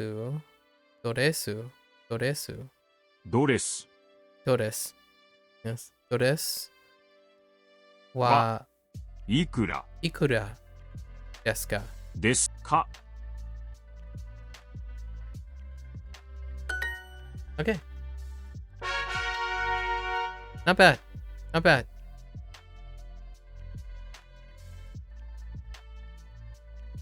Okay. Learn katakana. Oh, hey. What? All the way down here? Dang. All right, I guess. Wait. Oh, okay. Okay, so we have to open the door with katakana. Sure. Neat. He. へむ Mu. む Re. で De. Sorry. De. De. Re is something else. Sorry. Re. の No. No. の yashi, Let's see if I remember any of these things. Yeah, yashi. Oh, these things are different now. They're written so differently. Because I haven't done a kana thing since we installed the Japanese font input thing for Windows. That yashi, what you call that yashi, looked so much more pronounced. The strokes are like a lot thicker. Everything's so thick, so much thicker. Out of context. Sorry, kids. Kare. So kare. 彼、へそ、 Soへそ、 yeah, man, these lines are so much longer. What the heck? Okay, let's practice this. Eya, 部屋、 which is a room. Soki. Noki. Noki. のき、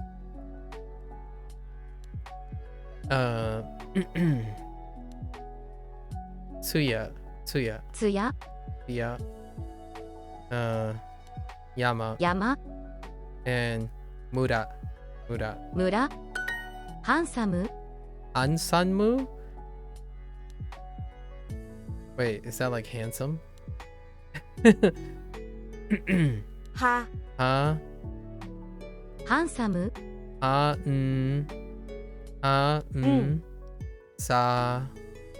さ Mu. む Ansamu. ハンサム、 Handsome. Ansamu. 歴史、 Rekishi. Rekishi. Mukashi. Mukashi. Where are you? 昔、 Mukashi. 彼氏、 Kareshi. Kareshi. 彼氏、 Mu. で De. He. De. Ya. No. Oh, yeah, no. Mu. タイヤ、 Aya. Okay. Aya.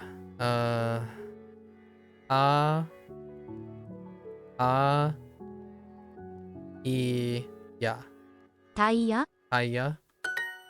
Higher. Okay, yeah, fair. Higher. Taya. Shia. Shia. すれ、 I can't help but hear all the meaning of the words here. I know. I'm working on it. Lotus, please. I know how you feel, and I think it's, to me, if I were in your position, it would drive me insane. It would slow me down so much. I would say like, this word, the meaning, this word, the meaning, this word, the meaning. And if I forget a meaning, I'm like, dude, I need to know the meaning. It's like I had to like, it feels, I totally what you mean. You can't help but hear all the meanings of the word. I've been passively listening to vocabulary, and they often start with all of these words. And I'm trying to turn off my brain a little bit, just a little bit, so I don't slow down too much. But I totally know how that feels. I'm like brainstorming all these words. Because there are actually, most of them are all words. You know what I mean? Like, that's such a waste of space if a combination is not a word. Now, if you think about it, right? This Japanese just ain't that. It's not like that. Although, can you tell me, I have a better question. Are there any two combinations of kana that doesn't mean anything? I don't think so, right? Meanwhile, can I think of an English example where it doesn't mean anything because there's not enough? I guess technically, if you don't count abbreviations.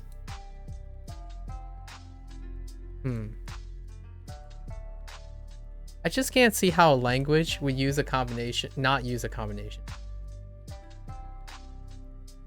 Heitsu does not appear to be a word. Oh, interesting. Heitsu.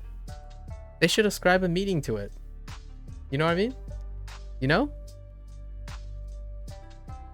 Come on. Japanese people are slacking. I'm sorry, Japanese people. I didn't mean that, but you're slacking. Let's ascribe a meaning to heitsu.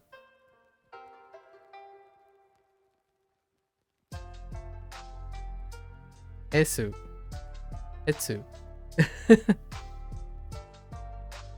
すれ Sure.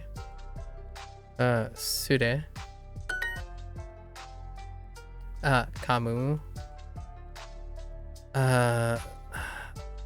Noru. Eso.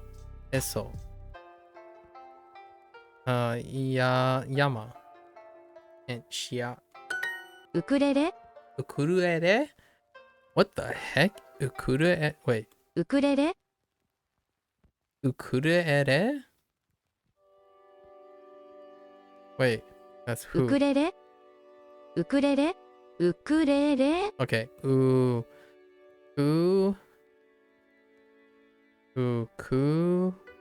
ウクレレ Ukulele? What does... Ukulele? Oh, that totally makes sense. Ukulele.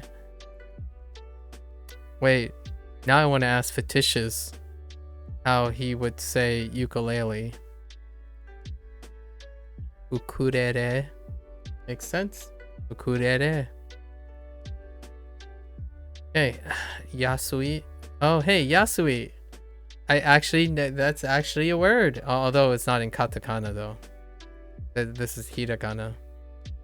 Anyways, Yasui. へこむ Hekomu.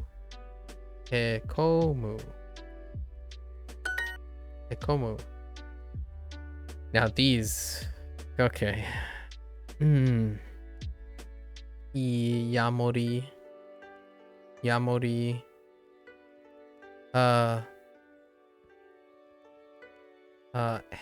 Inca.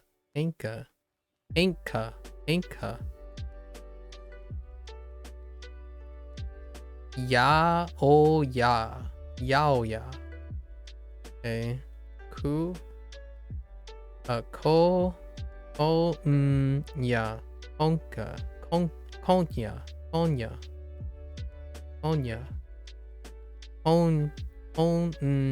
Konya.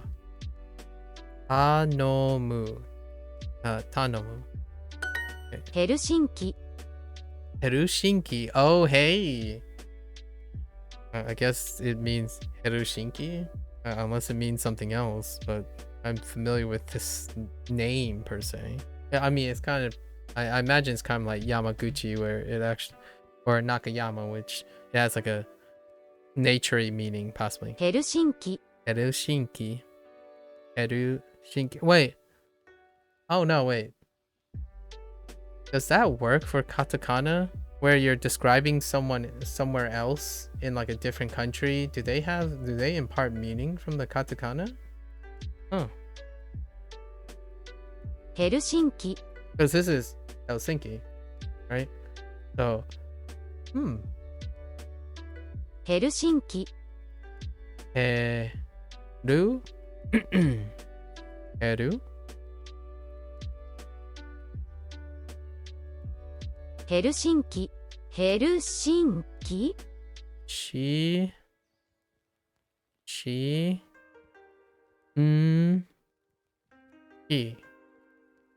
Helsinki.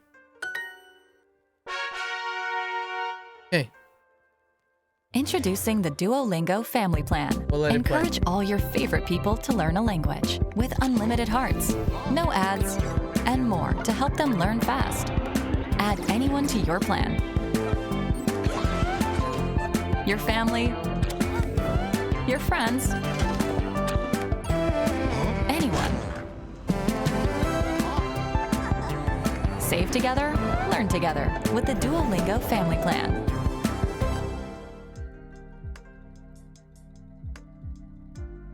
Honestly, when it comes to Super, you have never seen the end of that ad? What the?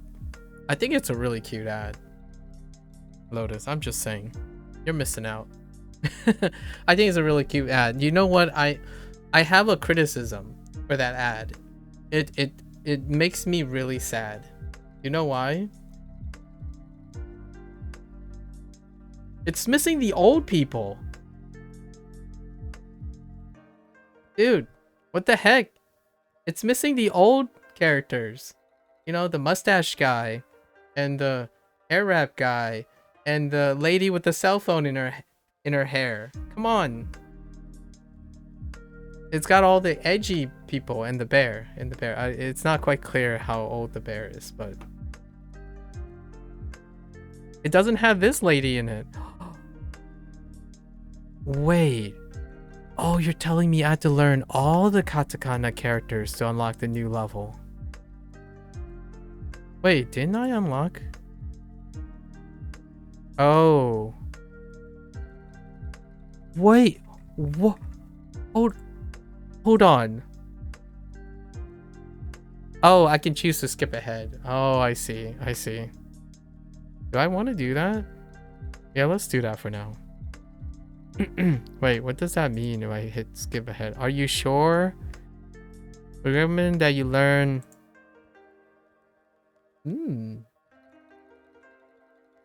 Wait. It says I'm missing 11. Let me see. What does 11 mean? Oh, I had to fill in these golds, right? 3, 6, 10? No, it can't be the combos. Wait, can I not count? 11. 3, 6, 9, 10. Where's the 11th? Or maybe it's this. No, that's 15. There are 15 missing Dakuons. Oh, maybe it's counting. No, there's more. Yeah, let's just do it. Let's just do it. This is the perfect time. I've been saying for the last 3 days that my katakana is like hecka weak.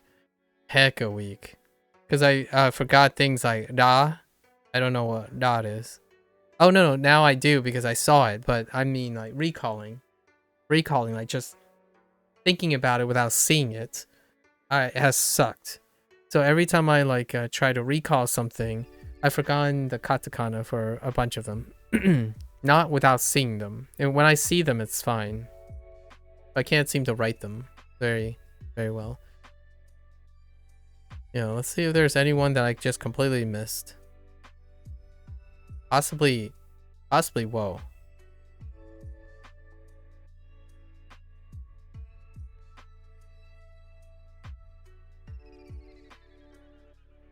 Okay. Let's try it. Yo. Yeah. It's been that long that they're my yo. Me. And meh group is still Do.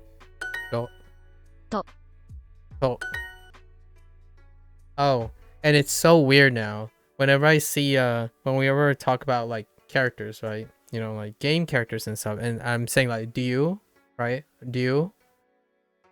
It sounds so nice saying Ryu instead of Ryu, right? Or Ryu. So I don't know, that it's gonna be weird moving forward, and just saying Ryu, right? Ryu as opposed to Ryu and And before then it was Ryu, because Ryu, Street Fighter 2, or largely Street Fighter because of Ryu and Ken, right? Now, and then somewhere in my teens, because of anime, it became Ryu, and now it's just Ryu. And weird, right? Weird. Times have changed. Okay. Oh.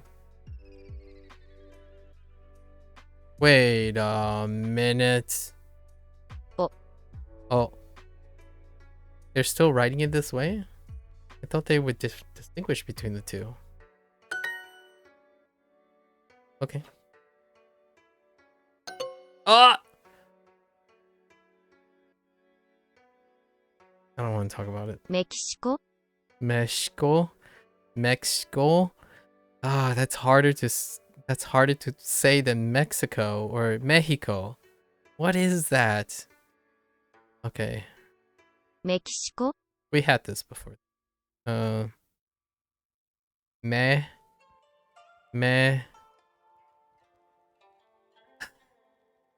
me, she, し Mexico, or co, Mexico, メキシコ Mexico, メキシコ Mexico. Really? メキシコメキシコ Whoa. Mexico. Mex. Oh my gosh. メキシコ Mexico. Mexico. メキシコ That's tough. Mex.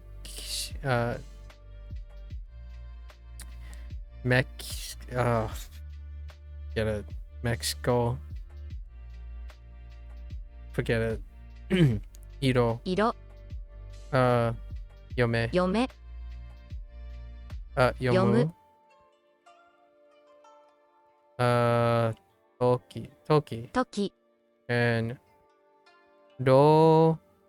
Roku. 6 Iro. 色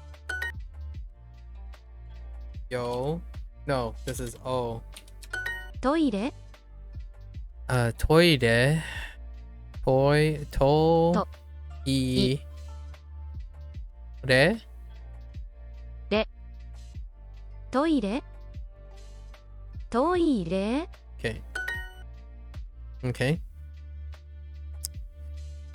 Yoku. Yoko. Yoko. Whoops. That's a problem.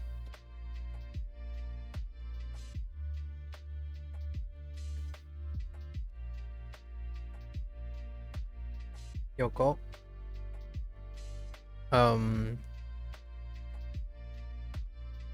Toge. トゲ Toge. Toki. トキ Yo. キヨ And Roku. 6 Shime. 締め Yome. メモ Memo. Memo. Mo.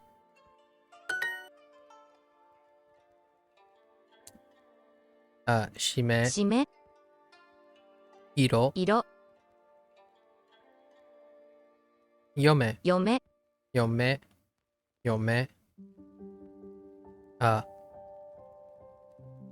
Toge.トゲ Iyo. キヨ Roku.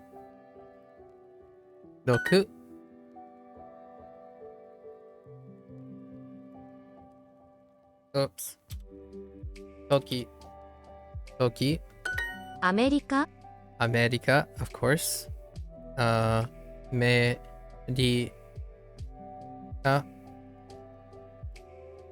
America.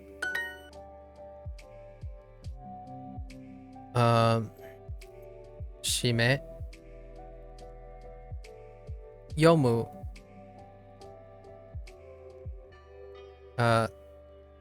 Toge. Roku. Meshi.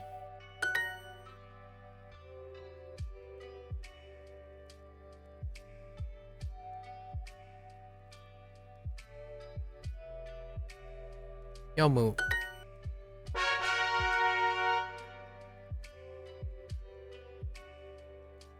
I think this might actually take. Let's keep going for a little bit. Anago.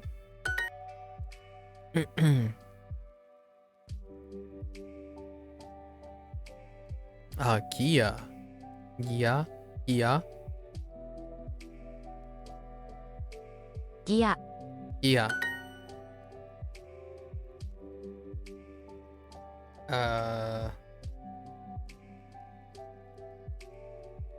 Gumi.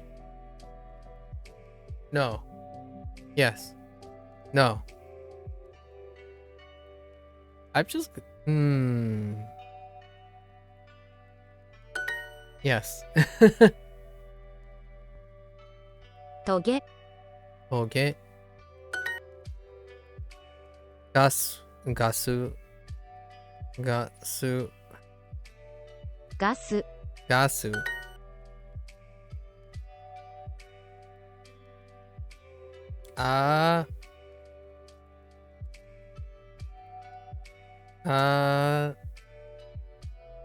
Uh-oh.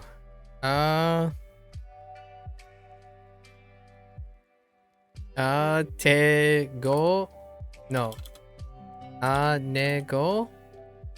No. I know what ne is. Anago? Na? Anago? ネギ Onegi? Wait, onegi? ネギ Oh, negi. ネギ I got hungry for a moment there. Negi. ネギね Why you give me two nes? ぎ Negi. Green onions, man. That umami bomb.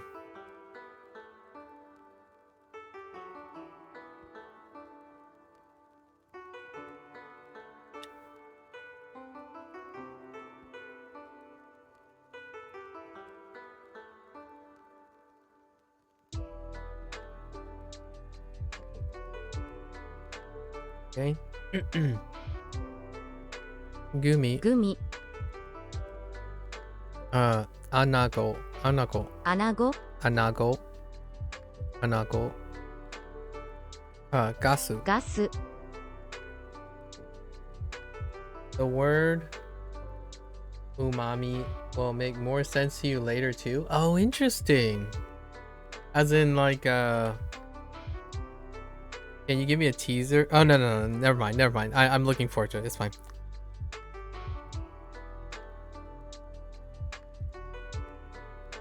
Oh, like maybe the parts of umami.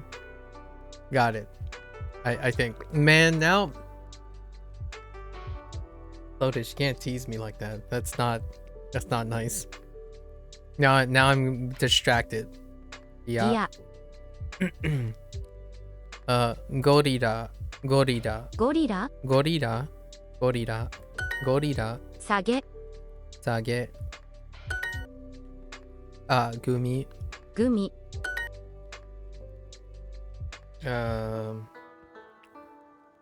Toge. ガス Yasu. Anago. アナゴ Anago.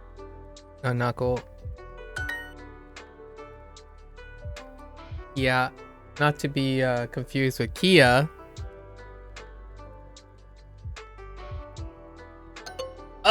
Gia.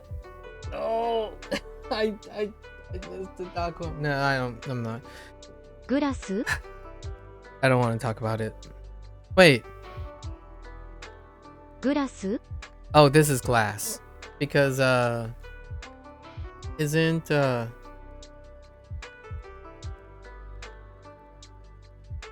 kusa? Kusa is grass, right? Like that grass. But this is grass, like glass. Urasu instead of kusa. Kusa. グラス Like they're not synonyms, of course. That's what I mean. U ぐ u ら da su. す Yeah. Okay. アナ Anago. ゴ Anago. Ragu. ラグ Not to be confused with ragu. Just kidding. Sorry, I've been watching this Italian American couple way too much, and ragu comes up quite a bit.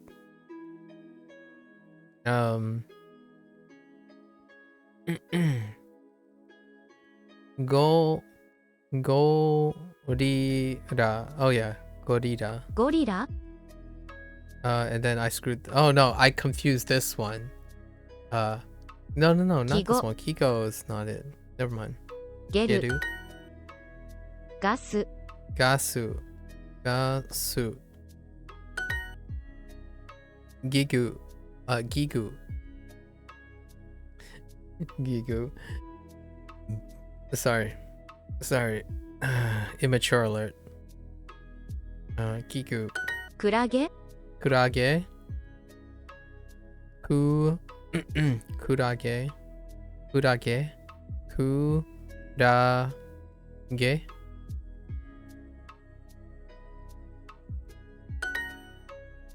Kurage. Anago. Gorira. Gomu. Gigu. Giri. And then I screwed this. Gia. Yeah.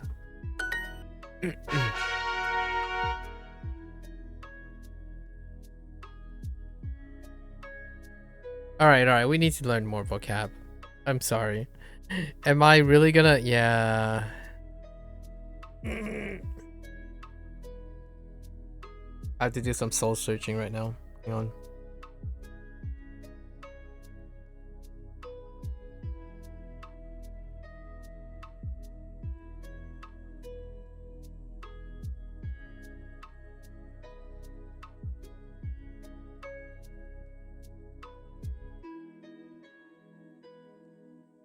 The question is, do I go back on what I said earlier today? No. Heckin' righteous indignation, here we come.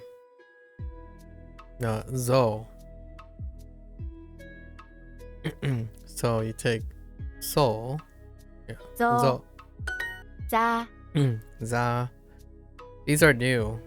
We hadn't seen the Daku ones for these. Za. ざ Za. G. The other G.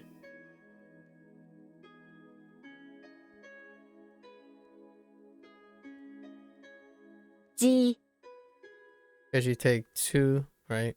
G. ず Did you just zoo me? ず I think you should do whatever is more fun. It's important for not to feel like a chore. Oh, well, no, see, this isn't zeros and ones. Lotus. This is all the above. They're both fun. But now I'm thinking about which one I need to choose from.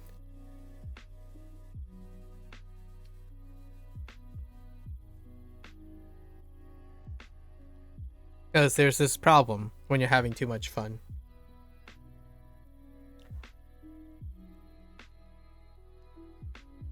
I'm pretty sure you're probably thinking where I'm going with this. I don't have enough time to have too much fun.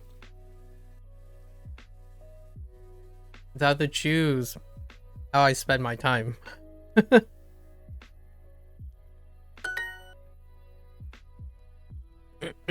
We're running out of time. It's like playing video games. Okay. Say. せ Gay. げ This symbol is so. This kana is so troll. This katakana is so troll. Okay. Oh, T. Wait, chi. Sorry, chi. All I can think about is the kanji shape now. It's not exactly the same, but so troll. Why do this? Ze. ぜて オゾン What? オゾン Ozone? オゾン Ozone. Cute. Very cute. お Oh, zo. ぞ Mm. うん Ozone. ザル Zaru. Ozu. Ozu. Ozu.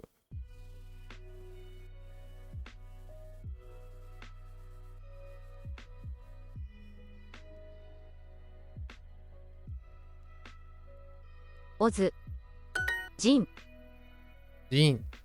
Jean? ジン Jean. Oh. ジン I see dark holes. Zero. Zero. ゼロ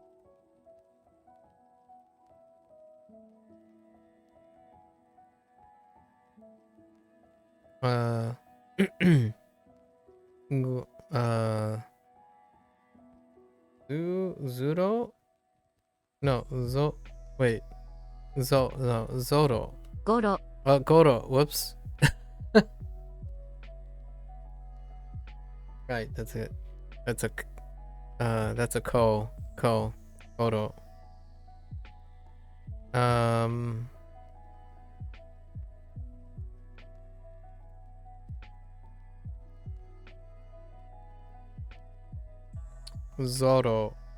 ゾロ Zoro.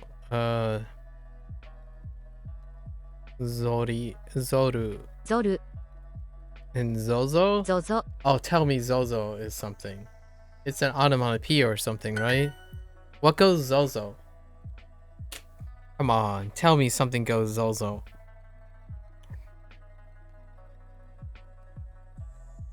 Is it like zoom zoom?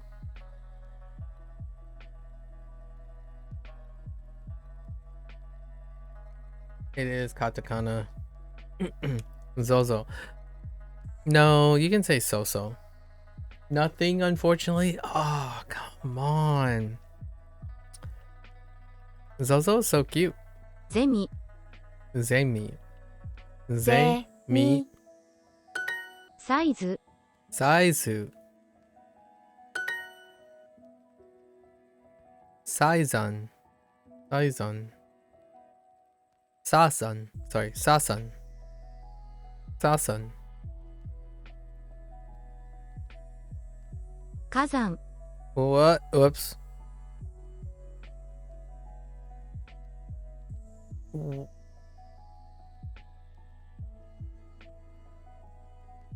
Wait. Oh, サザン Sazan. Hirakana kicking me in the butt again. Like, I got Hirakana and the saying so.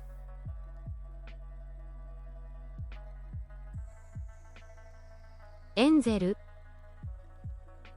Enjiru. Engine. Enjiru. Enjiru. エンゼル Enzeru. Enzeru. エンゼル Okay. Not happening this time. Gojiru. Gojiru. Oh, no, Godzilla. Oh, hey! Gojira. We finally found it. We can end the stream now. We got Godzilla. Godzilla. Gojira. Gojira. It's done. Look. Run! It's Godzilla. Godzilla.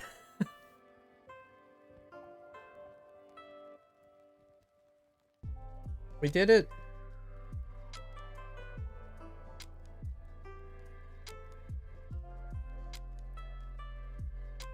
Godzilla. Godzilla.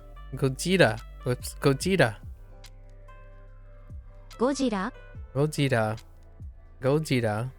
Fine. Godzilla. Gojira.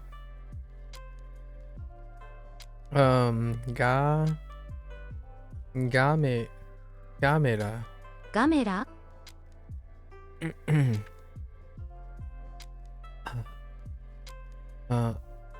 Koala. Koala. コアラ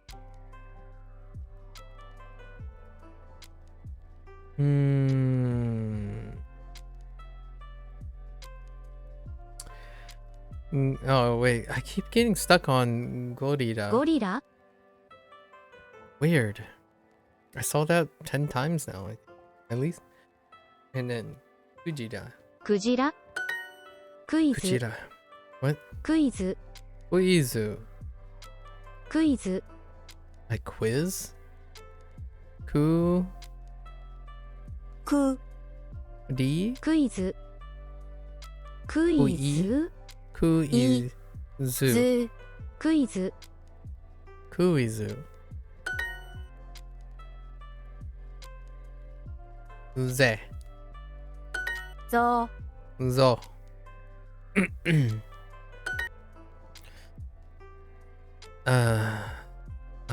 Za. Sa.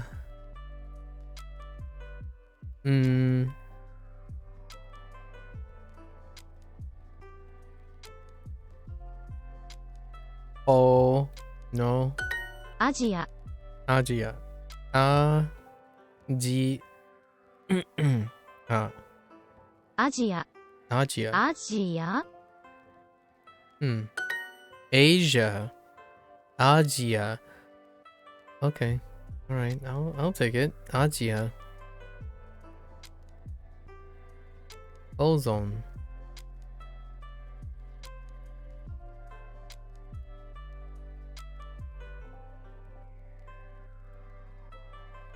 Zigzag. ジグザグ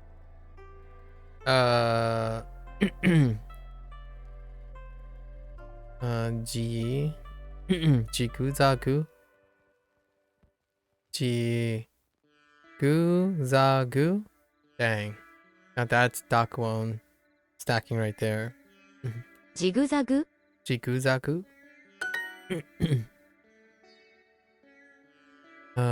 Suski. Suski. Take care, Lotus. Thanks for hanging out and chilling. Yeah, have a great weekend too. Enjoy your weekend. Best of luck with everything.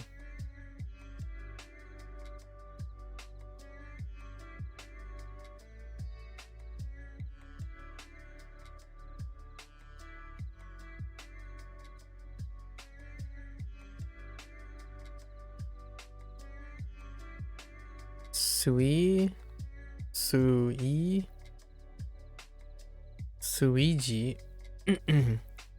Or Suizu? Yeah, Suisu. Sui. Oh no, Suesu. Suesu. Suezu.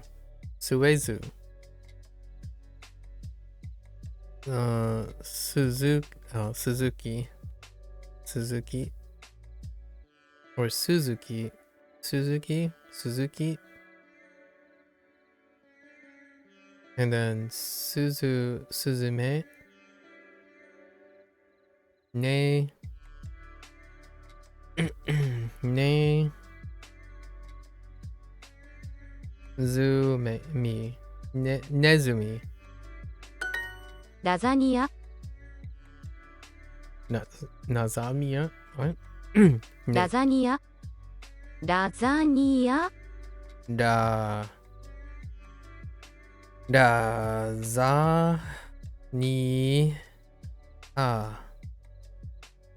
Lasagna?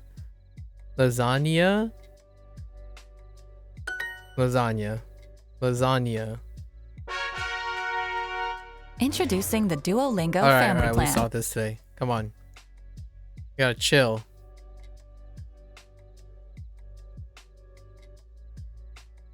Yeah, we go through at the bootstrap 2 more times. I think we're gonna get this. Oh, the other Daku ones.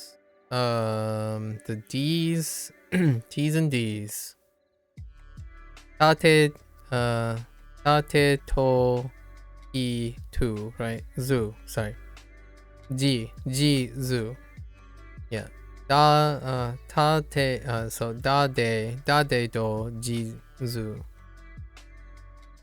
Funny. I could have sworn this was already introduced. Okay. G. Yeah. Off chi. Right. Chi to G. Chi. Wait. 2. Wait. Yeah. 2. Zoo. And tate to. Tate to dade do. だ Da. じ Whoops. Oh. じ I don't want to talk about it. だじ Okay. G. じず Zoo. ずだ Da. だ Zoo. ずじ Z. じで De. でででど Do. ど De. でだ Da. だダンスだ Da. Su. す Dansu. ダンス Te. で De. Da. De. で To. と Do. ど Do. ど Do. Okay. Alright, we're just gonna match these up now. No sound, no problems.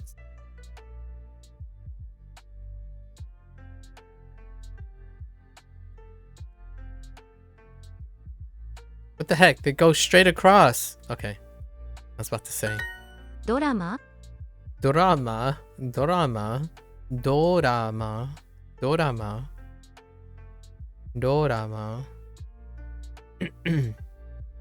That's cute. Dorama.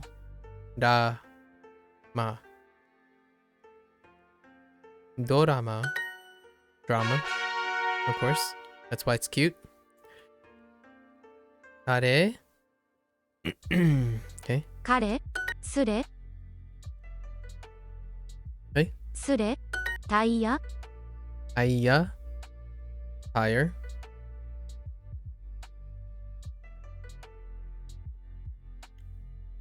I.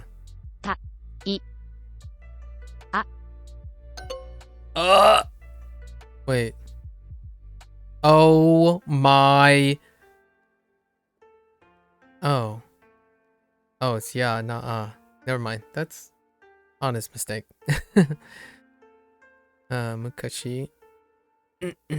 昔、彼氏、彼氏、 Okay. Yamori. ヤモリ、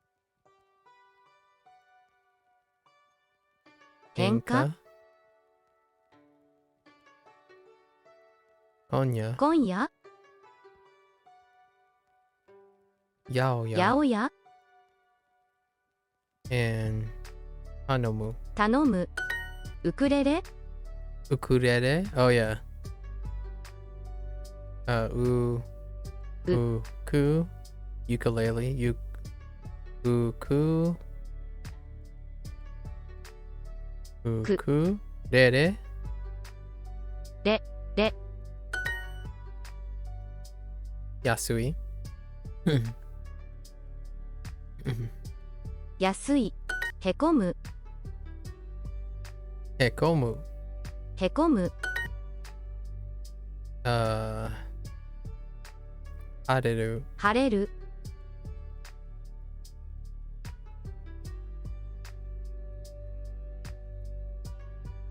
Mureru. 群れる、 Mureru.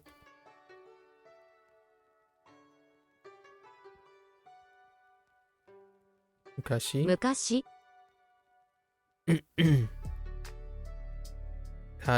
Kareshi. 彼氏、 Mukashi. 武蔵、 Musashi. ヘルシンキ、 That was my fault. Helsinki. E. Ru. Ru.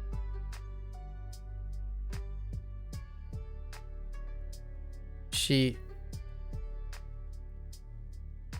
し、 He. ヘルシンキ、 Helsinki. Oh, did I miss one? I missed a in Shinki. Okay, it's fine. Akade.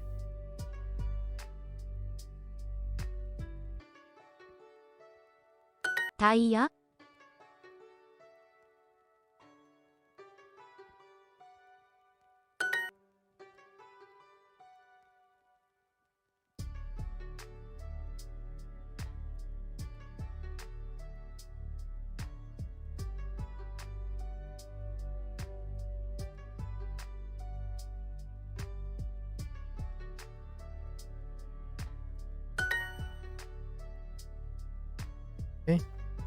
アイテム、 Item.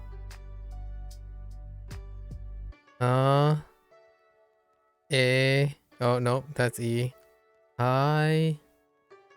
アイテム、 Itemu. アイテム、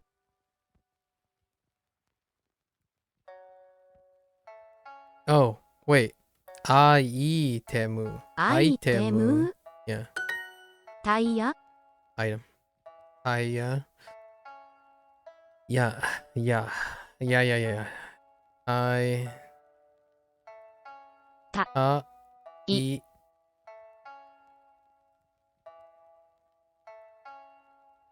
Yeah. Yeah. ヘルシンキ、 I missed the right. E. Ru. Ru. Shi. し、 Ki. Ki. Ki. Helsinki. Okay. Let's see if the number goes up. Oh yeah. What's that one? Yeah, there are only 5 left. What the heck? What's 46? What's 76?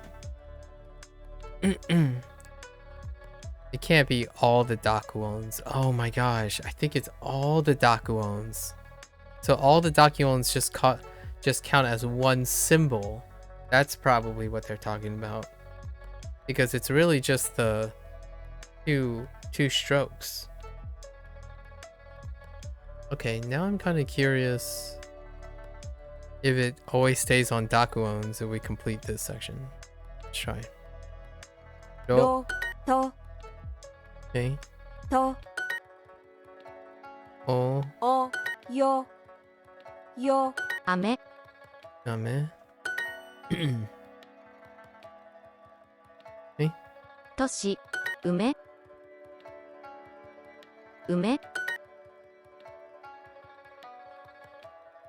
嫁、6、清、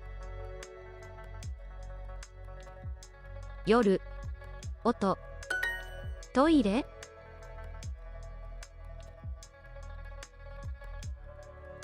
と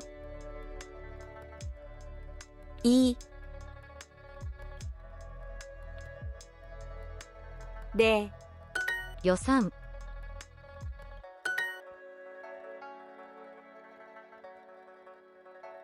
論理、弱い、 Lonely. I feel like lonely is for lonely. Lonely.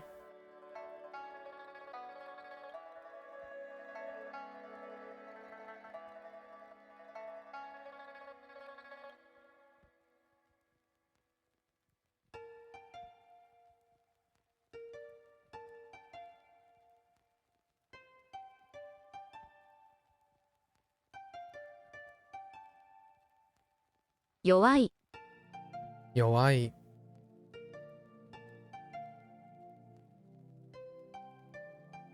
Wait. 弱い、弱い、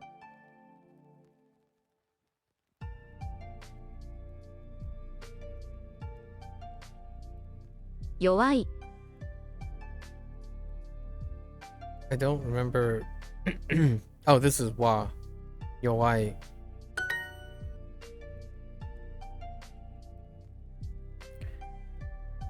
Me.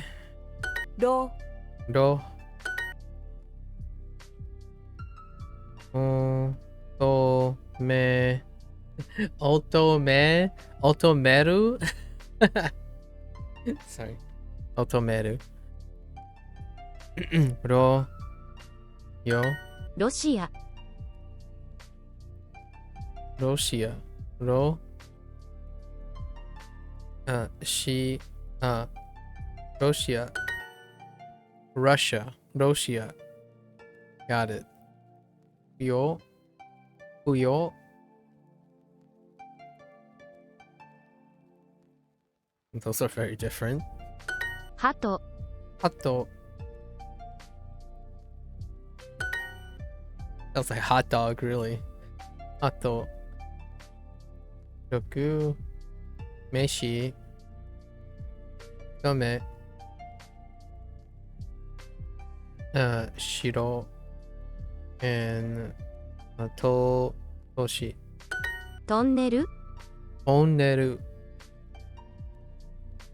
So, re. Whoops, that's ru. Re. Or neru? トンネル、 Toneru. トンネル、 Yeah, toneru. Tunnel. Toneru. Kanyo. Kanyo.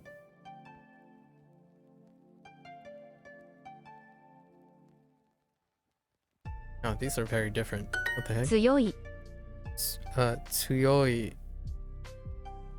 Tsuyoi. Hey.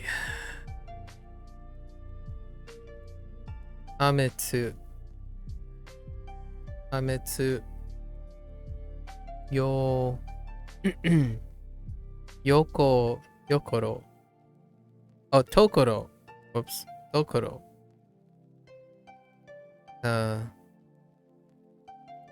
Anyo. Otosu. Hey, Victor. Shimeru. How are you? Did you just get Restaurant. back from work? Or about that time, I suppose. A little later than you usually do? Or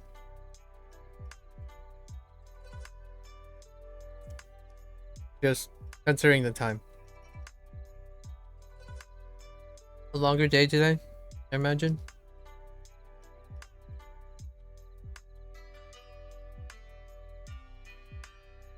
Or usual. You had a small snack. Ah. Ooh, what do you snack on, Victor? Hit me up with your I'll paint a picture. Hold on.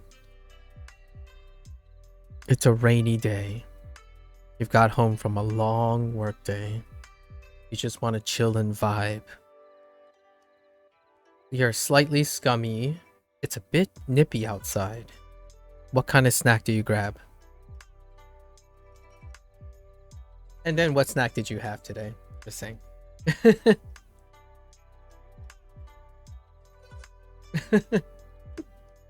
レストラン Restaurant. I was just being playful. And because a lot of times the common question is, what's your favorite snack? You know, but if you're like someone who lived as long as I have, that's like, what the heck? Can I paint? Okay. So, it's been a long day. It's slightly nippy outside. You're kind of tired and you just want to vibe, right? And you feel kind of like scummy, like, it's been a sweaty day. What do you grab? I'm just being a little bit more specific because oftentimes I do feel that English is too imprecise when you ask, what's your favorite food? It's like, well, it depends. So I figured I'd just paint a picture for you. Although I am interested in what you eat. Ooh. Yo. Shredded squid. Are we talking about like the dry shredded squid, right? Spicy shredded squid. Oh, that's nice. That sounds delightful. Nice. Is that what you had today though? Oh, when you had a little snack? レストラン Restaurant. レストランレストランレストランレストラン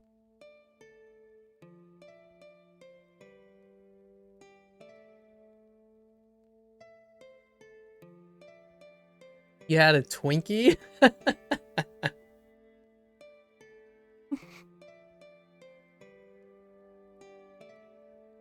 A snack of champions. Nice.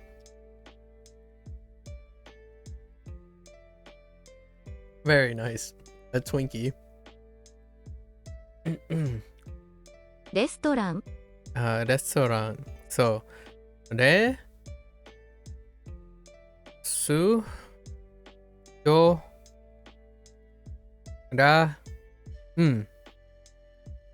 レストラン restaurant. Okay.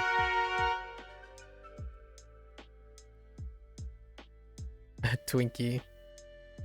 You eat dinner soon, right? I hope that's not your whole dinner, Victor.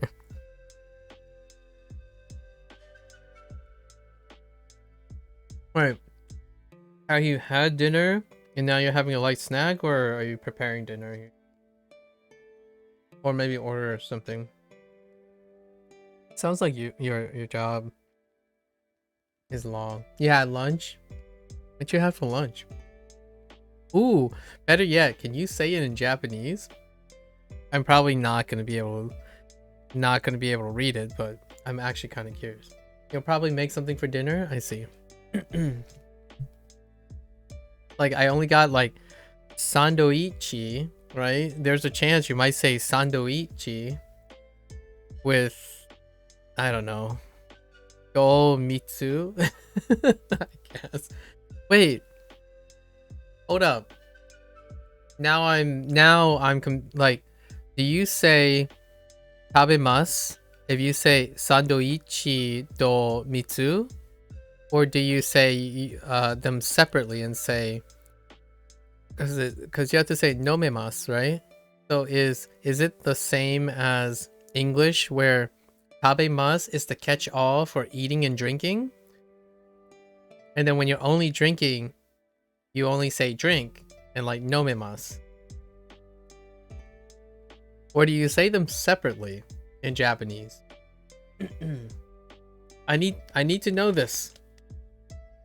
Like if you say mitsu, right? Mitsu to sandoichi.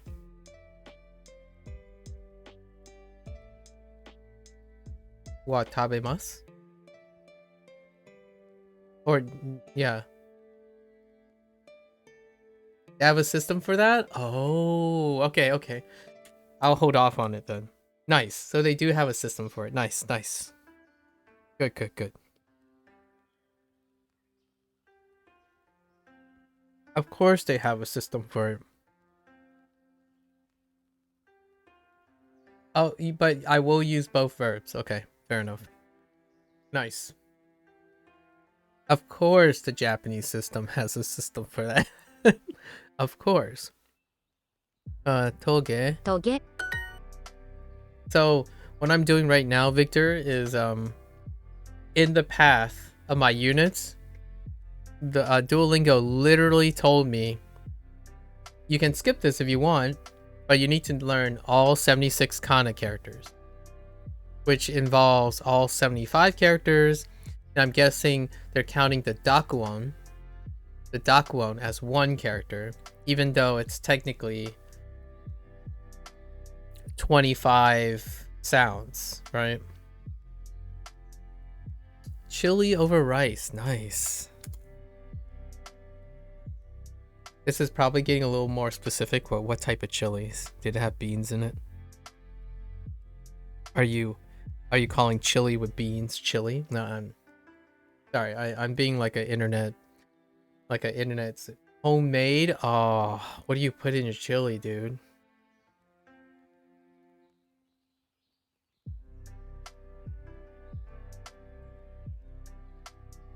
Sorry, I haven't said dude in a while. It kind of made me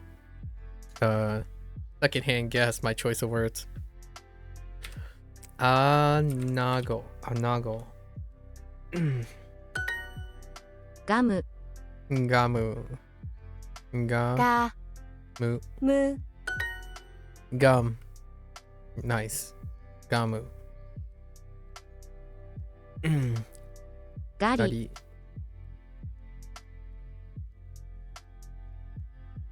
Gomu.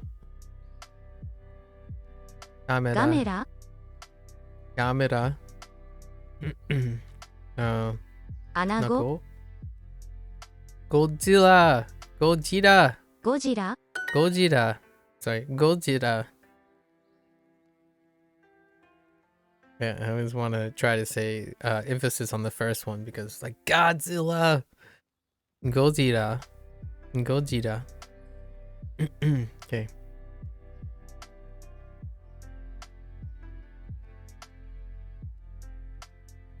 You had a bunch of beans and cans that I had lying around and threw them together with seasoning. Solid.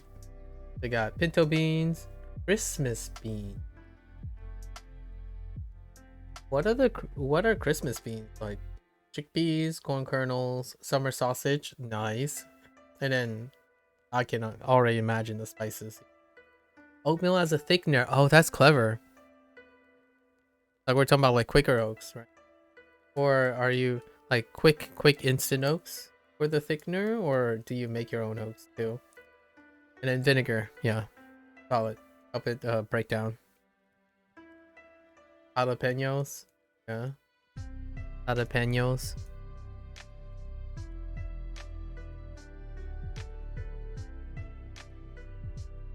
Instant oats, yeah, instant oats. I agree. Instant oats work as a wonderful thickener.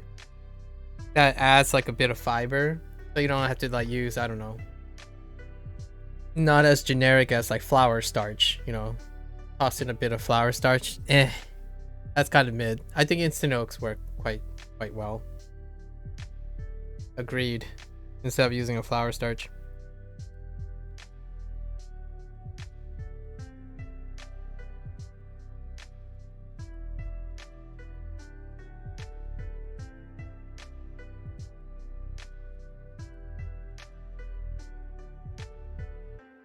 Okay. That sounds delightful. There is a lot of oatmeal and trying to find creative ways to use it. I see.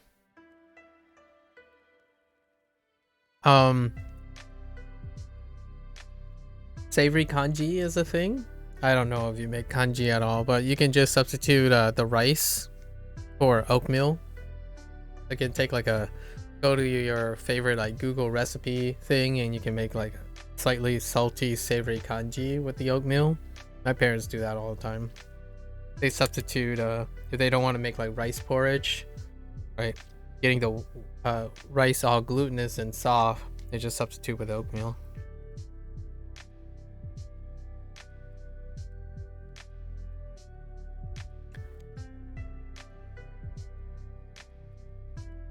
Cookies, oatmeal cookies, and chuck a lot of them into like some batter. It's always kind of munchable.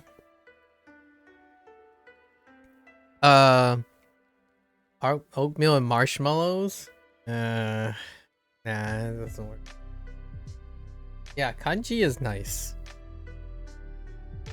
Safe, light on the stomach. Can be it's a good starter for blandness. Kanji is nice. True, it does sound like kanji. I mean, kanji is nice too. Dad jokes, I like it. I mean, haha jokes. Getting a little chichi with me, huh? I see where you're going with that. Just a little chichi. Chi. I meant cheeky. No, cheeky.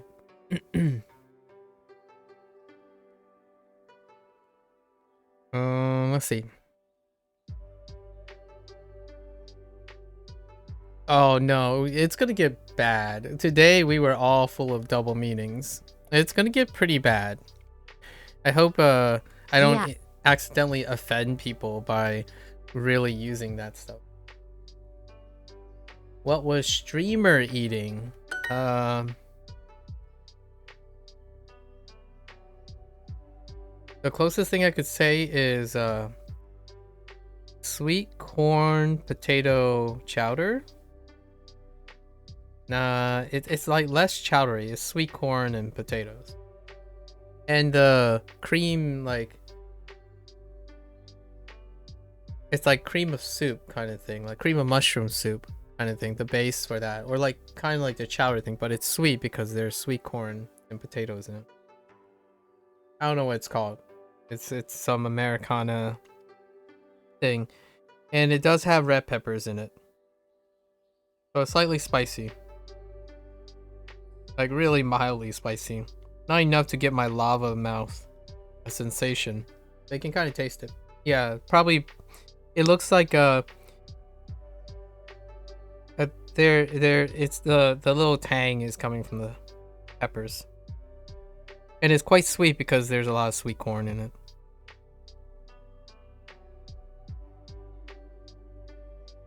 For whatever reason, I think this is kind of a stereotype, so it's not true for everyone. However, when it comes to the people that I know by extension, the Fujianese people, they really like this cream stuff. Like when I think about it, like, man, people really like clam chowder. So it's that type of like the soup base, the Americana soup base, right? Yeah, like they're really into that. And again, it's a stereotype, it's an anecdote, but my folks really love clam chowder. So any form and twist on the clam chowder, like adding sweet corn and stuff, they're just into it. And funny enough, or ironically, I guess ironically, I don't take to it as much. I take to the like, give me a ball of salt soups. So Americana soups that I like are the balls of salt soups. So like standard chicken noodle, like add 3 pounds of salt into the chicken noodle and I'm good to go. By 3 pounds, I mean If I ever told my father, like if I ever gave a soup that I made to my parents, they'd be like, yo, what is the deal with the salt? The salt is like in the stratosphere. I don't know. I just took to salt a lot more. Weird. I'm a very salty guy.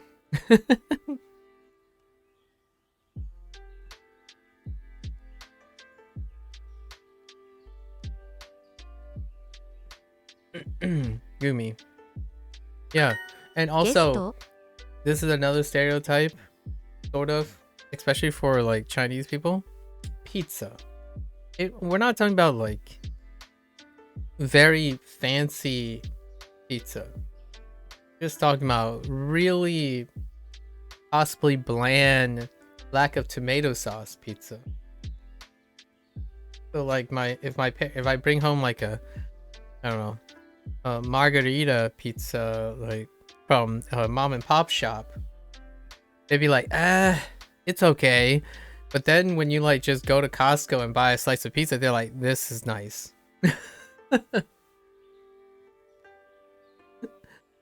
Or like go to Pizza Hut. I mean, admittedly, it's probably a lot more nostalgia because my parents were here when Pizza Hut was, you know, different back then. Not so much now. Not so much now. Yeah, Costco pizza. Although, I am on the same page with my father in butter chicken. Like, my father's love for Indian food came out of knowing some Indians.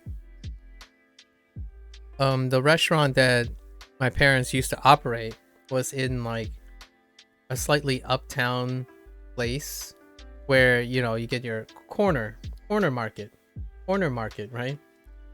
If you ever go to a little small town, like say like a slightly not city but town, and you go to a corner, there's generally a place where there's a quickie mart run by an Indian people. Like, sorry if you're sensitive to stereotypes, but this is literally what happened to my family, right?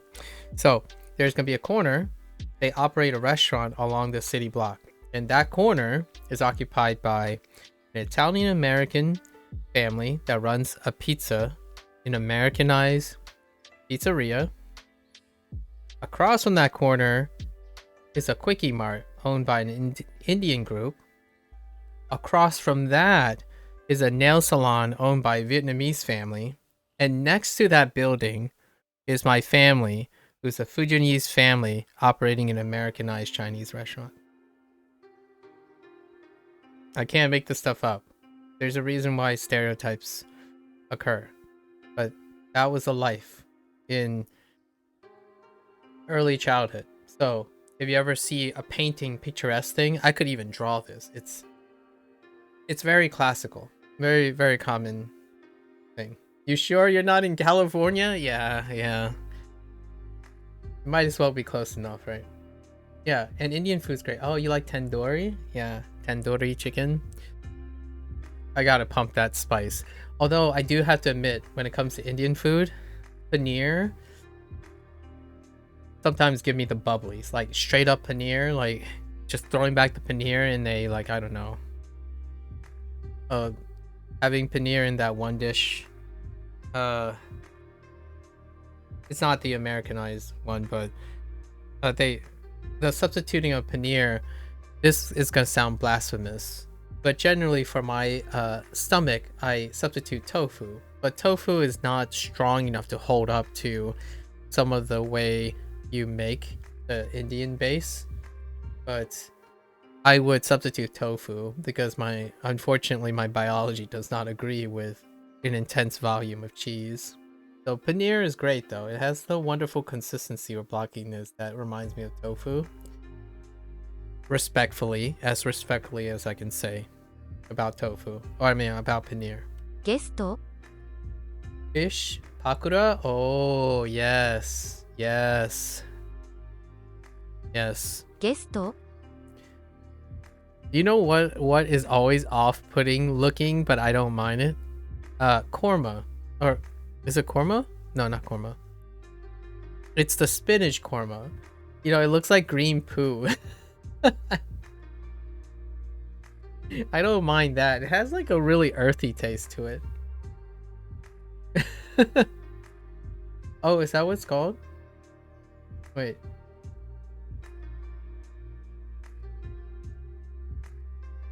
All I know is it just looks like really mushy spinach, more or less.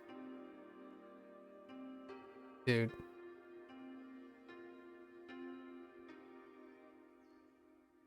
Oh, okay. Saga or something. Saga. Yeah. It's just a pile of it's minced spinach or lots of minced spinach, and I don't know, it tastes very earthy. It's not kale, I can tell you that. Whew, that thing would have been bitter. A pile of bitter. ゲストゲスト Gesto. ゲ Gesto. スト Gesto.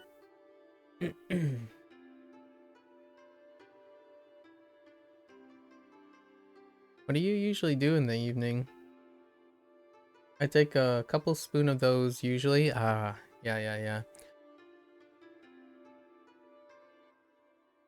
I like my potpourri of Indian stuff. Usually I go for some greens to settle the stomach, prepare the stomach a little bit. I'm that kind of guy. Like if I'm gonna eat lava for dinner, I take in some cream beforehand. You know, pre-game with something creamy before I put lava in my mouth.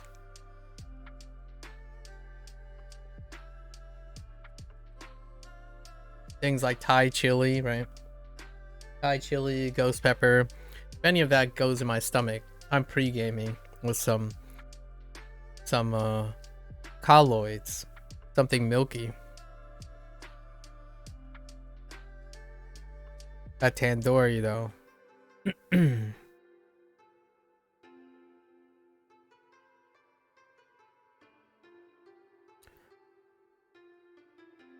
I can go for a nice cup of chai right now. Go to Gorilla. ゴリラ Gorilla. Gorilla.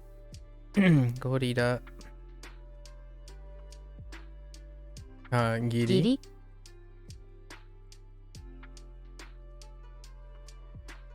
Goro. ゴロ Goro. Whoops. Anago. アナゴ And ゴ Gojira. ジラ Yumi. グミ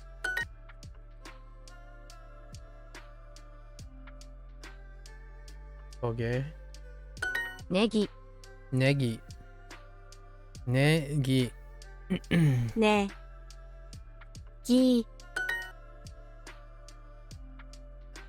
You made a rookie mistake the first time. I made tandoori chicken with a spice packet from an Indian supermarket.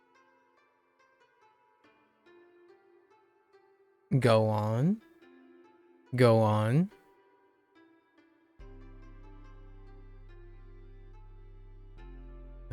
Gigu. ギグ Go. Go. Oh. Godzilla. Godzilla. ゴジラ Godzilla. ギア Yeah. Yeah. ゴリ Gorilla. ラ Sage. 下げ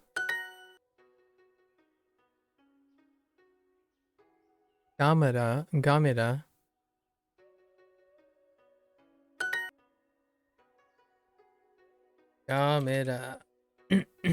グラス Gurasu. Gu. Da. Gu. Okay. Goma. Nanago. Nanago. Camera. Kasu. Gorilla.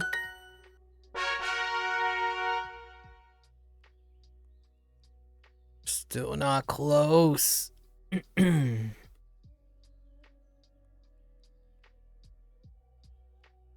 I used a boneless chicken and that stuff was spicy. I make sure to use bone and after okay. Wow. That's some concentrated spice you have. Yeah, I see what you mean.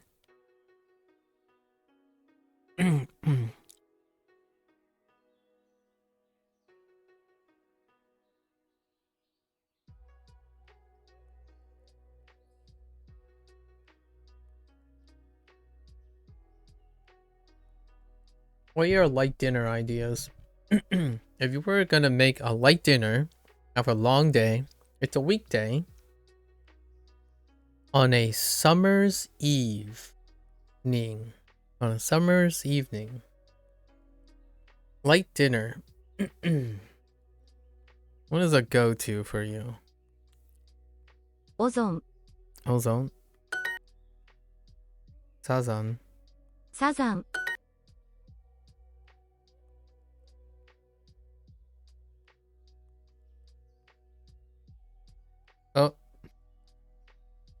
Oh. Gojira. サイズ。サイズ。ゼロ。ゼロ。オゾン。ラザニア。ラザニア。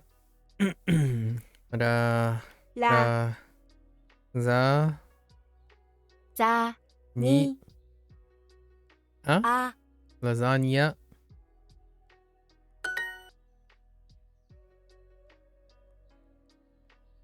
Oh, you try to build something around whatever's on sale? That's solid. That's pretty pragmatic.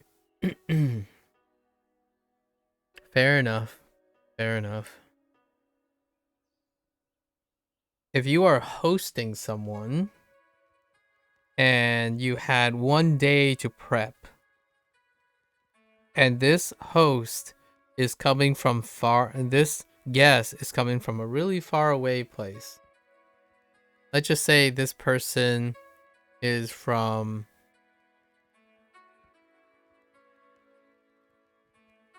Great Britain. What would you prep?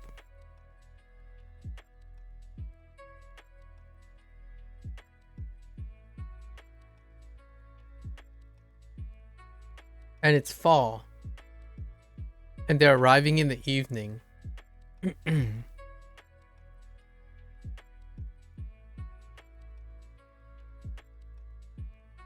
Suzume. スズメ。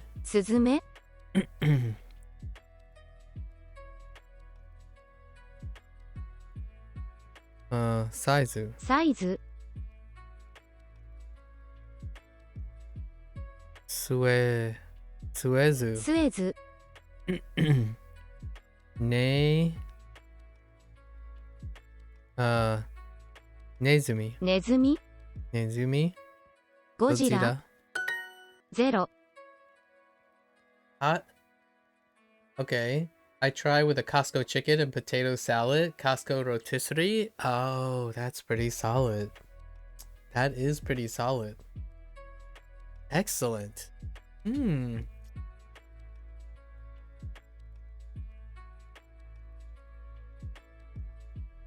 That's, yeah.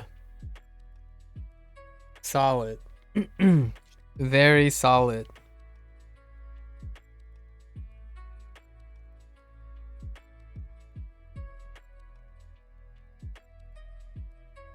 Or just go to Taco Bell? Okay. Fair enough.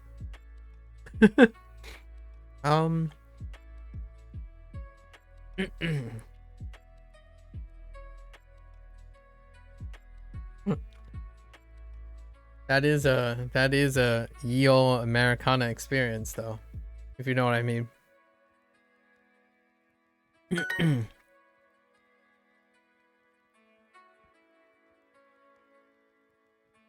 Ozone. You're a very you're a very pragmatic person. I appreciate that.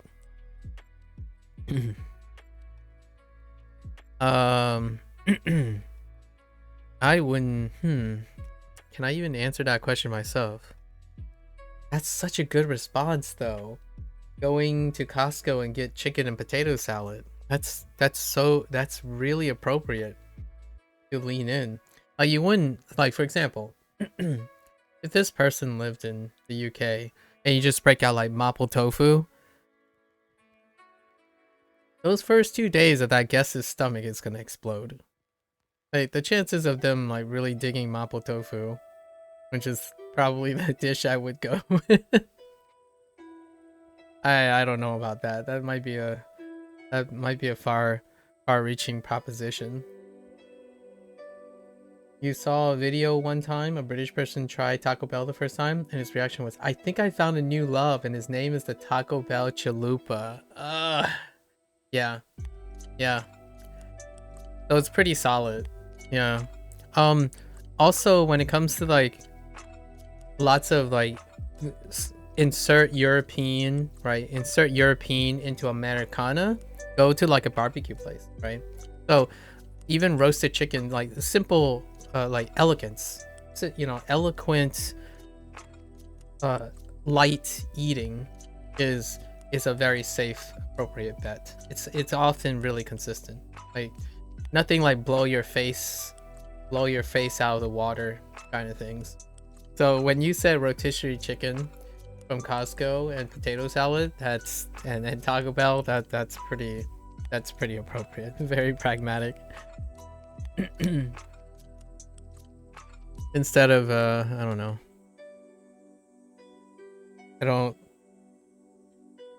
Oh, and usually they're okay. I feel like when you see those like react videos and eating videos, oftentimes you do still get if you go with something sweet, right? Instead of savory, you get that.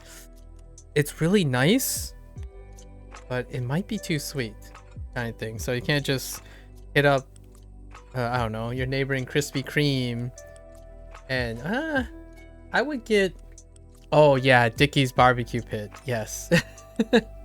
But I wouldn't hit up like, there is a chance I might grab like one Krispy Kreme donut, like buy like 4 Krispy Kreme donuts, just original glaze, right? As an addition to the entree, the Costco and the potato salad, maybe like 1 original glaze Krispy Kreme donut, something that's like readily available, something like that, as a dessert thing.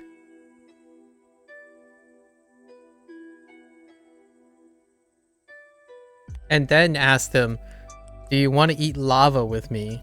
Because if you want to eat lava, we're going into a Szechuan house and getting our face numbed while pouring lava into our stomach. You've been warned. But feel free to say no.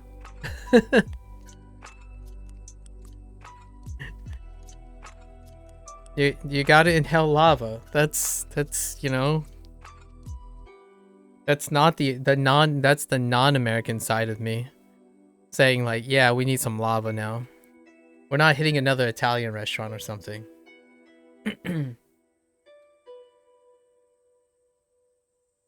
Sazan.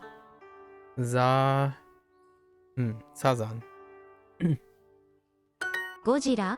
Gojira. Daizu. There's a funnel cake shop in your city? Go on. Oh, you're right. Oh yeah, funnel cake. That is a solid choice.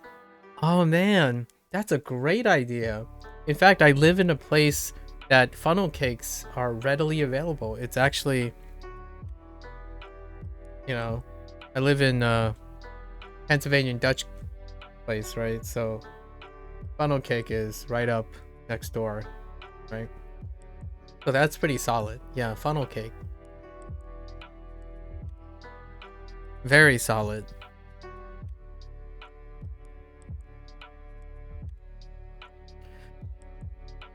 Go to Costco, grab a box of chocolate chip cookies.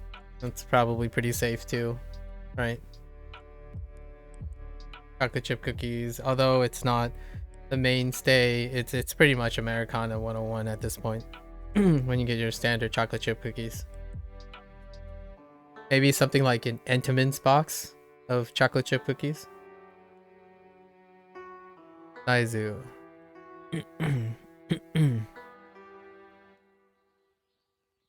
Size. Or your local bakery, whatever your local bakery, grocery store place has. Pretty solid. It has to be in everything?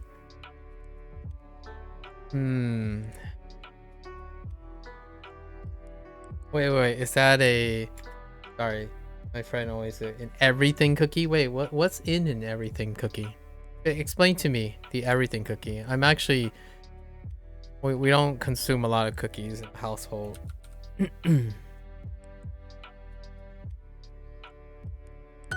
Ozon.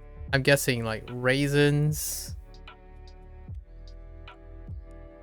chips, various chips, maybe nuts, some sort of nut.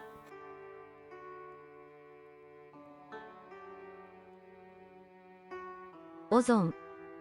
You take like 5 cookies and toss them all together. Oh, okay. I see. Oh, you know what? Personal favorite or personal identifier of my region? Probably some sort of like ginger snap or snickerdoodle. Ginger snap or snickerdoodle. Yeah, like a standard sugar cookie. I'm sure they're gonna tell me like, well, it's biscuits. And I'm like, all right, we'll go grab some biscuits. Here's some biscuits and give them ginger snaps. Maybe prepare some tea as well for the biscuits. Ozon. Ozone. Sorry, this is how I think about stuff a lot. I think about hypothetical situations because it's kind of fun to hear how other people interpret their situations. ぞ 1 tablespoon pure vanilla extract, okay. Sure, unbleached flour. Flake corn cereal. Huh. And then more toppings. Semi-sweet chocolate, yeah. Large shard or disc of regular toppings. Coarsely chopped mini pretzels. Oh, that's interesting. And then toffee bits. Oh yeah, such as Heath. Yeah. That is a very base. That's a good base to just toss anything on there. That's for sure. Indeed. Ozon. Ozone. うん Suzuki. Sazan. Nazan. Size. Cycle. Saizu. Ozone. Ozon. And Ku. Oh. Kujira. Kujira. Zero. Zero. Zero. Zaro. Zaru. Zaru. Jimu. Jimu. Jimu.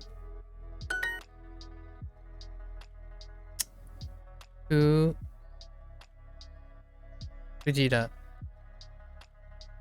Kujira. Zuki.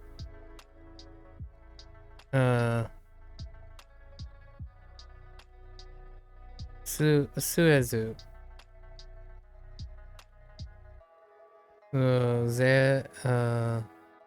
Zoru. Zoro. Zoru. Nezumi.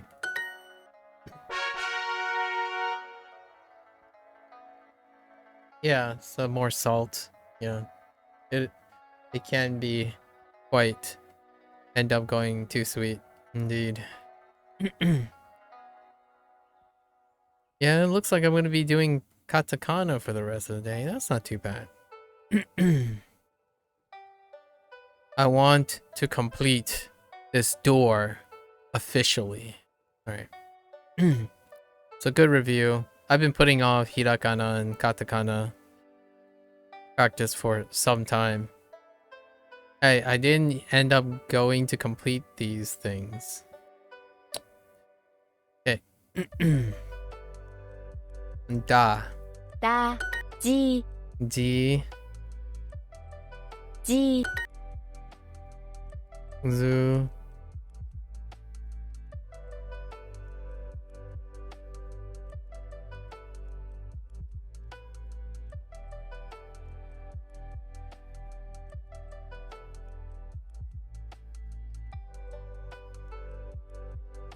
ず、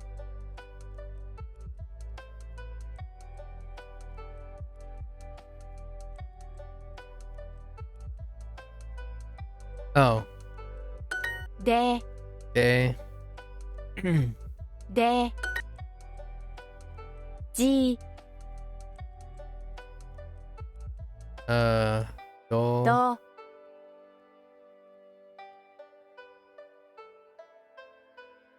De. で、 Zu. ず、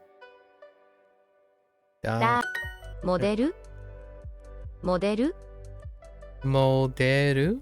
モデル Okay. も、 Mo. De. Moderu. る、モデルモデル Oh. で、 Moderu. モデル Mode. Model. でも Okay. Demo. Edo. エド無駄 Muda. 無駄 Nodo. 喉 Tada. ただ Dame. ダメ Deco. デコ And デ Dere. レダイヤ Daya. Da. Da. I. A. あ、ダイヤ Ya. あ、や、ダイヤダイヤ Diamond. Daya. Daya. 人で Tode. Sando.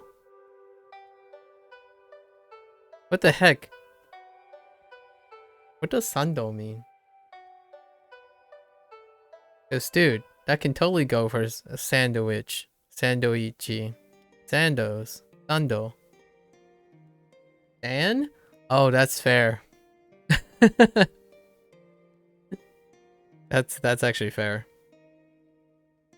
I was talking earlier about we learned the katakana for sandoichi sandoichi, and I'm like, well, you can just there's sando too. Sando. サンドダンス Unfortunately, we won't know. Dansu. ダンス That's actually dance. Daya. ダイヤ Daya.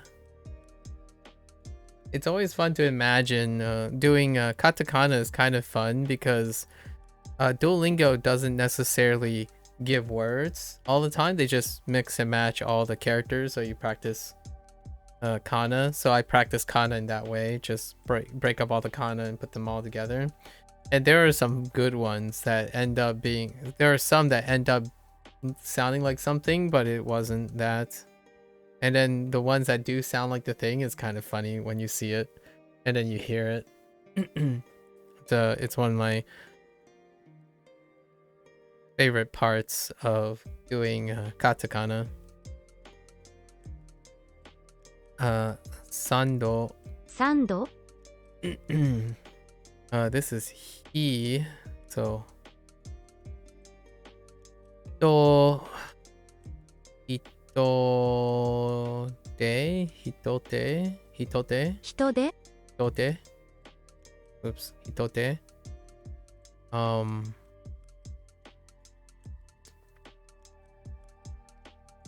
Da. Dainsu? Dansu? ダンス Oh yeah. Right, dansu. And then kaede. Kaede. カエデ Kaede. アイデア Idea. What could that be? あ、 E. De. A. あ、アイデア Idea. Idea. Idea. Of course. Well, the I kind of didn't give that away, but idea. Idea. Of course. Do. だ、 Da. Oh, you know what this reminds me of? Learning katakana reminds me of what is that? Ablib game, or like it's a Americana board game, or is it Americana tabletop game where like Madlib? No. Something like that. Where you read the card and it sounds like something else. And then when you it's like different English words put together, but when you say it, it sounds like something else. It sounds nonsensical at first, but it represents a different word or different phrase that sounds like it, but they deliberately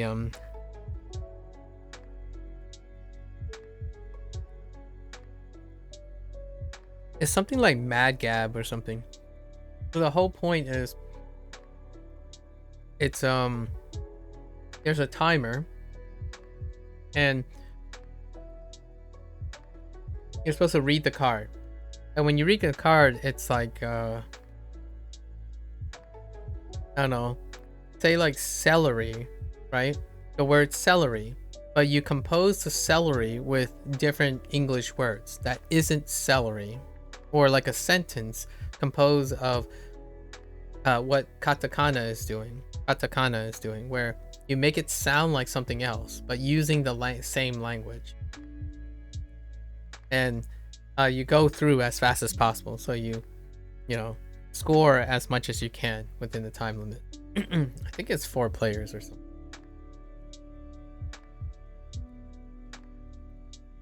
Might have been called like Mad Lib or something like that. That's what this reminds me of. I do this for fun, you know. I would take like an English word, like matching. Mata chi nagu? I don't know. Matachi? Matachi? Matsuchi? You know, like matsuchi, where you put in a TSU, or it could be like machi,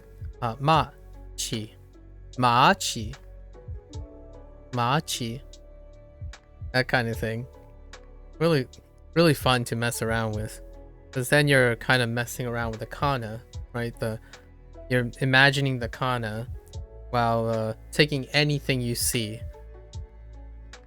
like harudo.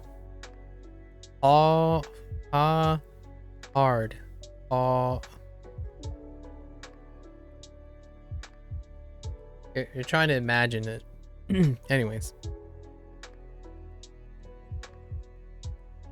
Yeah. Wait. Hey. Day. Da. Ji. Do.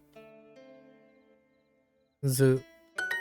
サンド Sando. Sa. Sando. Oh. I put sendo. I don't want to talk about it. Okay. Kaede. インド Indo. Indo. Okay. Of course they would put sendo. Or wait, sando. Sorry, sando. I'm getting say san, say sa, both say sa between hirakana and katakana. I'm laxing up. I'm being too relaxed. Not doing my due diligence. Oh hey, I know this one. Doresu. That's actually a vocabulary. Doresu. Neat. That's also kind of rewarding too. When you're doing the katakana exercise, and then when they're randomly generating all these pairings, it actually lands on a katakana that you learn from the lessons, from the units.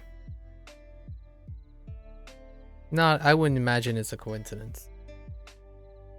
And they try to include words, and then they tell you on the bottom in some of the lessons what the word means. What the kana means.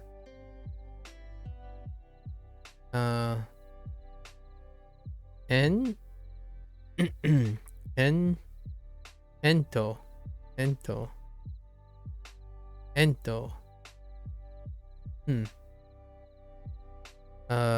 And we did find out that some of them don't have meanings. So there are randomly combinatorial examples. Dorama.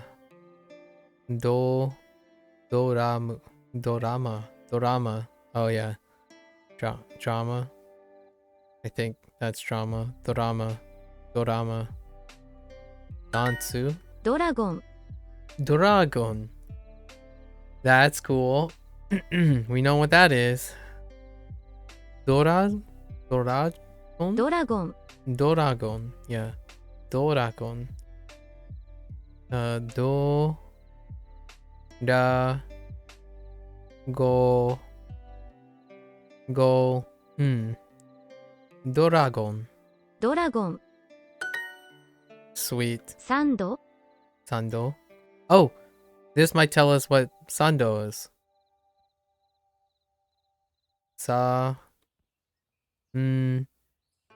Do. It is sandwich.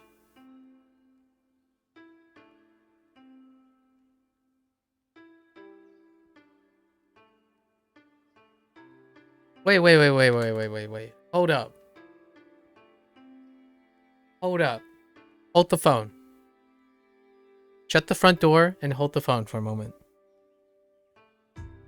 Was sando a English thing? Like an American English shortening? Or was it taking the Japanese interpretation of sandoichi, and then now people say sando? Or which came first? I'm so confused. But sando is sandwich. I totally forgot about it. I guess maybe. I feel like I seen this combination of kana before.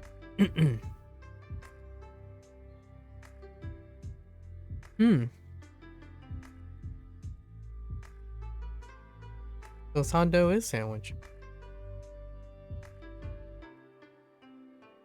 Okay. Sure.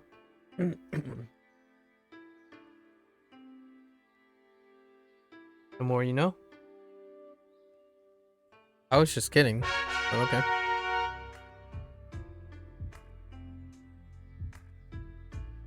Alright, we got the the Bobby Boobay Bowl. Bobby Boobay Bowl. Or like Babe B Boo Bowl. So ha, ha hi ku, ho. Okay. ば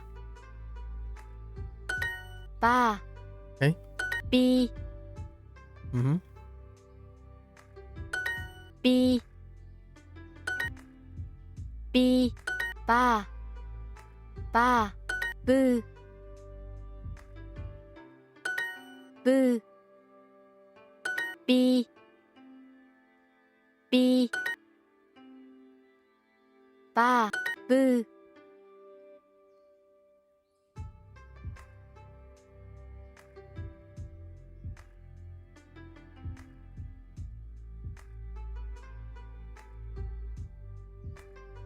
じぶ Wait. I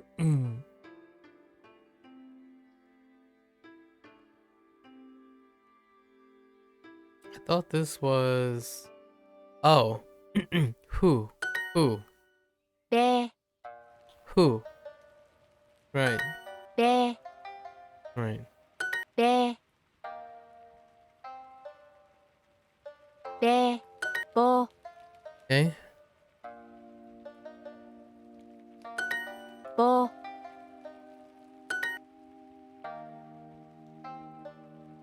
ぶぼぼゾンビ Zombie. Nice. Very nice.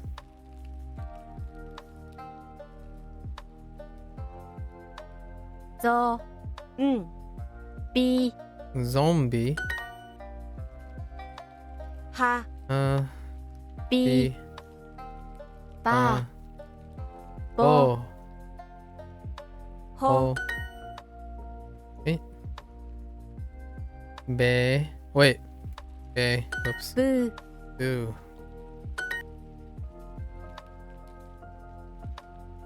Be. Who? E.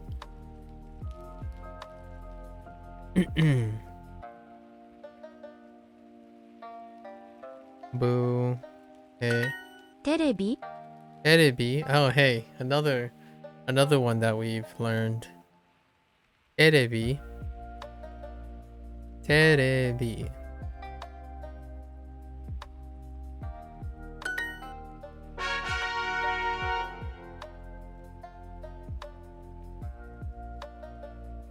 Toshi. Toshi. 都市梅 Ume. Dream. Ume.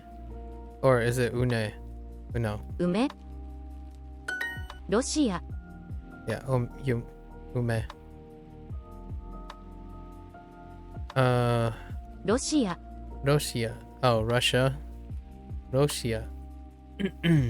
Ro. Do. Do. し She. Ah. Russia. Don't read. Don't read. Don't think we have a. Don't know if that's a word.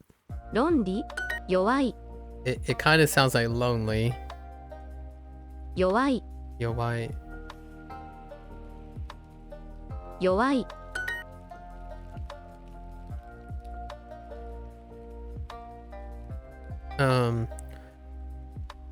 Shimeru. 閉める Hametsu. 破滅 Otosu. 落とす Kanyo. 関与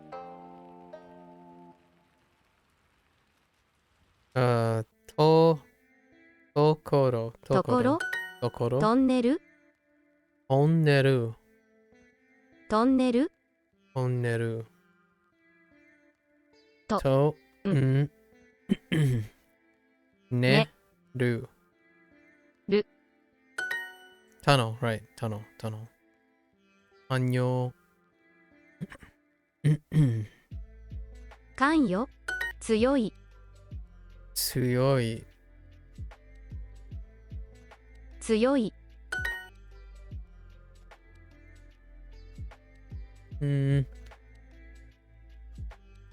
太い。太い、太い。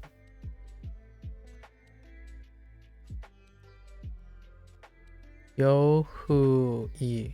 よふい。弱い、弱い。Whoops. That's why. Whoops. 弱い。強い。強い、ロシア。ロシア、 Oh, that's different from. Oh, wait, maybe that's the same.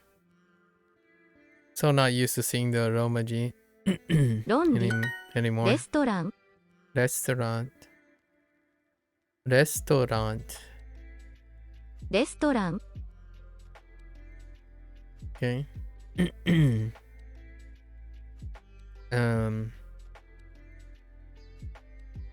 Re. れ、 Su. す、 Do. と、 Da. だ、 Mm. レストラン、 Restaurant. Restaurant. Sanyo.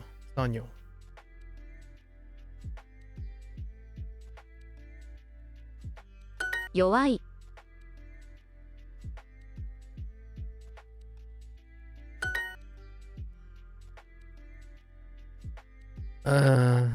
トイレ。トイレ。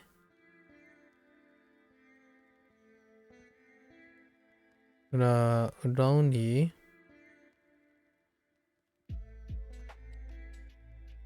予算。弱い。関与。メキシコ、 Mexico. Oh my god, Mexico. It's Mexico. Mexico.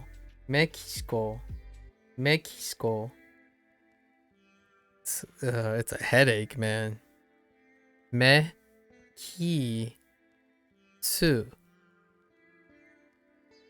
Or oh no, it's she.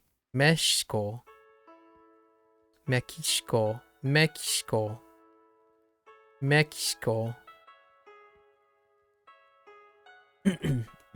シコ、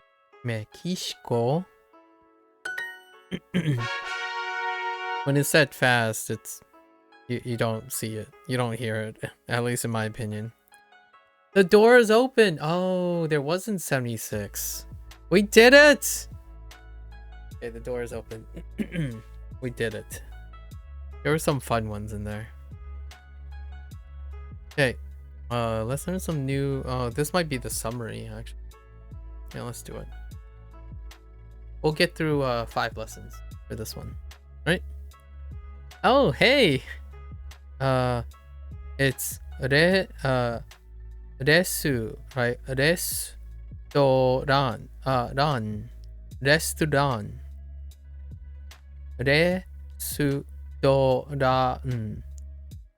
Restaurant. レストラン Restaurant. Restaurant. Restaurant. I like their classic. It's so interesting, the imagery that they decide to go with for restaurant.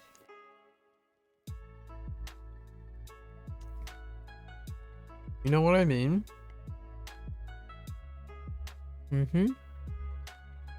That imagery is so interesting.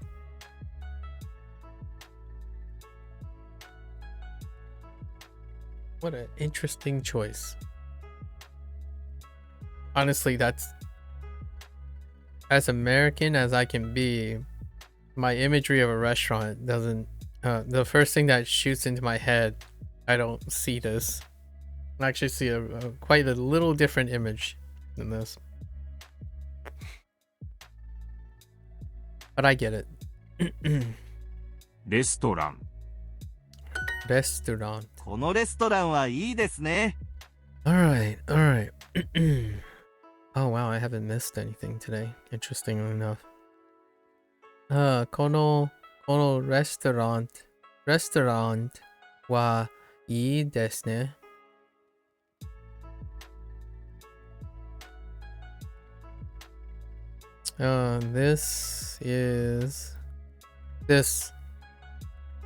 This restaurant is nice, isn't it? うどんはいくらですか？ Wait, is that really saying what I think it is? Udon? うどんは Udon wa. I mean, I う already どん knew. は Udon is classic. It's like saying ramen. And I sometimes say ramen. Thanks to Chinese, I suppose. But udon wa. Oh, how much it costs? Ikura. Ikura. So, udon wa ikura desu ka? How much is udon? Is the udon? Udon. Alright. Time to check. Object.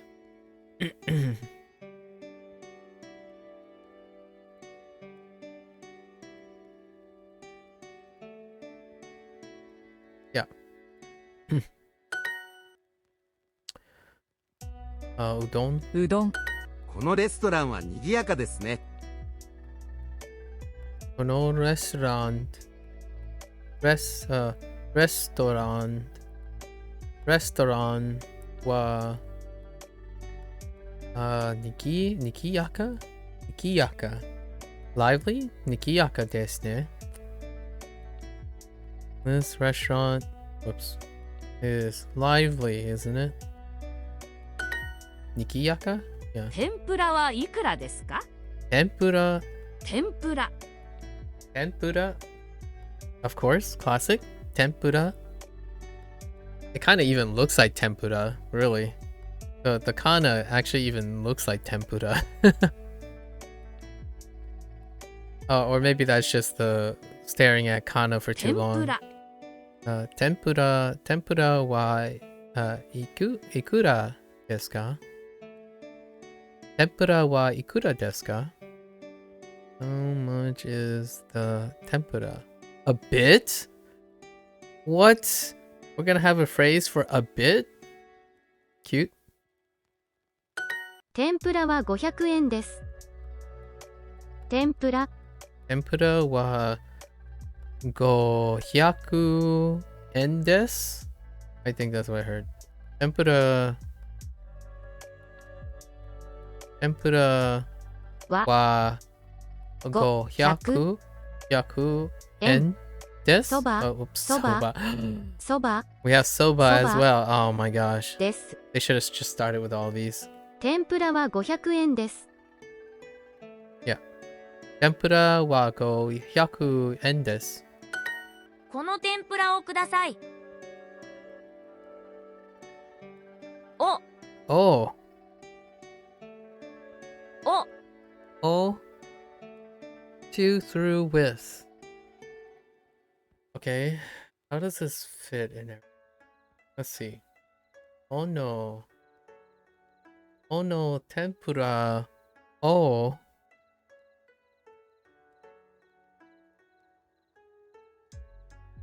ください。 Kudasai. お、お、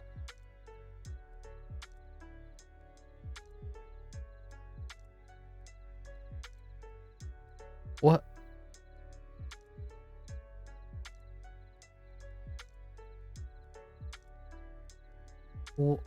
Hmm.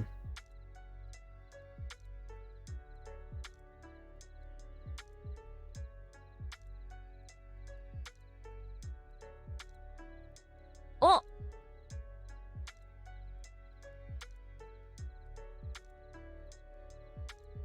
Say what? Ono tempura o kudasai. Oh.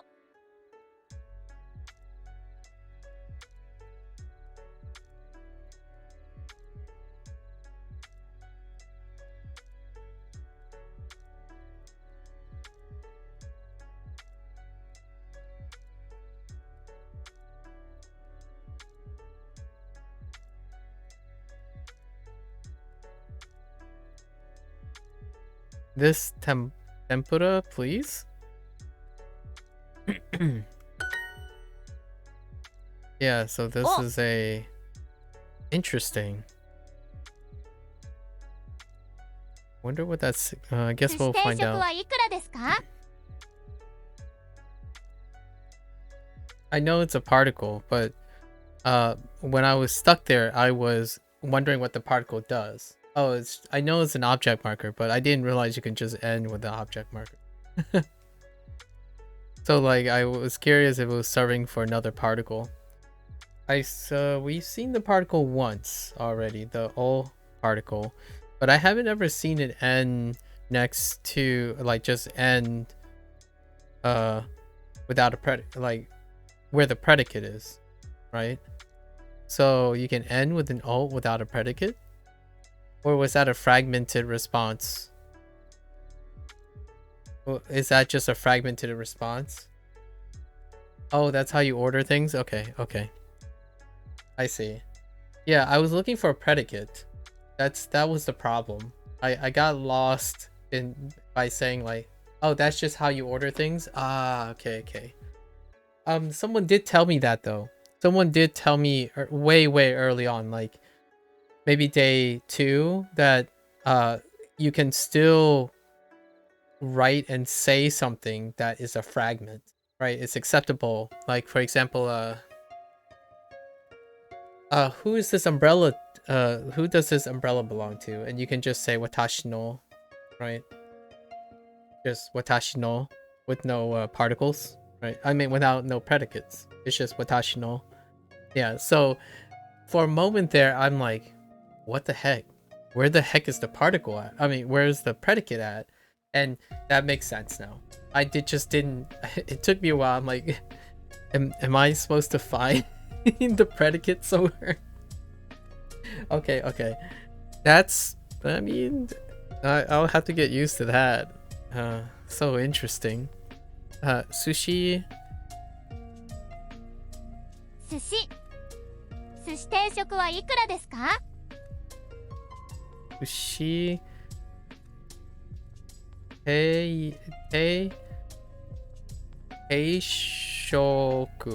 Sushi 定食はいくらですか? Sushi teisoku wa teishoku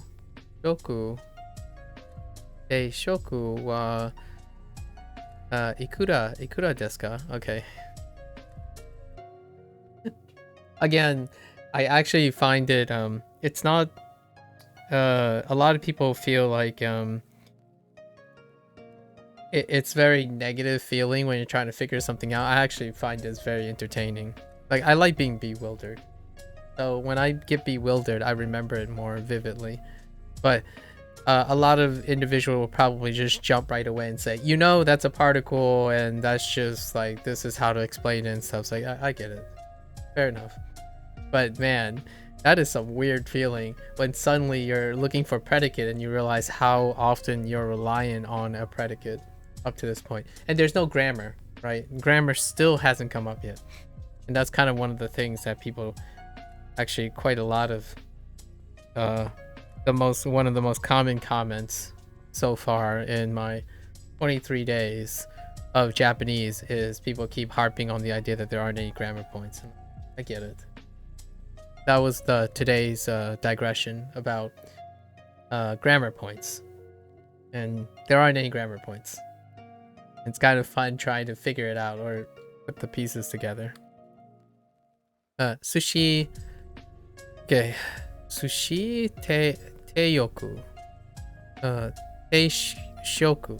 Shoku. 寿司定食はいくらですか? 寿司定食はいくらですか? Yeah, teishoku. Sushi teishoku wa ikura. I'm saying it correctly, but I feel like there's a missing syllable. Okay. Sushi teishoku. Sushi teishoku wa ikura desu ka? Ikura desu ka? Sushi teishoku wa ikura desu ka? It'll be okay tomorrow. How much is the sushi, sushi, tekura, teishoku, teishoku. 寿司定食はいくらですか？寿司定食はいくらですか？ Teishoku, yeah, teishoku set. Teishoku set. The sushi teishoku. How much is the sushi meal set? Right. 天ぷら定食はいくらですか？ Tempura teishoku wa. I couldn't hear. 天ぷら定食はいくらですか？ Ikura. Yeah. Wa ikura. Ikura desu ka? So. Tempura. 天ぷら Tempura wa. Oh no. Tempura. Teishoku. 定食 Teishoku は wa いくら ikura で。ですす。天ぷら定食はいくらですか？ Tempura teishoku wa ikura desu ka? Tempura teishoku wa ikura desu ka? すみません、お茶をください。Sumimasen. Ocha o kudasai. Okay. Got it. Excuse me. Green tea, please. Okay. Oh, what a hiru. Oh, hiru gohan, which is lunch. 昼ご飯 Hiru gohan. Udon. うどん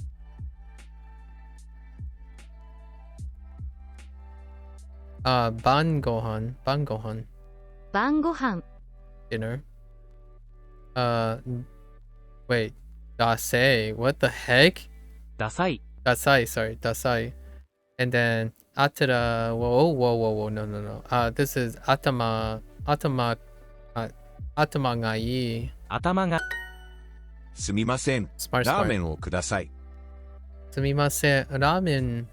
Ramen o kudasai. I kind of like this. I do enjoy this. The way they order food. Yes. Excuse me. Ramen o kudasai. すみません、うどんをください。Udon o kudasai. Sumimasen. Udon o kudasai. How much is the curry meal set? Okay. Kare. Teishoku. Yeah, shoku. Yes. Okay. Kare teishoku wa ikara desu ka? Right?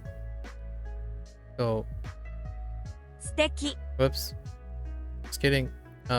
カレー。 Teishoku. 定食。 Teishoku は wa ikura. いくら Yes. ですか？ Are teishoku wa ikura desu ka? Sushi. Okay, sushi teishoku wa ikura desu ka? Getting a little closer. 寿司定食は Ikura いくらですか？ desu ka? Okay, that's alright. It's not too bad. Just gotta get a bit more articulate. Mitsu. 水 Mizu. Saka. Terebi. 水をください。 Oh, hey! Mizu. 水を。 Mizu. How come I didn't get this 水を kanji yet? Oh, this is my new kanji. 水を We got mizu. So mizu o kudasai. Water, please. 水を一つください。 Dotsu. 一つ。 Dotsu. Oh. Dotsu. 一つ。 Okay. 水を一つください。水を2つください。 Okay. Oh, 2つ、 datsu. Interesting. 2つ、 Datsu. Hitotsu. Datsu. Okay. Kudasai. あ、お茶をください。 Ah? Ah. Interesting. Ah. An interjection. Ocha o kudasai.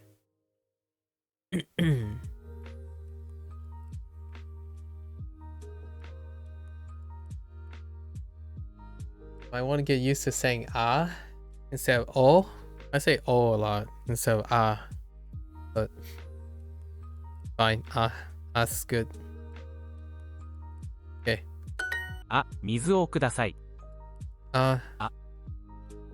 水を水をください。ください。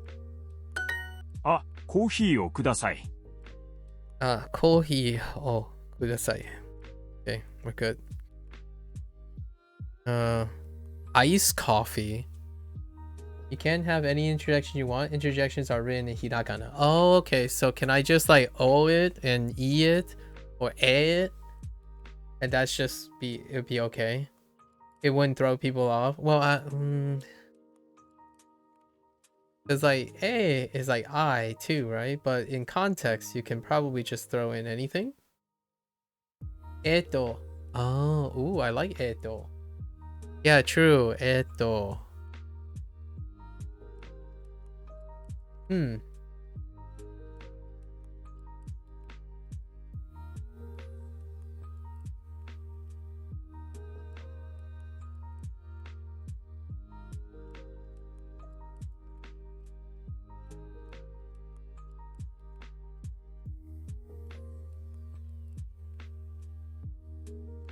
I like eto. I have heard eto quite a bit. Eto.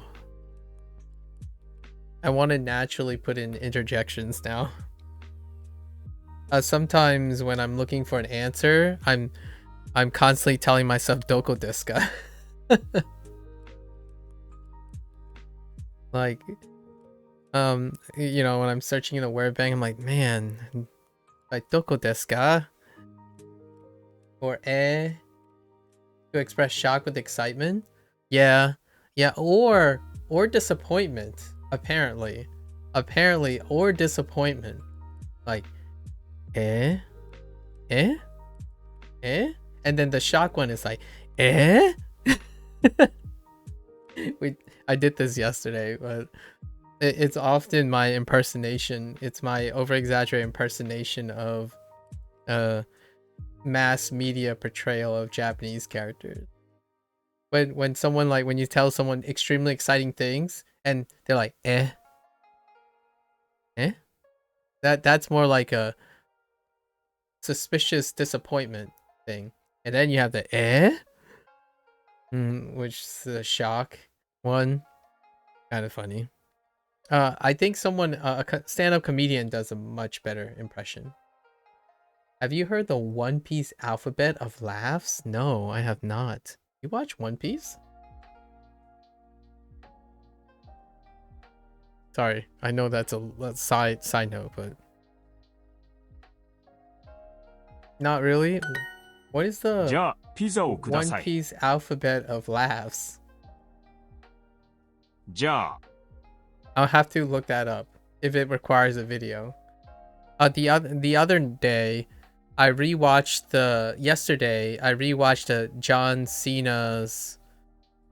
Yeah, look it up. Yesterday I watched the John Cena's Been Chilling, right? Be Chilling, Being Chilling, little like recording commercial thing, because I imagine a very young person told me like they wrote Been Chilling with the ice cream, and I forgot that. I totally forgot that, and I told the person like the last thing I remember with John Cena is technically the Mortal Kombat Peacemaker character, but the first thing that came to mind was the da da da da thing. Yeah. So then I watched the clip, and I get it.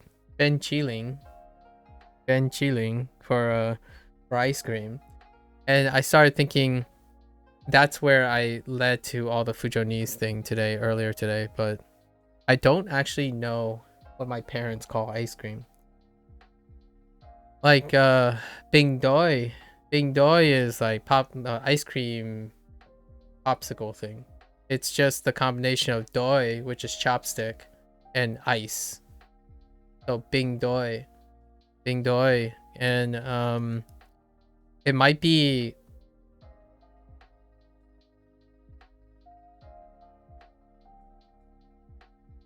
yeah, Bing. You could put like Bing in front of cream. I only know the word for sauce.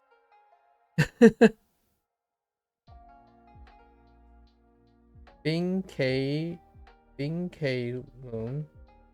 Yeah. Yeah. That's probably like the sauce or cream or something. Like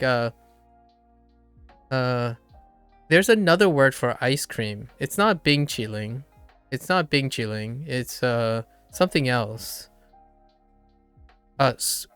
Shui Gao? No. Shui Go? Something like that? Shui Go? Like go is the thing I'm thinking of. The go. Like Gao. Go. The like a cream. Like dango kind of thing. Dango, bingo kind of thing. So I could say like in Fujonese, I would say something like bingo, which is just ice, the cream. And when you say like dango, it's about like it's a cake, right? Dango is a cake. So you think about the cream thing. So that's what I would think of. And I was at a loss. I was like, Bing Chilling? What does Bing Chilling sound like? It sounds like Been Chilling, and I get it. The meme is basically you're just chilling, but it's ice cream. It took me a while, and I forgot that John Cena did a commercial or something.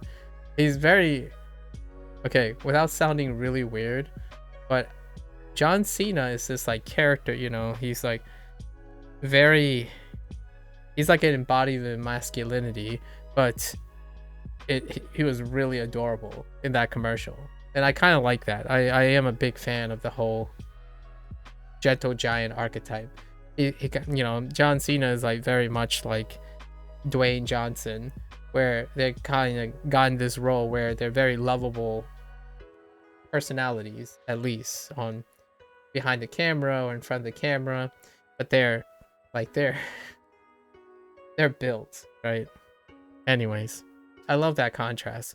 And anime, the Japanese culture really does a lot to kind of celebrate that, where you can have people who are incredibly stoic and powerful, but still incredibly soft-hearted and charming, right?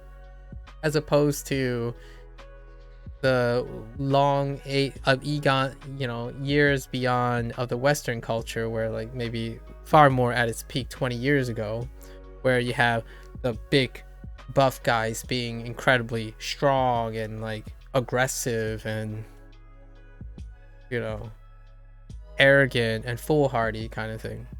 So it's kind of nice. Anyways, Bing Chilling, I had no idea.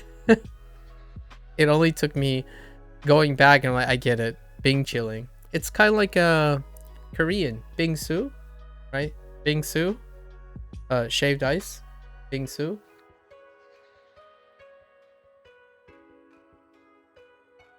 What was the particle from 30 minutes ago? The particle? O? This O. ピザを。 Izao. じゃあ、 Ja.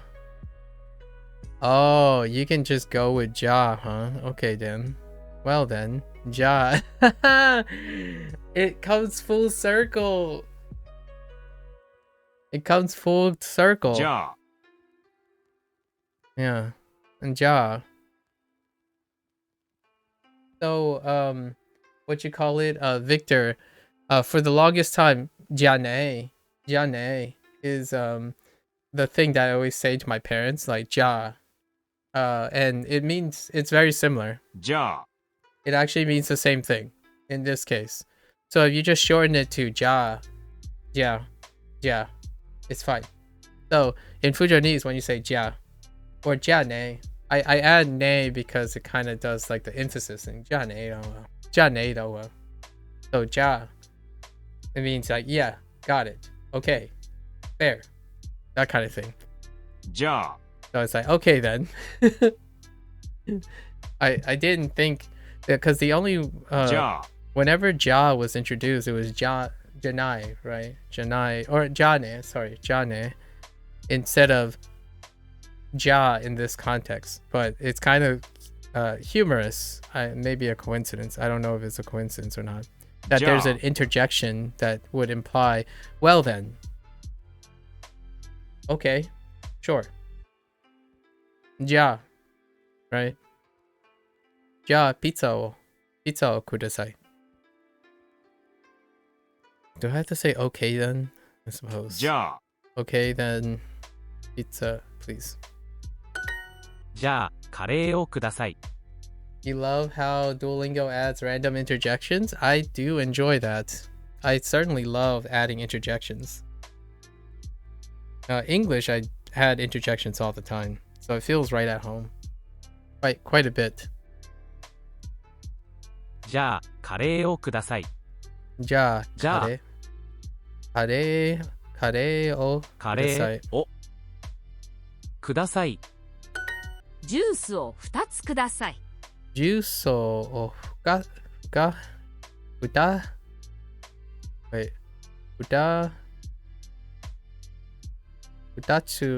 yeah 2つ2つ。 2つ then what was the one? 1つ2つ and 1つ yeah so far. So ジュースを2つください。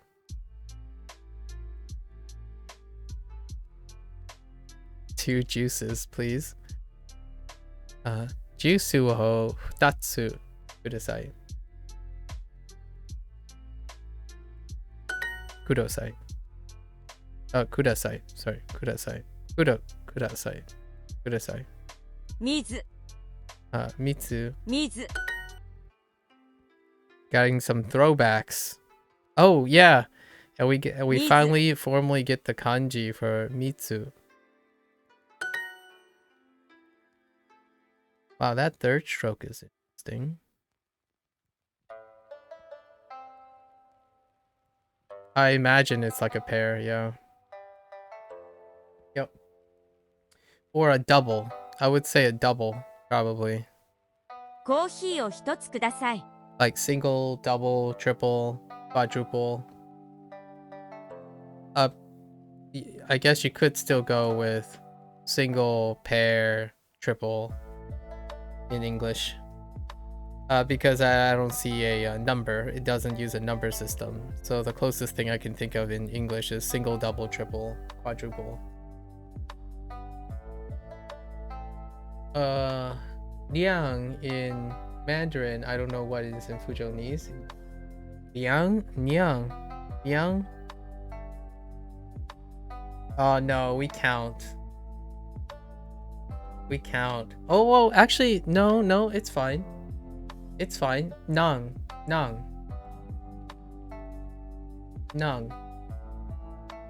Although we put a counter on it. So nangi. So nangi, yanji, water is G. So water is G.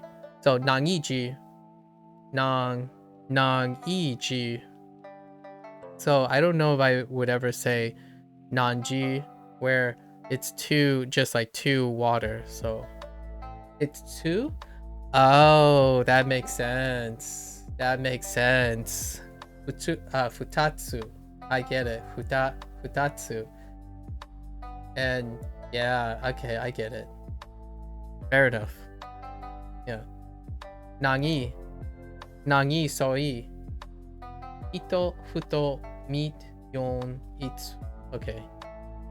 I see. I guess we'll count up at some point too. Ian, just say futanari, bro. Futanari.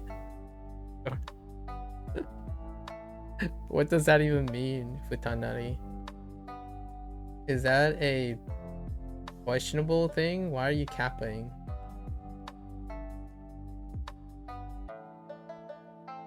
Did I say something? Oh, okay. Let's not do that again. Okay. No more of that, because that is not good. Yeah. Oh, you mean hermaphrodites? That's okay. Hermaphroditism that's fine.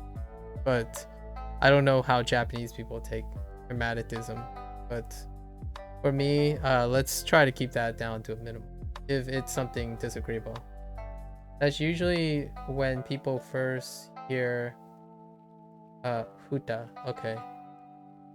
Well, to me, in English, hermaphroditism is not like, that's not, it's just something. But if it's disagreeable, if it's a disagreeable term for Japanese people, then fair enough. But I am well beyond that maturity at this rate. Hermaphroditism is hermaphrodit is, you know what I mean.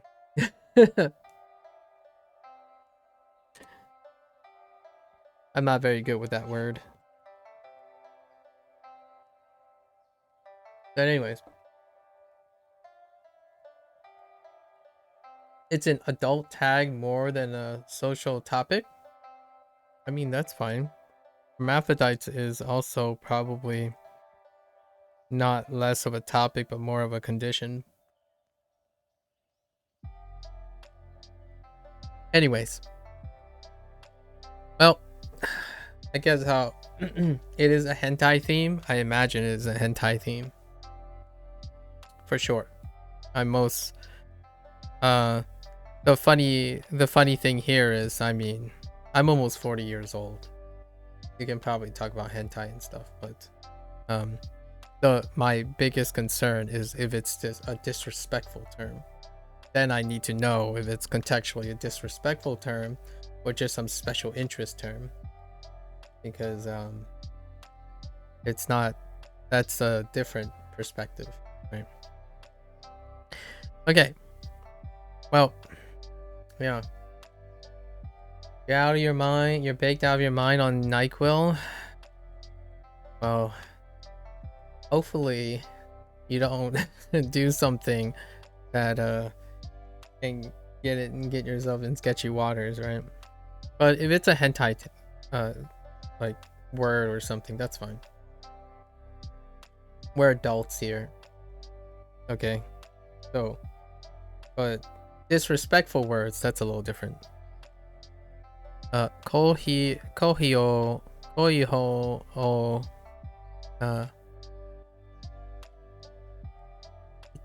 hitotsu.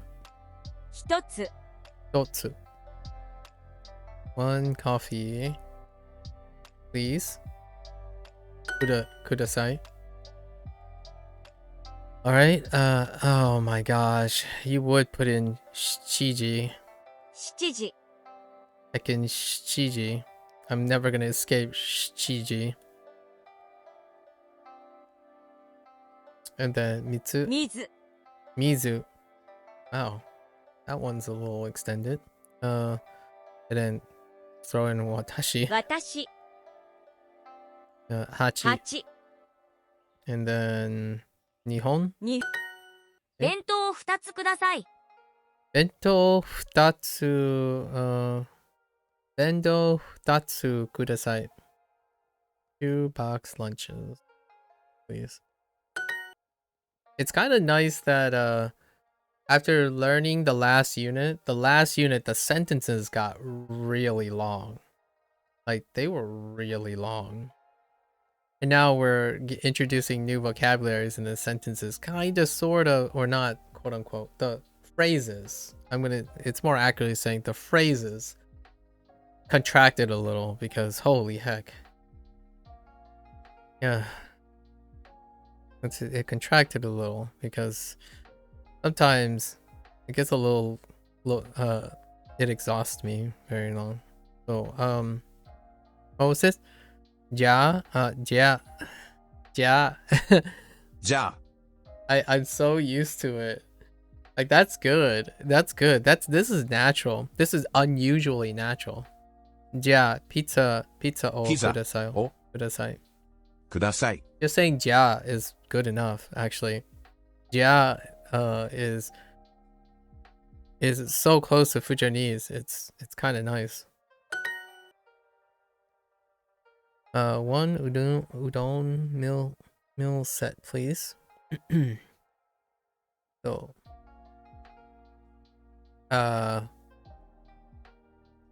udon,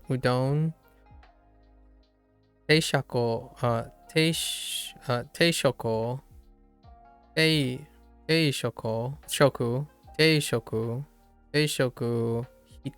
hitotsu kudasai.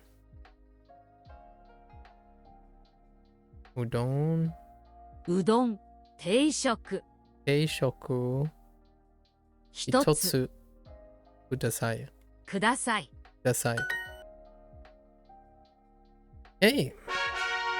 Let's get 2 more lessons, including the 3 more lessons, including this one. And it's set up for the review for next time. 水を4つください。水を4つ。4つ。Okay, 4つ。4つ。ください。I guess we are gonna count up. So 4 waters, 3つ。水を4つください。水をください。Oh, wait. Take care, Victor. Thanks for stopping by. There it is. Although it's Interesting.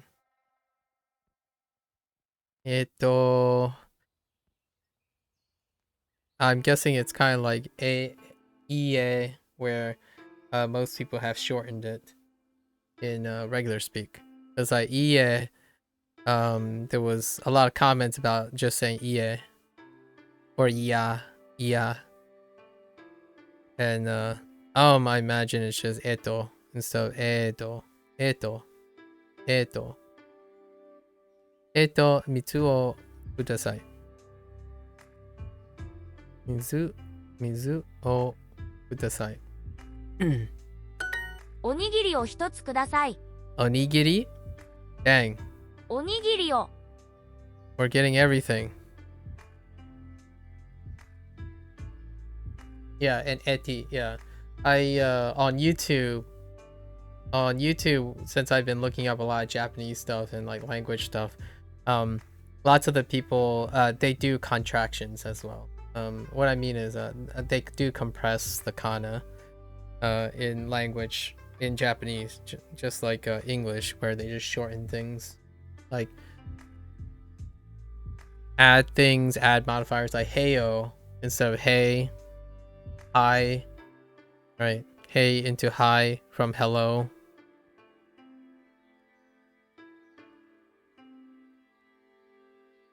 Onigiri o hitotsu kudasai. One rice ball. I don't even say rice ball anymore. I say onigiri. お Onigiri. にぎりを I legit just say onigiri instead of rice ball most of the time these days. I don't think in any other cuisine I would say rice balls. Closest I have in Fujonese is Nirang.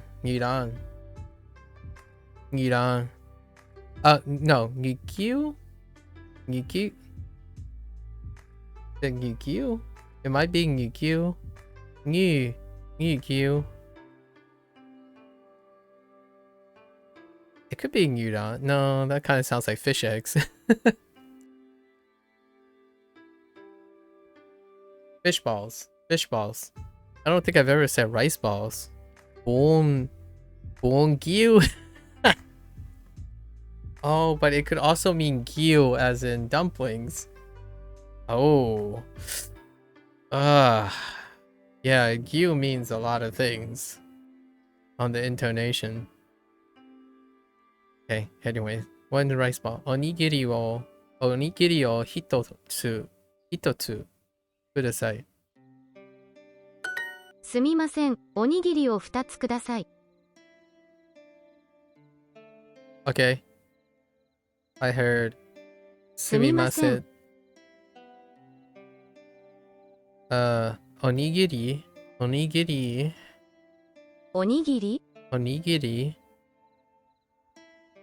Oh, 2つ tatsu.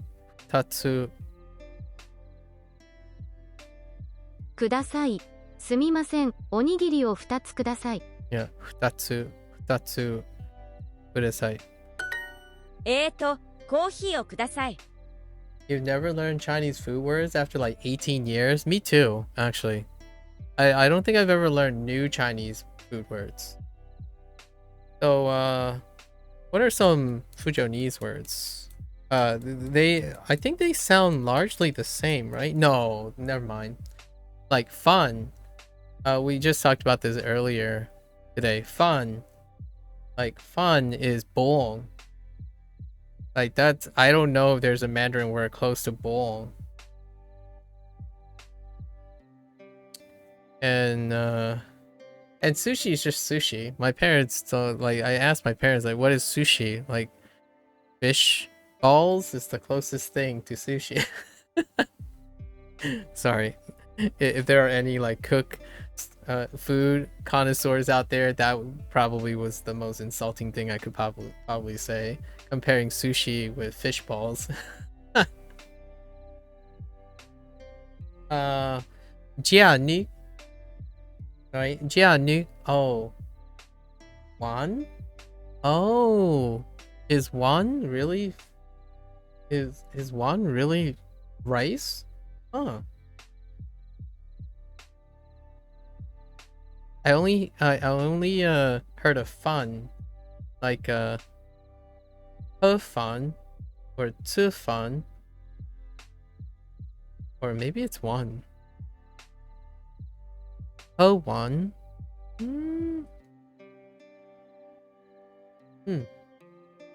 1-3. I have no idea. Sorry, like we're gonna have to wait till Mandarin before that. It's a bowl. Oh, one. Oh, bowl. Rice is fun. Okay. Yeah, one. Which, by the way, in Fujonese is the same. The intonation is different though. It's one, which maybe it's the same now that I think about it. It's one. So it's not I don't know 1-3 if that's what it is, but yeah, none of that really helps because I actually have no idea what that phonetic stuff is. But and the symbol stuff is. I do see it on YouTube videos though. I can't read any of that, obviously.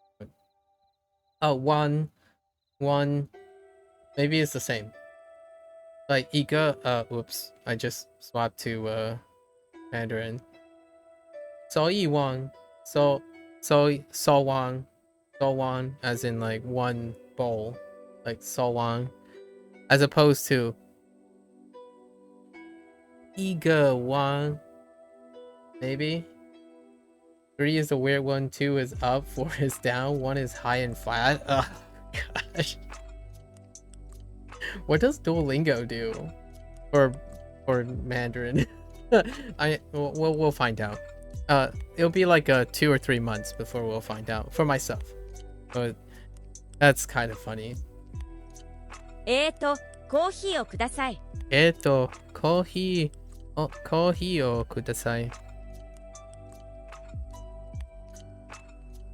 3 is how and ni hao. Oh, okay, how.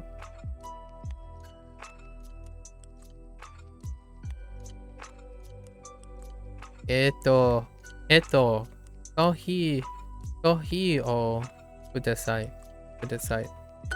あ、おにぎりを3つください。 What about the dot one? Is that dip into the rise? I don't know. I have no idea.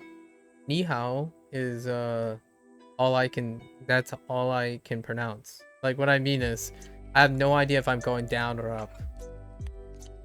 Like ni hao. That's the closest thing I would say. And then in Fujonese is ni hao.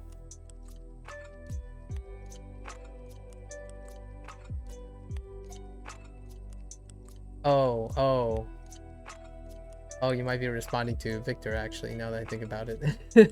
That's the dip into the rise. Oh, you're responding to Victor about what the dotted one. The dip into the rise. How do you even... Mandarin's gonna be so much fun too. Dang.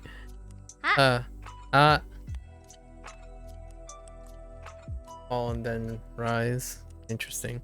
So, one thing's for sure is though, I have vocal training. I have vocal training for Chinese. I have vocal training for Chinese. It's a lot harder for Japanese. So, I'm actually picking Japanese as one of the ones that are farthest away from my proficiency. And then Spanish comes after Mandarin because I actually have Spanish schooling. So then even the writing portions are going to be a little bit offset. So we started with the deep ones, the deep cut. And also, by the way, just so anyone knows, yeah, take care, Victor. Thanks for chiming in one last time. Also, just for the record, Duolingo, the CEO of Duolingo is Latina, or not Latina, Hispanic. Well, like Central American, Guatemalan to be precise. And the flagship language for Duolingo is Spanish. So all the comments about Japanese so far, Japanese is actually the second tier language. So what I mean is in development cycle, it was like around A, right? The S tier, the flagship language was actually Spanish and the others. So they are the longest. And it's actually because of Spanish being one of the core foundations of this language. So whenever someone says like, it's crazy when people say, oh, I had this experience, and then they just assume Duolingo is the same experience around. There are worse experiences. Actually, I have known that other languages are even lower, right? There are newer languages and lower languages that still needs fleshing out. But when we go to like Spanish, the Japanese it's pretty okay, but there are languages above that in Duolingo's development cycle, and Spanish is one of them historically as well.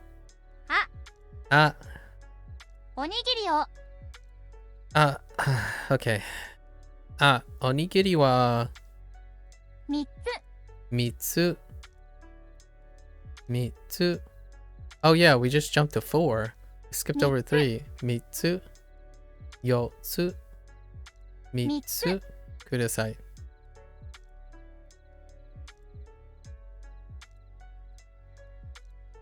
That's a little confusing. 3つ. 3 rice balls. Please. Oh! It's O? Oh, it's not. すみません。コーヒーを3つください。 Oh my gosh, you need to distinguish between interjections. The JQX don't exist in the West. They're retroflex promotions. Yeah, sure. Yep. When the letter ones are joined with you, yeah, I'm not gonna, as much as you're gonna share with your pronunciation, even though I don't understand all the phonetics, I have all the sound training for those syllables. Eventually I need to associate them, but this would be an inappropriate time to associate them. すみません、コーヒーを3つください。すみません。すみません。コーヒーを。すみません、コーヒーを3つください。 Wait, you can do that? Wait. すみません、コーヒーを3つください。 Oh, never mind. すみません、コーヒーを3つください。3つください。 Somehow I just lost the meat too. あ、コーヒーを4つください。 Alright, which one's it's O, right? コーヒーを4つください。4つください。Heckin' O,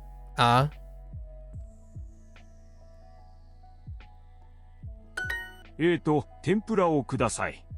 天ぷらをください。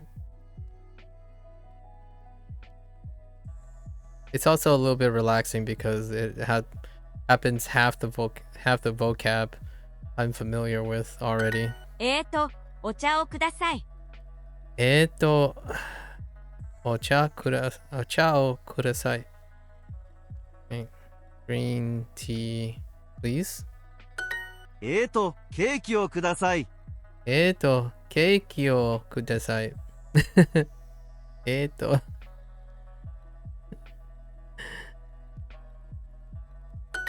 じゃあ、おにぎりを4つください。じゃあ、I really like じゃあ。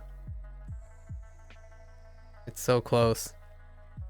じゃあ、おにぎり、right? じゃあ、おにぎりを4つください。Which one's じゃあ? Oh, okay then.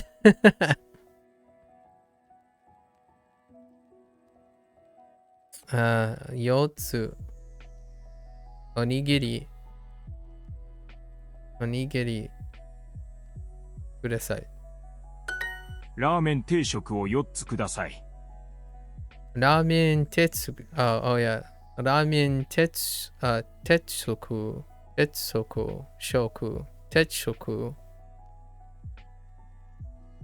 メン定食を4つください。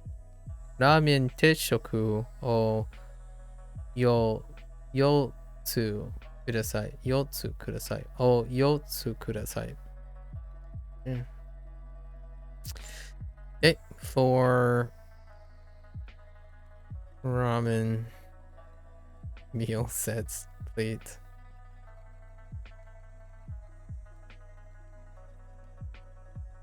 Yes. じゃあ、お茶を3つください。じゃあ、お茶を3つください。3つください。3つください。3つください。じゃあ、お茶を3つください。じゃあ、お茶を3つください。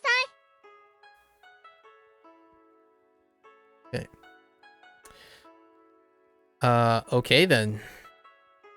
3 ocha and 3 green teas, please. じゃあ、弁当を4つください。じゃあ、弁当を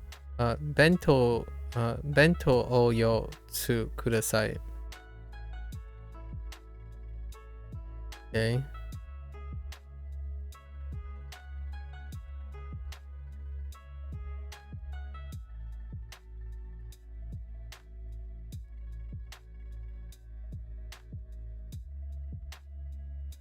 じゃあ、弁当を4つください。うどん定食を3つください。うどん定食を3つください。3つください。Okay. Right. 3. うどん定食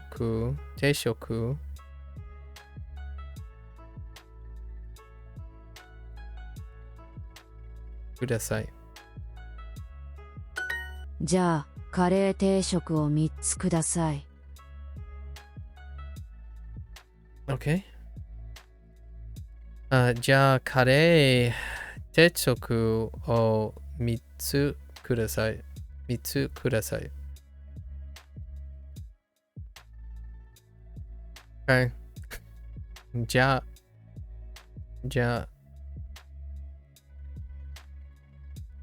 あ、3つ。what was it? カレー定食ください。あ、おにぎりを3つください。おにぎりを3つ。Wait, why is it? Oh, that was the previous mistake. What did I do? Oh, right. It's an O. Right. おにぎりを3つください。Okay. 3.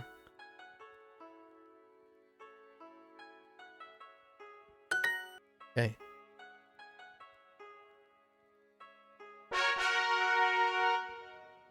Two more lessons. Salad. Sarada. Really? サラダ Huh. サラダを3つください。サラダを3つください。サラダ。Interesting.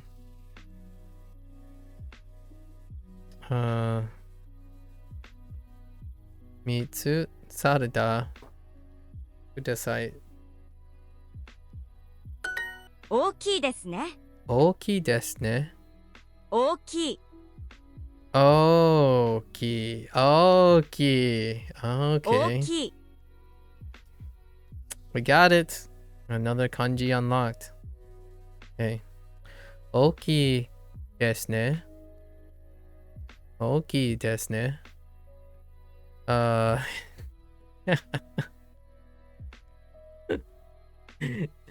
It's big, isn't it? その弁当は大きいですね。その弁当は大きいですね。その弁当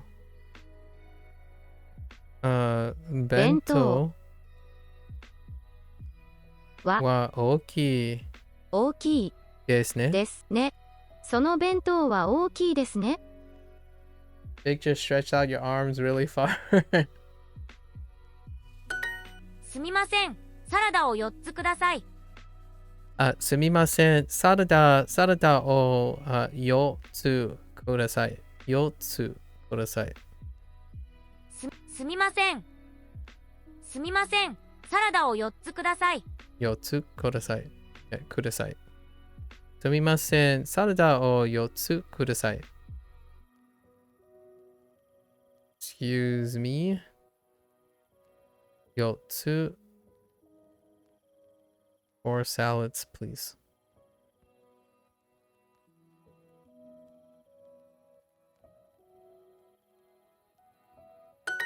味噌汁はどうですか？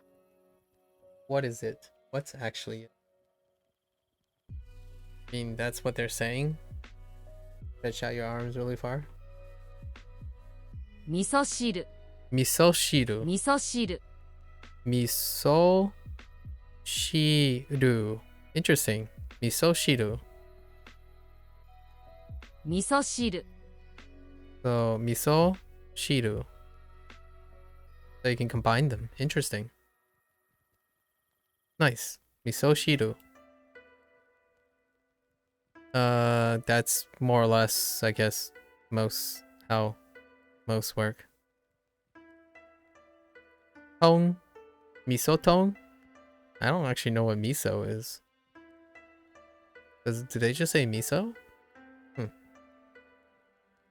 The etymology for oki or o is a man with his arms way out to say it's really big. Oh. I see. Neat. Oh, I see. I got it. Yeah, that does look like a man with the arm stretched out. Got it. Oki. The oh. Yeah, got it. Miso shiru. Miso shiru wa wa はどうですか wa do desu ka? Interesting. 味噌汁はどうですか Oh yeah, はどうですか yeah, do, はどう yeah, ですか do, right, do desu ka? Oh, はどうですか oh yeah, they brought back another one. Wow, it's been a while since I've seen the do. Huh. How's the miso soup? Miso shiru, miso shiru wa dou desu ka? 中山さん、味噌汁はどうですか？ Okay. 中山 Nakayama-san は no. は Wait. Nakayama-san. Miso. Are they separate? No. 味噌汁 shiru. Miso shiru は wa dou desu ka? どうですか？ Why did you pop it all the way over there, please? か Stop. 中山さん、味噌汁はどうですか？ Miso shiru wa dou desu ka? 田中さん、味噌汁はどうですか？ Okay, I get it.「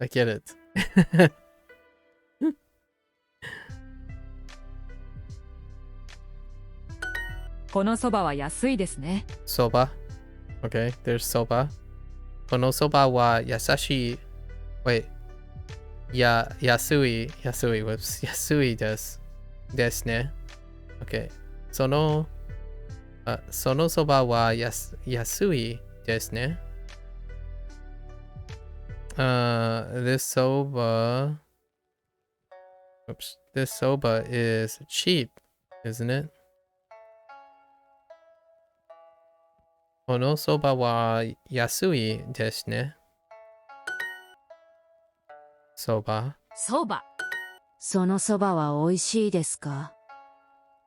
Sono soba wa oishii desu ne. Desu ka? Sono soba wa oishii desu ka? Oh my gosh.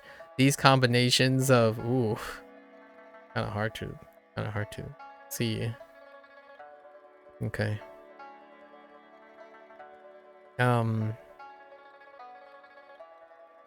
Is that soba tasty? Yeah.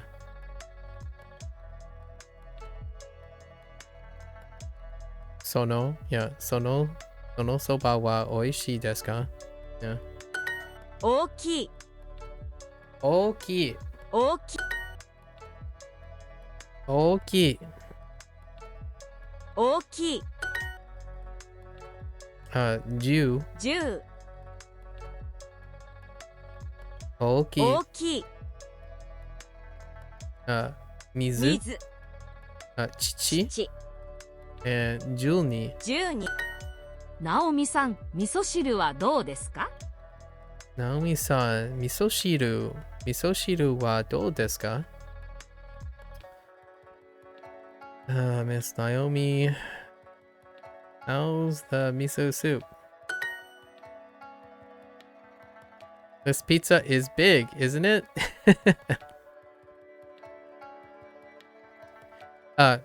このピザは大きいですね。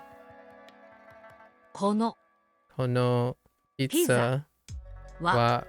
ピザは大きい大きいですね。ですね。This soba is cheap, isn't it? このそばは安いですね。このそばは安いですね。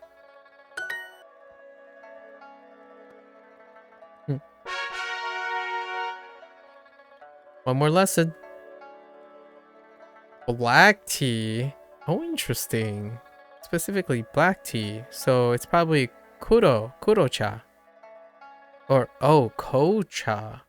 紅茶 Kocha. Oh, interesting. Kocha. Huh. Neat. Very neat. Kocha. 紅茶を4つください。紅茶は4つください。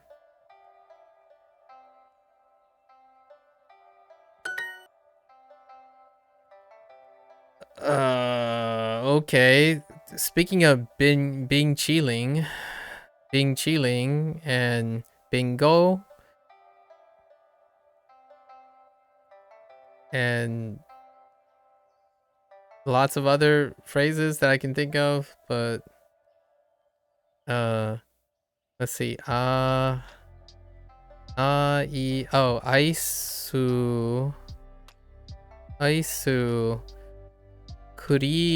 creamu.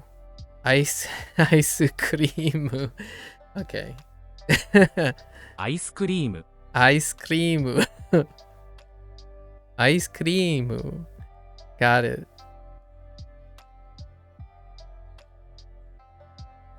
Some are meant to be read sideways. Yeah, I noticed. Indy shared about that. Ko and Kocha isn't a mutation of Koro, it's a localization. That doesn't really matter, in my opinion. What you're circumventing is not what is, it isn't, it's how I remember it. So, regardless of what you say, I know it's Kocha because I think of Kuro. But thanks for the information, FYI. I didn't say it was a mutation, but hey, you can infer that if you want. アイスクリームを一つください。アイスクリームを一つ。Oh yeah, there's an actual beat there. アイスクリーム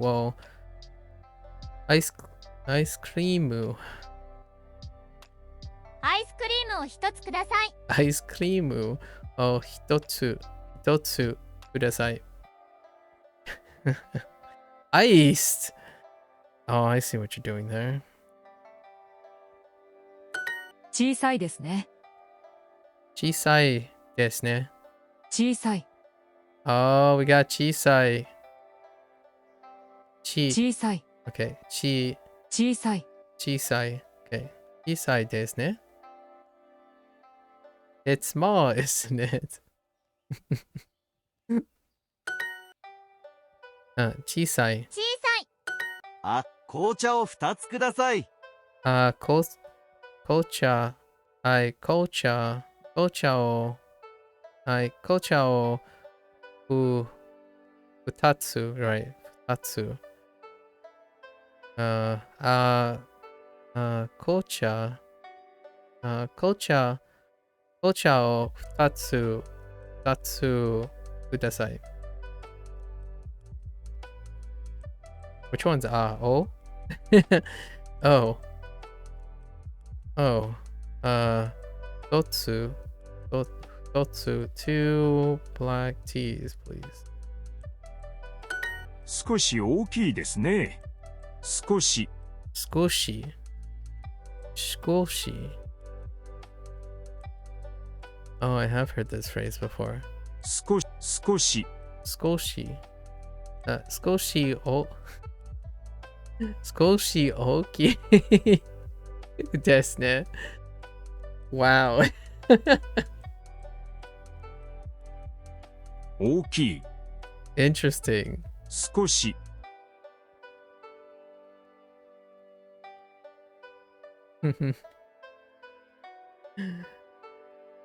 ですね.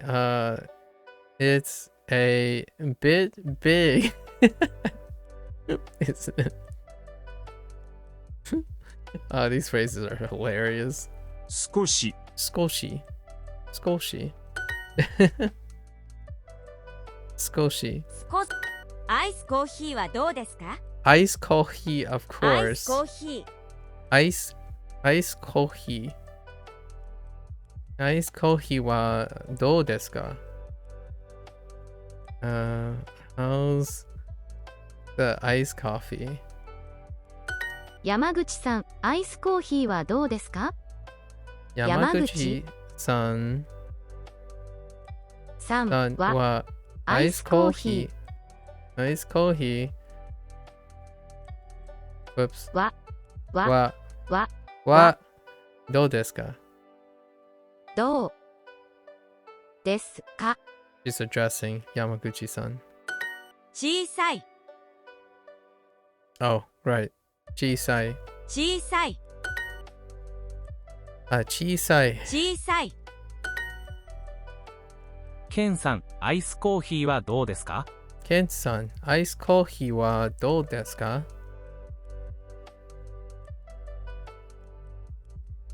ケンさん、アイスコーヒーはどうですか？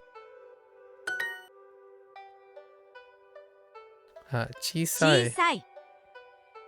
小さい。大きい。大きい。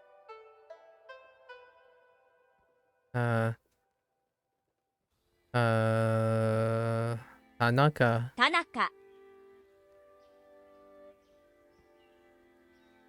水。水。and 日本。日本。 Okay. This pizza is a bit expensive, isn't it? Okay. Ono pizza. Ooh. Wait, hold up. We can still do that. So kono pizza wa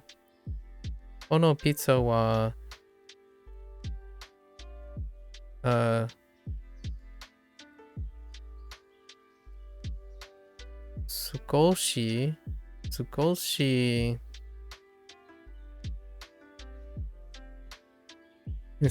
expensive. It's probably tekai. Yeah, tekai. So kono pizza wa shikoshi tekai desu ne. このピザザはは少し少し高い高いですね。ですね。This tempura is small, isn't it? Okay. このtempura は小さいですね。Wow, I still remember the time when chisai was a butt and ooki was a butt.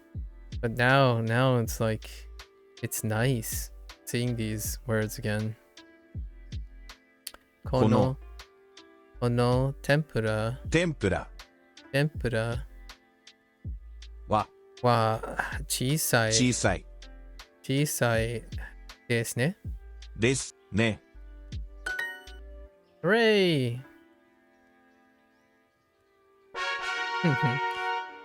That celebratory bear smile. All right. I love it. I love it. I love it. We got so much more.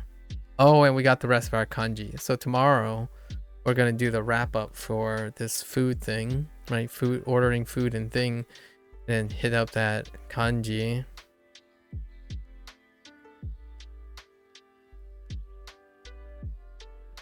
So we got what? Mizu, mizu. O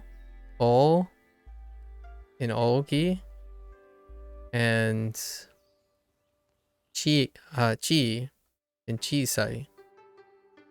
Neat. Oh no. Oh wait. Yeah, it just keeps going. Yeah, every unit there's kanji. Nice. And I guess we cleared these things, but I really need to hit some more hiragana. I think I'm rustier on hiragana than I am on katakana.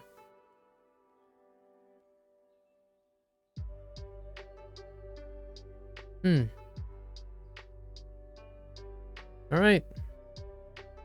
Oh, that's a wrap today. Maybe I'll have some content tomorrow. Actually, nothing, oddly enough, not much has happened today. But we'll probably start right away. I wasn't expecting to spend the first 2 hours talking about something, but hey, when guest comes up, we talk about stuff. All right, folks, there you have it. End of day 23. Thanks for hanging out. Thanks for listening. Always feel free to, comment, share, be ready to discuss. Arguments aside, I suppose. Have fun learning, sharing stories. Learning a language is more of a life's journey than it is a sprint to the end, in my opinion. Agree to disagree, I suppose, if you reach an impasse. But life is a journey worth living, much like learning a language as a life skill, improving your form of communication, illustrating compassion and culturalism, right? Learning a language is a lens, in my opinion, into cultural sharing, as opposed to a forceful projection of one's own opinions and culture onto another person. You don't usually end up encouraging people to learn language or share in your culturalism if you do not exercise compassion, in my opinion. Until next time, stay safe, stay healthy, keep on learning, immerse in culturalism, I suppose.